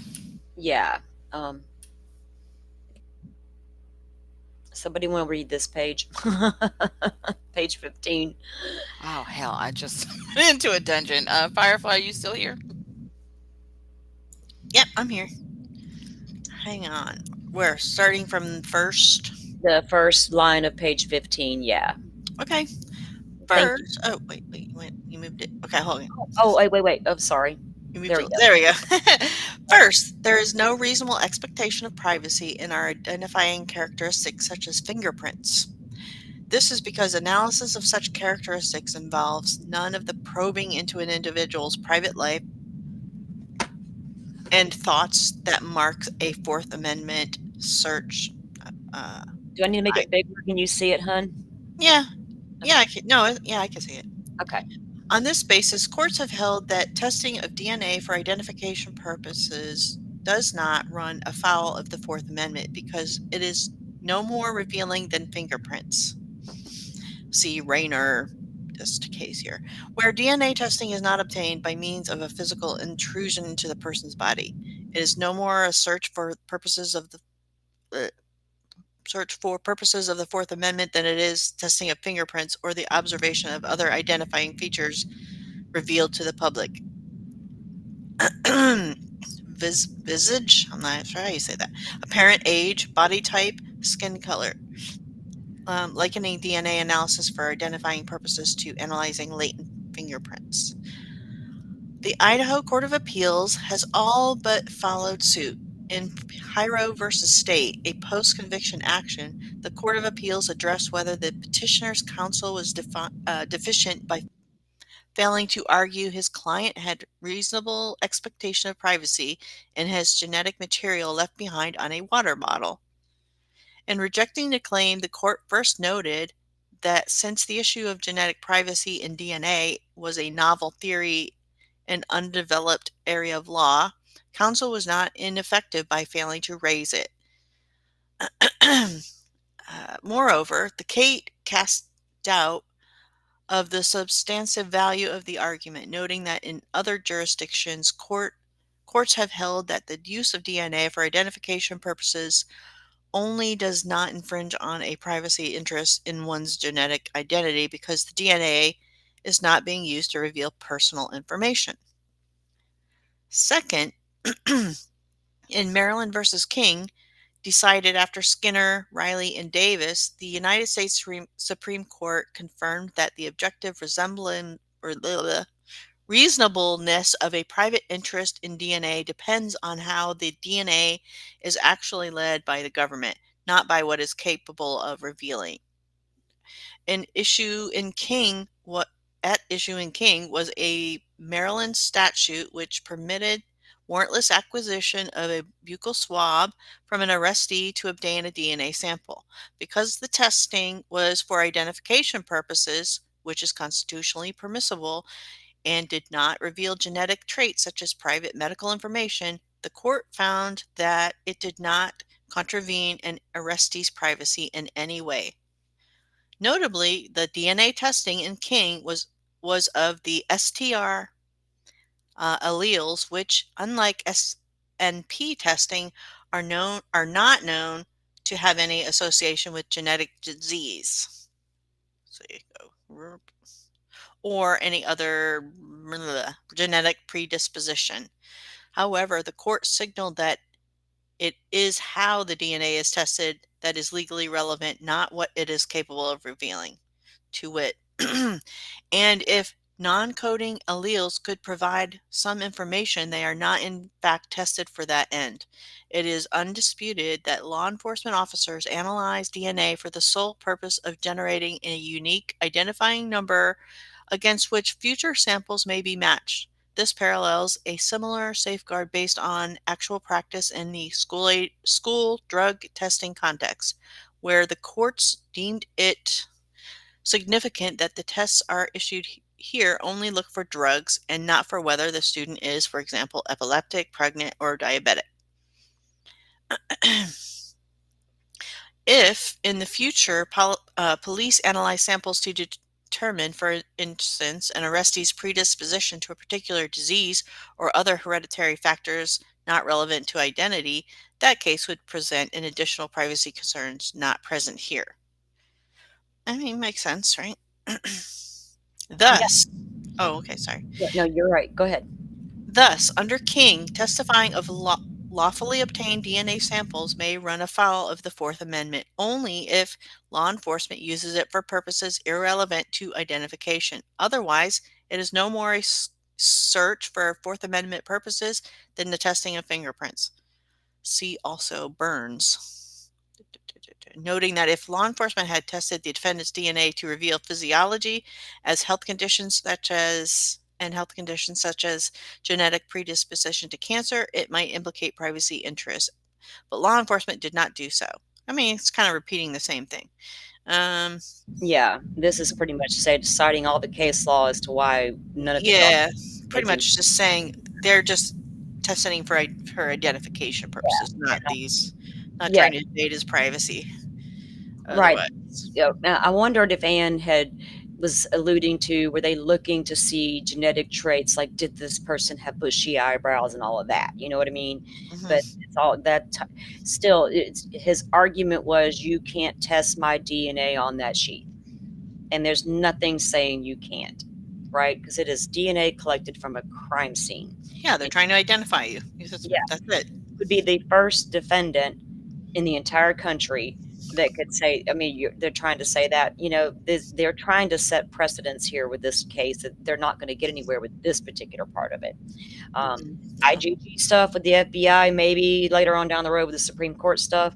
But as far as testing what they find at crime scenes, nobody in the reasonable mind of society is going to say, you're not allowed to do that. Because I tell you, if my daughter was murdered cold-blooded, and you found DNA, I want you to test it. And I swear, the same people who are screaming that all that DNA from Delphi wasn't tested now are mad because this DNA has been tested. Yeah. I can't make that make sense in my head. That makes me side-eye you at that point. It's weird. It's a weird argument for people to make. I'm just looking through to make sure we didn't miss anything important, Firefly, because you're right. We're just repeating some of the same stuff. And like here, it's just talking about how when uploaded to a genetic profile to various genealogy databases for analysis, from the analysis, law enforcement learned suspect had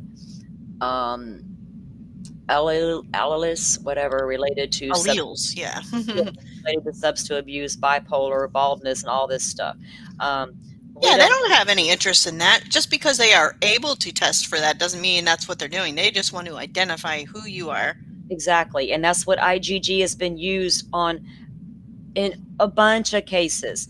And I know for a fact, Paul Holes has come out and said he consulted with the people in freaking Delphi because they were going to attempt to do the same thing. But for whatever reason, they didn't. Or if the FBI did, was that when Delphi said, get out of here, we don't want you no more. We don't like where your tree went. It's a ridiculous argument to me. And it's going to be a higher court decisions later on as what the FBI is allowed to do. Even then, we just read that the FBI policy was not an actual policy they had to follow. It was a guideline, right?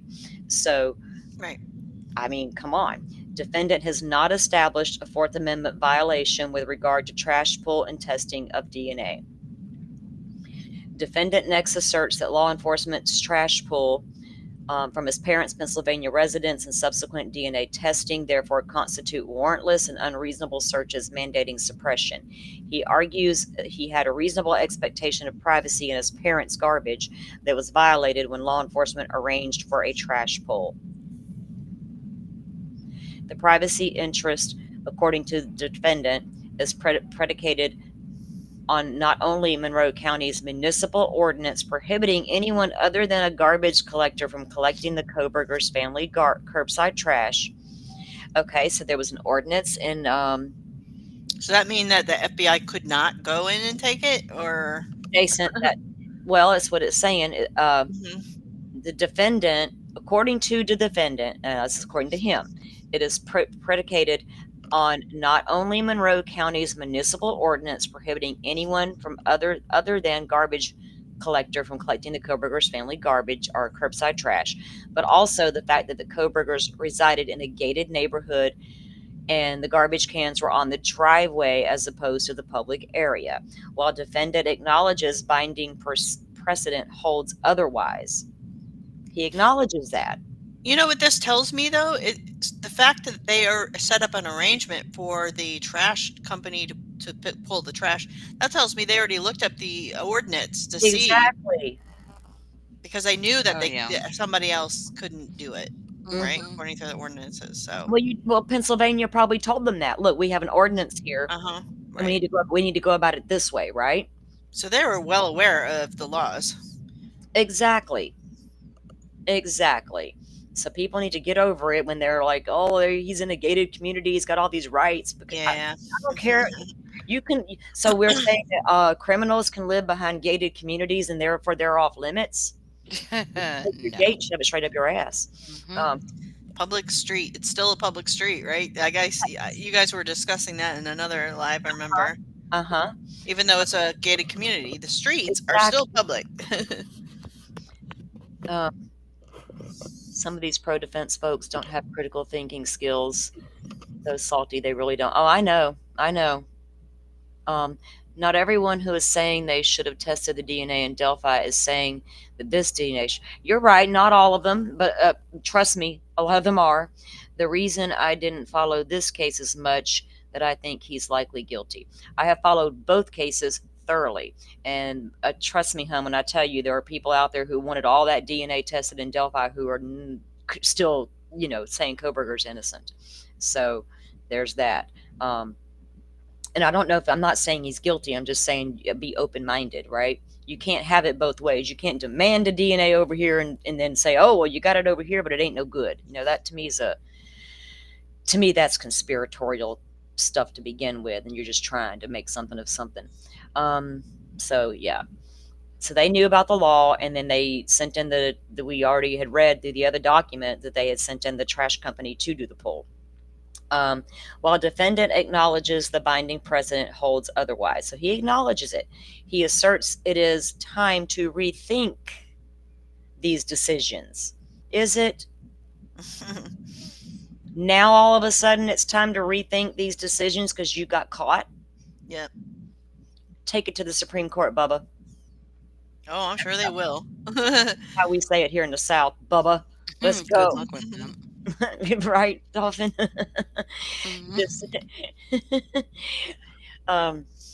Truth, I lived in Birmingham for a while. I mean, not Birmingham. I lived in Huntsville for a little while. My ex-husband's family was from Huntsville, and I lived up there for a little while.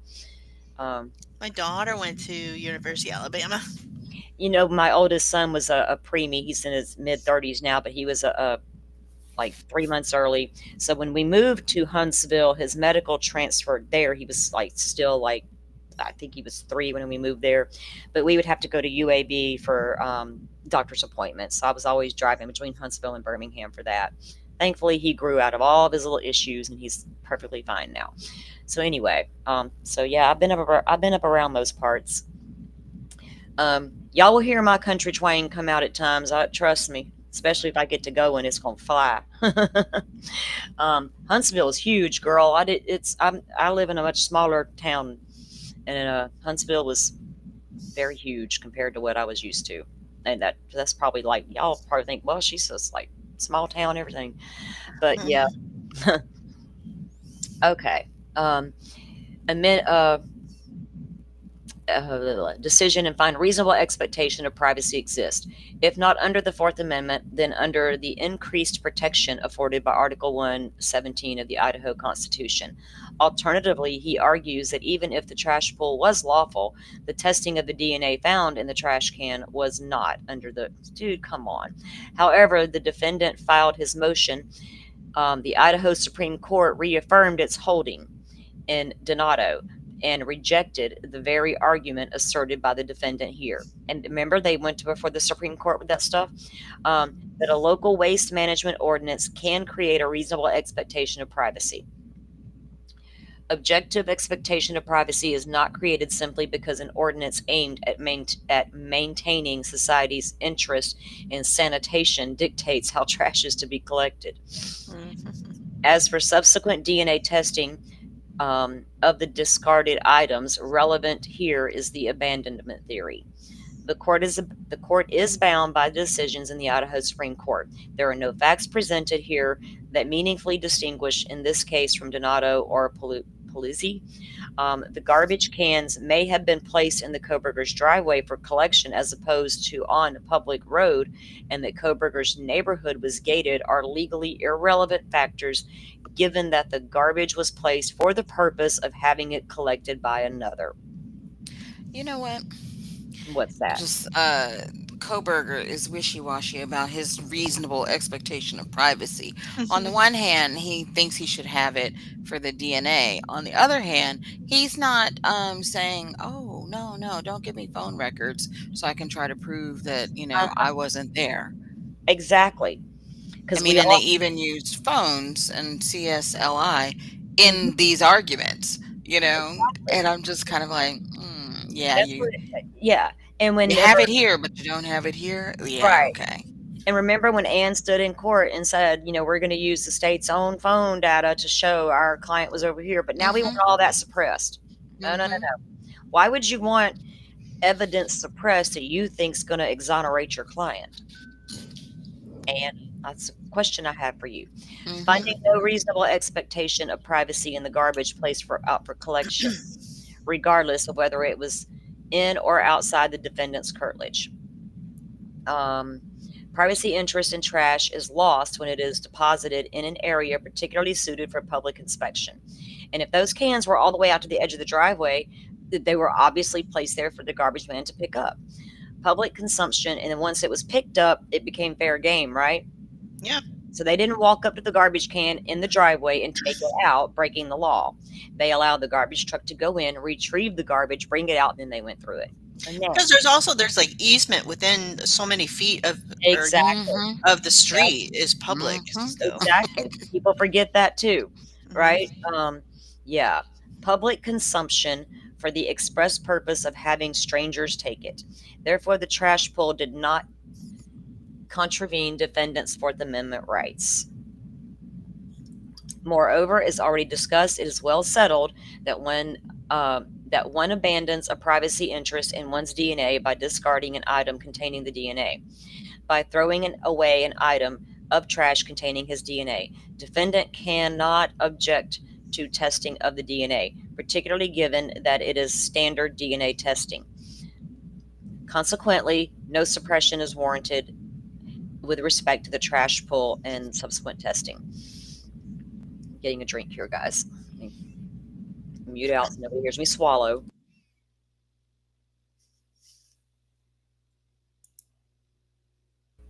Okay. Damn, that Mountain Dew's good. My son bought some Mountain Dews, and the other night I woke up thirsty, and I saw it, and I was like, you know what? I haven't had one of those in years. And I opened that bitch, and before I knew it, I done drank the whole thing. All right. Y'all are probably tired of hearing about my drinking habits. I don't drink alcohol, so I drink sodas. Defendant cannot establish the search of genetic genealogy databases implicated in the Fourth Amendment rights.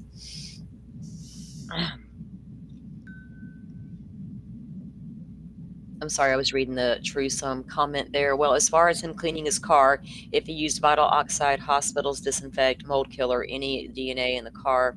Well, yeah, a lot of us have known for a long time this guy knew how to clean the vehicle, right? He studies this type of stuff. He knows about a lot of different things. And if we can figure this stuff out, armchair detectives, his brain could have figured it out. And we also showed that portable MVAC yesterday that he could have also used to clean that car out with. He didn't clean very well because they found hairs, but they weren't his they weren't his hair or the victim's hair. So I don't know whose hair it was. He must have had a girlfriend we didn't know about. Defendant's final argument is that law enforcement warrantless search of the commercial genetic genealogy databases violated his right to privacy and his relatives' genetic information. Observing that this issue has not been addressed by the United States Supreme Court or Idaho's appellate courts, he asked this court to recognize as a matter of first impression that he has a reasonable expectation of privacy in the genetics he shares with his relatives, and further find that such privacy was not undermined when his relatives uploaded their genetic information to the commercial genetic genealogy databases. Alternatively, he claims that the FBI's search of MyHeritage and GEDmatch was unlawful because those databases were off limits to law enforcement, both under the interim policy and those databases' own terms. The state responds that the defendant has failed to demonstrate a reasonable expectation of privacy either in any commercial genetic genealogy database or his relative's DNA. Remember, the judge asked Ann a couple of times, did he upload his DNA to the databases? And she's like, well, I don't have the GEDmatch. So that's not what he asked. Do you need a GEDmatch? Turn around and ask your client, have you ever uploaded your DNA? As simple as that. Even if defendant could assert a privacy interest in the latter, the state contends that such interest was lost when such relatives shared that DNA with the public by uploading it to the databases. Moreover, it argues that any violation by law enforcement of terms of service of these databases or its own internal policies does not implicate Fourth Amendment. The court has already determined that the defendant failed to show a legitimate privacy interest to challenge the development of the S&P profile from Q.1. If defendant does not have a reasonable expectation of privacy in the S&P profile, there is no basis to find an expectation of privacy in those portions of his S&P profile he shares with genetic relatives. However, to the extent of the court's prior conclusion, does not dispose of the issue. Defendant's assertions lack merit base because 1. Defendant has not shown a reasonable expectation of privacy in any of the commercial genetic genealogical databases or his relatives' DNA. 2. Any alleged violation by law enforcement of its own policies and those of databases is not constitutional importance. Why is my thing doing that? Defendant cannot demonstrate a reasonable expectation of privacy. Dolphin. I just think. Oh, goodness. Defendant cannot demonstrate a reasonable expectation of privacy in common segments of DNA a relative has uploaded to the public sphere. To invoke this exclusionary rule to suppress evidence under the Fourth Amendment, a defendant must establish that his own personal rights were violated by unlawful search. Fourth Amendment rights are personal rights which, like some other constitutional rights, may be vicariously asserted. And then they cite the case law. Defendant acknowledges that the search challenged is that of his relatives' uploaded DNA and not his own. To get around this hurdle, he claims a reasonable expectation of privacy in the segments of shared DNA his relatives uploaded into the database. This argument requires accepting that, 1, an individual has a privacy interest in the genetic makeup of another individual. 2, that such privacy interest persisted despite the other individual sharing his or her genetic makeup with the public at large. The court will not make this leap. First, there is no authority for a defendant's position. Granted, given the novelty of using commercial genomic platforms as an investigative tool, there are very few cases addressing it. However, not one has found that a defendant has a reasonable privacy interest in a relative's shared DNA. The primary case cited by both parties is Hartman, where the state of Washington Court of Appeals rejected the defendant's contention that he had a privacy interest in those segments of his DNA he shared with relatives that was violated when law enforcement searched commercial genealogical databases to find familial match to the crime scene DNA. Like here, the defendant linked DNA to CSLI at issue in Carpenter and urged the court to follow Carpenter to find that his relatives voluntarily upload of their shared DNA did not forfeit the expectation of privacy in the information.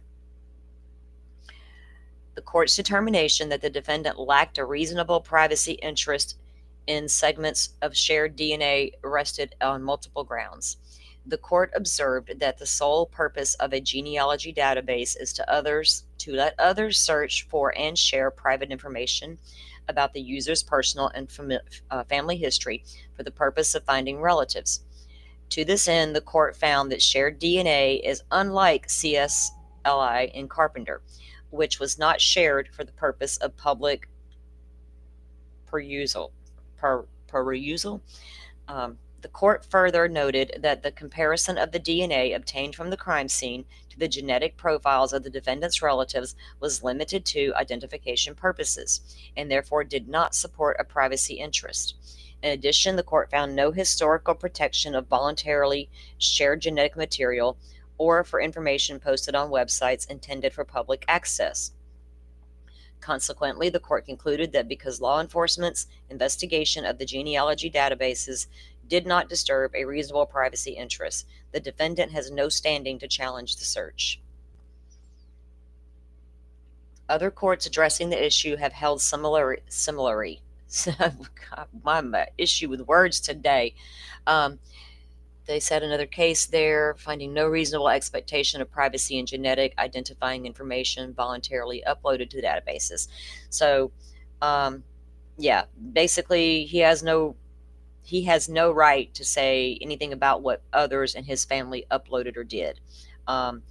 So other than claiming that the Herman court filed to appreciate its holding, defendant has not offered any basis or even a reasonable analog from which the court could make the unprecedented finding that he has a personal privacy interest in someone else's DNA. While he may share segments of his DNA, it is not his own DNA that was searched in the genetic databases. Further, there is no evidence he took efforts to shield his genetic relative's DNA from the public view. Noting the defendant must show he sought to preserve the object of search as private. Thus, since he cannot establish a personal expectation of privacy in the item searched, he cannot challenge the search. Moreover, any subjective privacy interest he claims in his relative's DNA is not reasonable. One cannot have a reasonable expectation of privacy in what is knowingly exposed to the public. Here, defendant relatives did not, even information exposed to just a single person results in forfeiture of a reasonable privacy interested in the third-party doctrine. Here, defendant's relatives did not voluntarily share their genetic information with just a single entity. They voluntarily shared it with hundreds of thousands of participants. Consumers frequently upload their DNA to consumer databases like GEDmatch for the purpose of learning and sharing with strangers the exact private information. Details about their ancestry and familial relationships at issue here. Consequently, defendant cannot claim any subject expectation of privacy he had was reasonable. Defendant warns that applying the third-party doctrine mechanically to DNA would have deleterious results. He points out that DNA can reveal a vast array of private details about a person. Further, he argues this is not truly shared. It is not truly shared. He notes that when one individual provides DNA to a consumer genetic platform or genomic platform, the identities of hundreds of genomic relatives can be revealed through the shared DNA sequences. Finally, he observes that while Idaho law protects genetic privacy in some circumstances, there are no comparable limits over law enforcement's use of DNA taken from a crime scene. Noting that DNA can be left everywhere and last in the environment for a long time, he warns that the entire population could find themselves the targets of police investigation and absent some controls. Now, everybody's out there screaming that, right? This could be you. This could be you. Your DNA is everywhere, so this could be you next. Could be you. I'm not leaving my shit at a crime scene. Yeah, exactly. You're going to find me at the grocery store with some DNA, at the corner store, at the Dollar General, at the restaurant. I mean, I'm sorry, I can't help it. Apparently, we all are shedding it everywhere, but I'm not in crime scenes leaving it deep inside of a snap of a sheath. Despite defendants' dystopian warnings, the court does not find a departure from settled Fourth Amendment principles is warranted. The United States Supreme Court observed that the application of the third-party doctrine does not turn solely on the act of sharing. Other factors to consider are the nature of the information sought and any limitations on revealing the nature of the information. Doing so, the court declined to apply the third-party doctrine to CSLI data obtained from the defendant's cellular phone or carrier. First, the court noted the we know, we read all that. They've noted that over and over. So yeah, he has no privacy right to those at all. Defendant has no basis to challenge law enforcement's alleged violation of its own policies and those of the genealogy databases in conducting the search. Defendant next argues that even if the court were to find shared DNA falls within the traditional Fourth Amendment rules, as it has, law enforcement's alleged search of databases in violation of both the database's terms and the interim policy cries out for judicial intervention. Defendant has provided no authority that these alleged violations of policy or user agreements bear on the Fourth Amendment. Again, because the defendant has not demonstrated a reasonable privacy interest in the relative's DNA, the defendant has no basis to challenge the propriety of the search. Second, even if he could establish a reasonable privacy interest, these alleged violations are of no significance. With regard to the violation of the database's users' policies, while this may give rise to a civil action between the FBI and particular databases, and we said that early on, or perhaps the individuals whose DNA profiles were used, defendant has not explained how this implicates the Fourth Amendment. Exactly. At least one state district court has found it does not, and it recites the case State versus Western. Law enforcement's possible violation of MyHeritage service agreement may subject them to action from MyHeritage, but the court does not see any reason why this violation of private companies' terms would implicate constitutional protections. With regard to the FBI's alleged violation of its own policies or guidelines, the state correctly points out that noncompliance with the law enforcement policy does not provide a basis for Fourth Amendment challenge. Policies enforcement practices, even if they could practically assessed by practicably assessed by a judge, vary from place to place from time to time. We cannot accept that the search and seizure protections of the Fourth Amendment are so variable. In addition, the interim policy at issue here expressly states it is intended to provide internal guidance only, and does not create any substantive or procedural rights or benefits, or impose any legal limitations otherwise lawful investigation techniques. Therefore, a violation of its terms cannot alone give rise to the Fourth Amendment challenge, where the court has already found the search of databases was otherwise lawful. Suppression, therefore, is not warranted with regard to the databases. And that was the end of that document. And we went through all the motions to suppress. Oh, yay. I know. That IGG one was, whew, Yeah, I know. I was dreading that one. I'm like, oh, that's why I saved it for last too. yeah. Yeah. I had to read them all, y'all. Yeah, sorry. Yeah. Sorry. You should have said something earlier. You needed a break. I'm good. Yeah, so there, I know that I really don't, I can't control what people are going to say or think or do, but yeah, a lot is going to be said and done. But a lot of the things we just read made absolute sense to me. Yeah. And you don't have the right to come in and say, well, that's my DNA and I shed it accidentally, so you can't, you can't investigate me because you found me at a crime scene. That is ridiculous. That means any crime scene going forward that any types of DNA is found from, we should just ignore it and throw it in the garbage. That we can't do anything with it, And another thing is because a lot of people are complaining that, oh, this wasn't a full investigation. Oh, those other DNAs weren't. This is supposed to all about getting probable cause, not about, completely solving this whole case, many of these things. Well, when the DNA that they tested that came directly off that sheath came back to him, it's probably not going to be tied to the person on the banister. And then again, like Dolphin and I were discussing and I've heard others say the same thing Dolphin and I said. How old was that blood? How degraded was that blood? That we don't know. If Anne thought that was a really huge deal, she's going to continue to bring it up.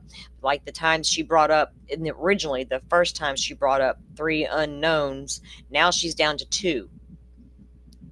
Right? She never brought up a third one again, so I'm guessing she was satisfied with that one. Will she bring these up again if she really feels that, she absolutely knows why that blood wasn't tested. I mean, that she's going to get it in discovery, right? Either old, degraded, or whatever. And how long it had been there absolutely matters.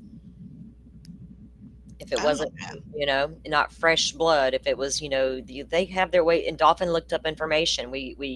Um, they can absolutely tell how old the blood sample was, if it's degraded too much and all of these things. And there are rules about uploading to CODIS. You can't just go upload all the DNA from that house you found into CODIS. There's a criteria behind it. And if people aren't happy with that criteria, I suggest you take that up with your local legislation. That's all there is to that. Yep. It's 2:00 already. We took about the same amount of time yesterday, didn't we? Going through the rest of this stuff. Hang on, let me check something here. What the heck?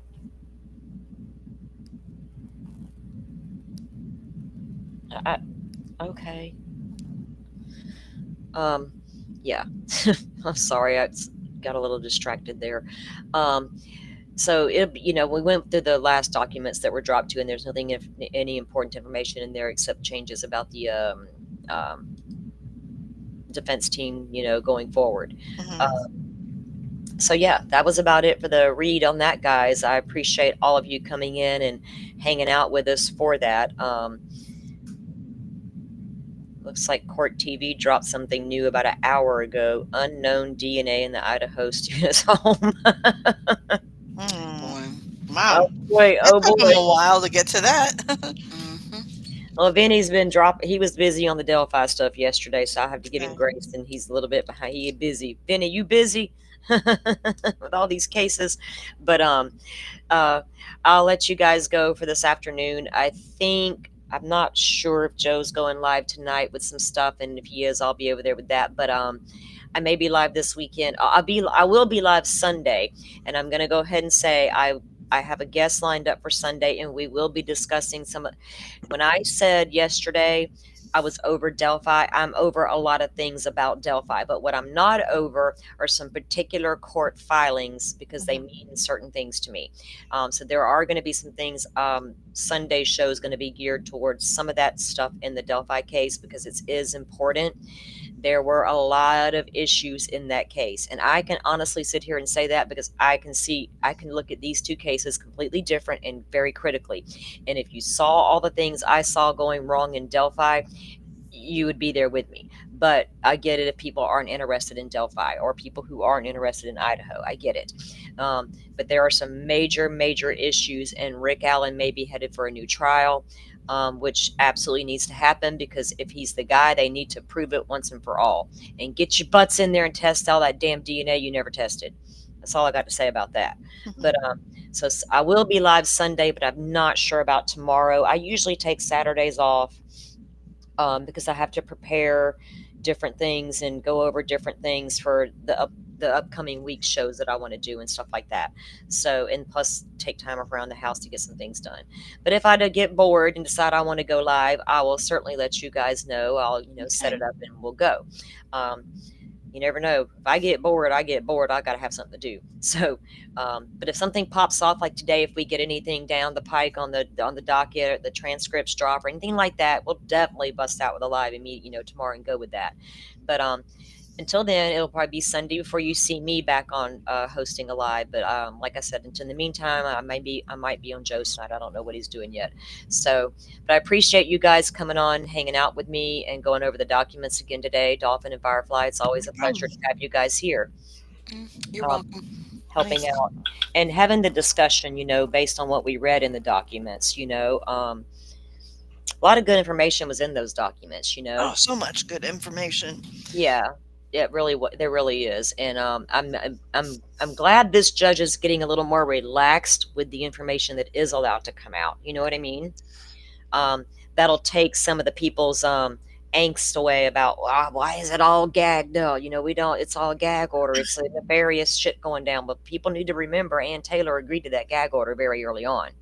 But Ann also likes to ungag stuff she wants ungagged, to keep stuff gagged she wants gagged. Remember that as you go through the case. So again, thank you everyone, and I appreciate you all for being here. Yes, Forrest. Thank you very much. And thanks for tuning in and listening in, Forrest, and keep an eye on. Chat was really slow today. I guess we just got some listeners. That's fine too. Um, I appreciate it. Like I said, if you cultivate the right community, I think your chats will be good. So again, I appreciate those who are here for the facts, and open discussion, because it means a lot, especially with this case.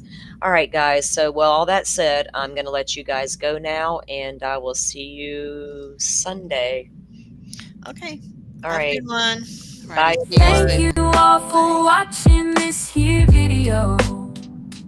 Please like and subscribe.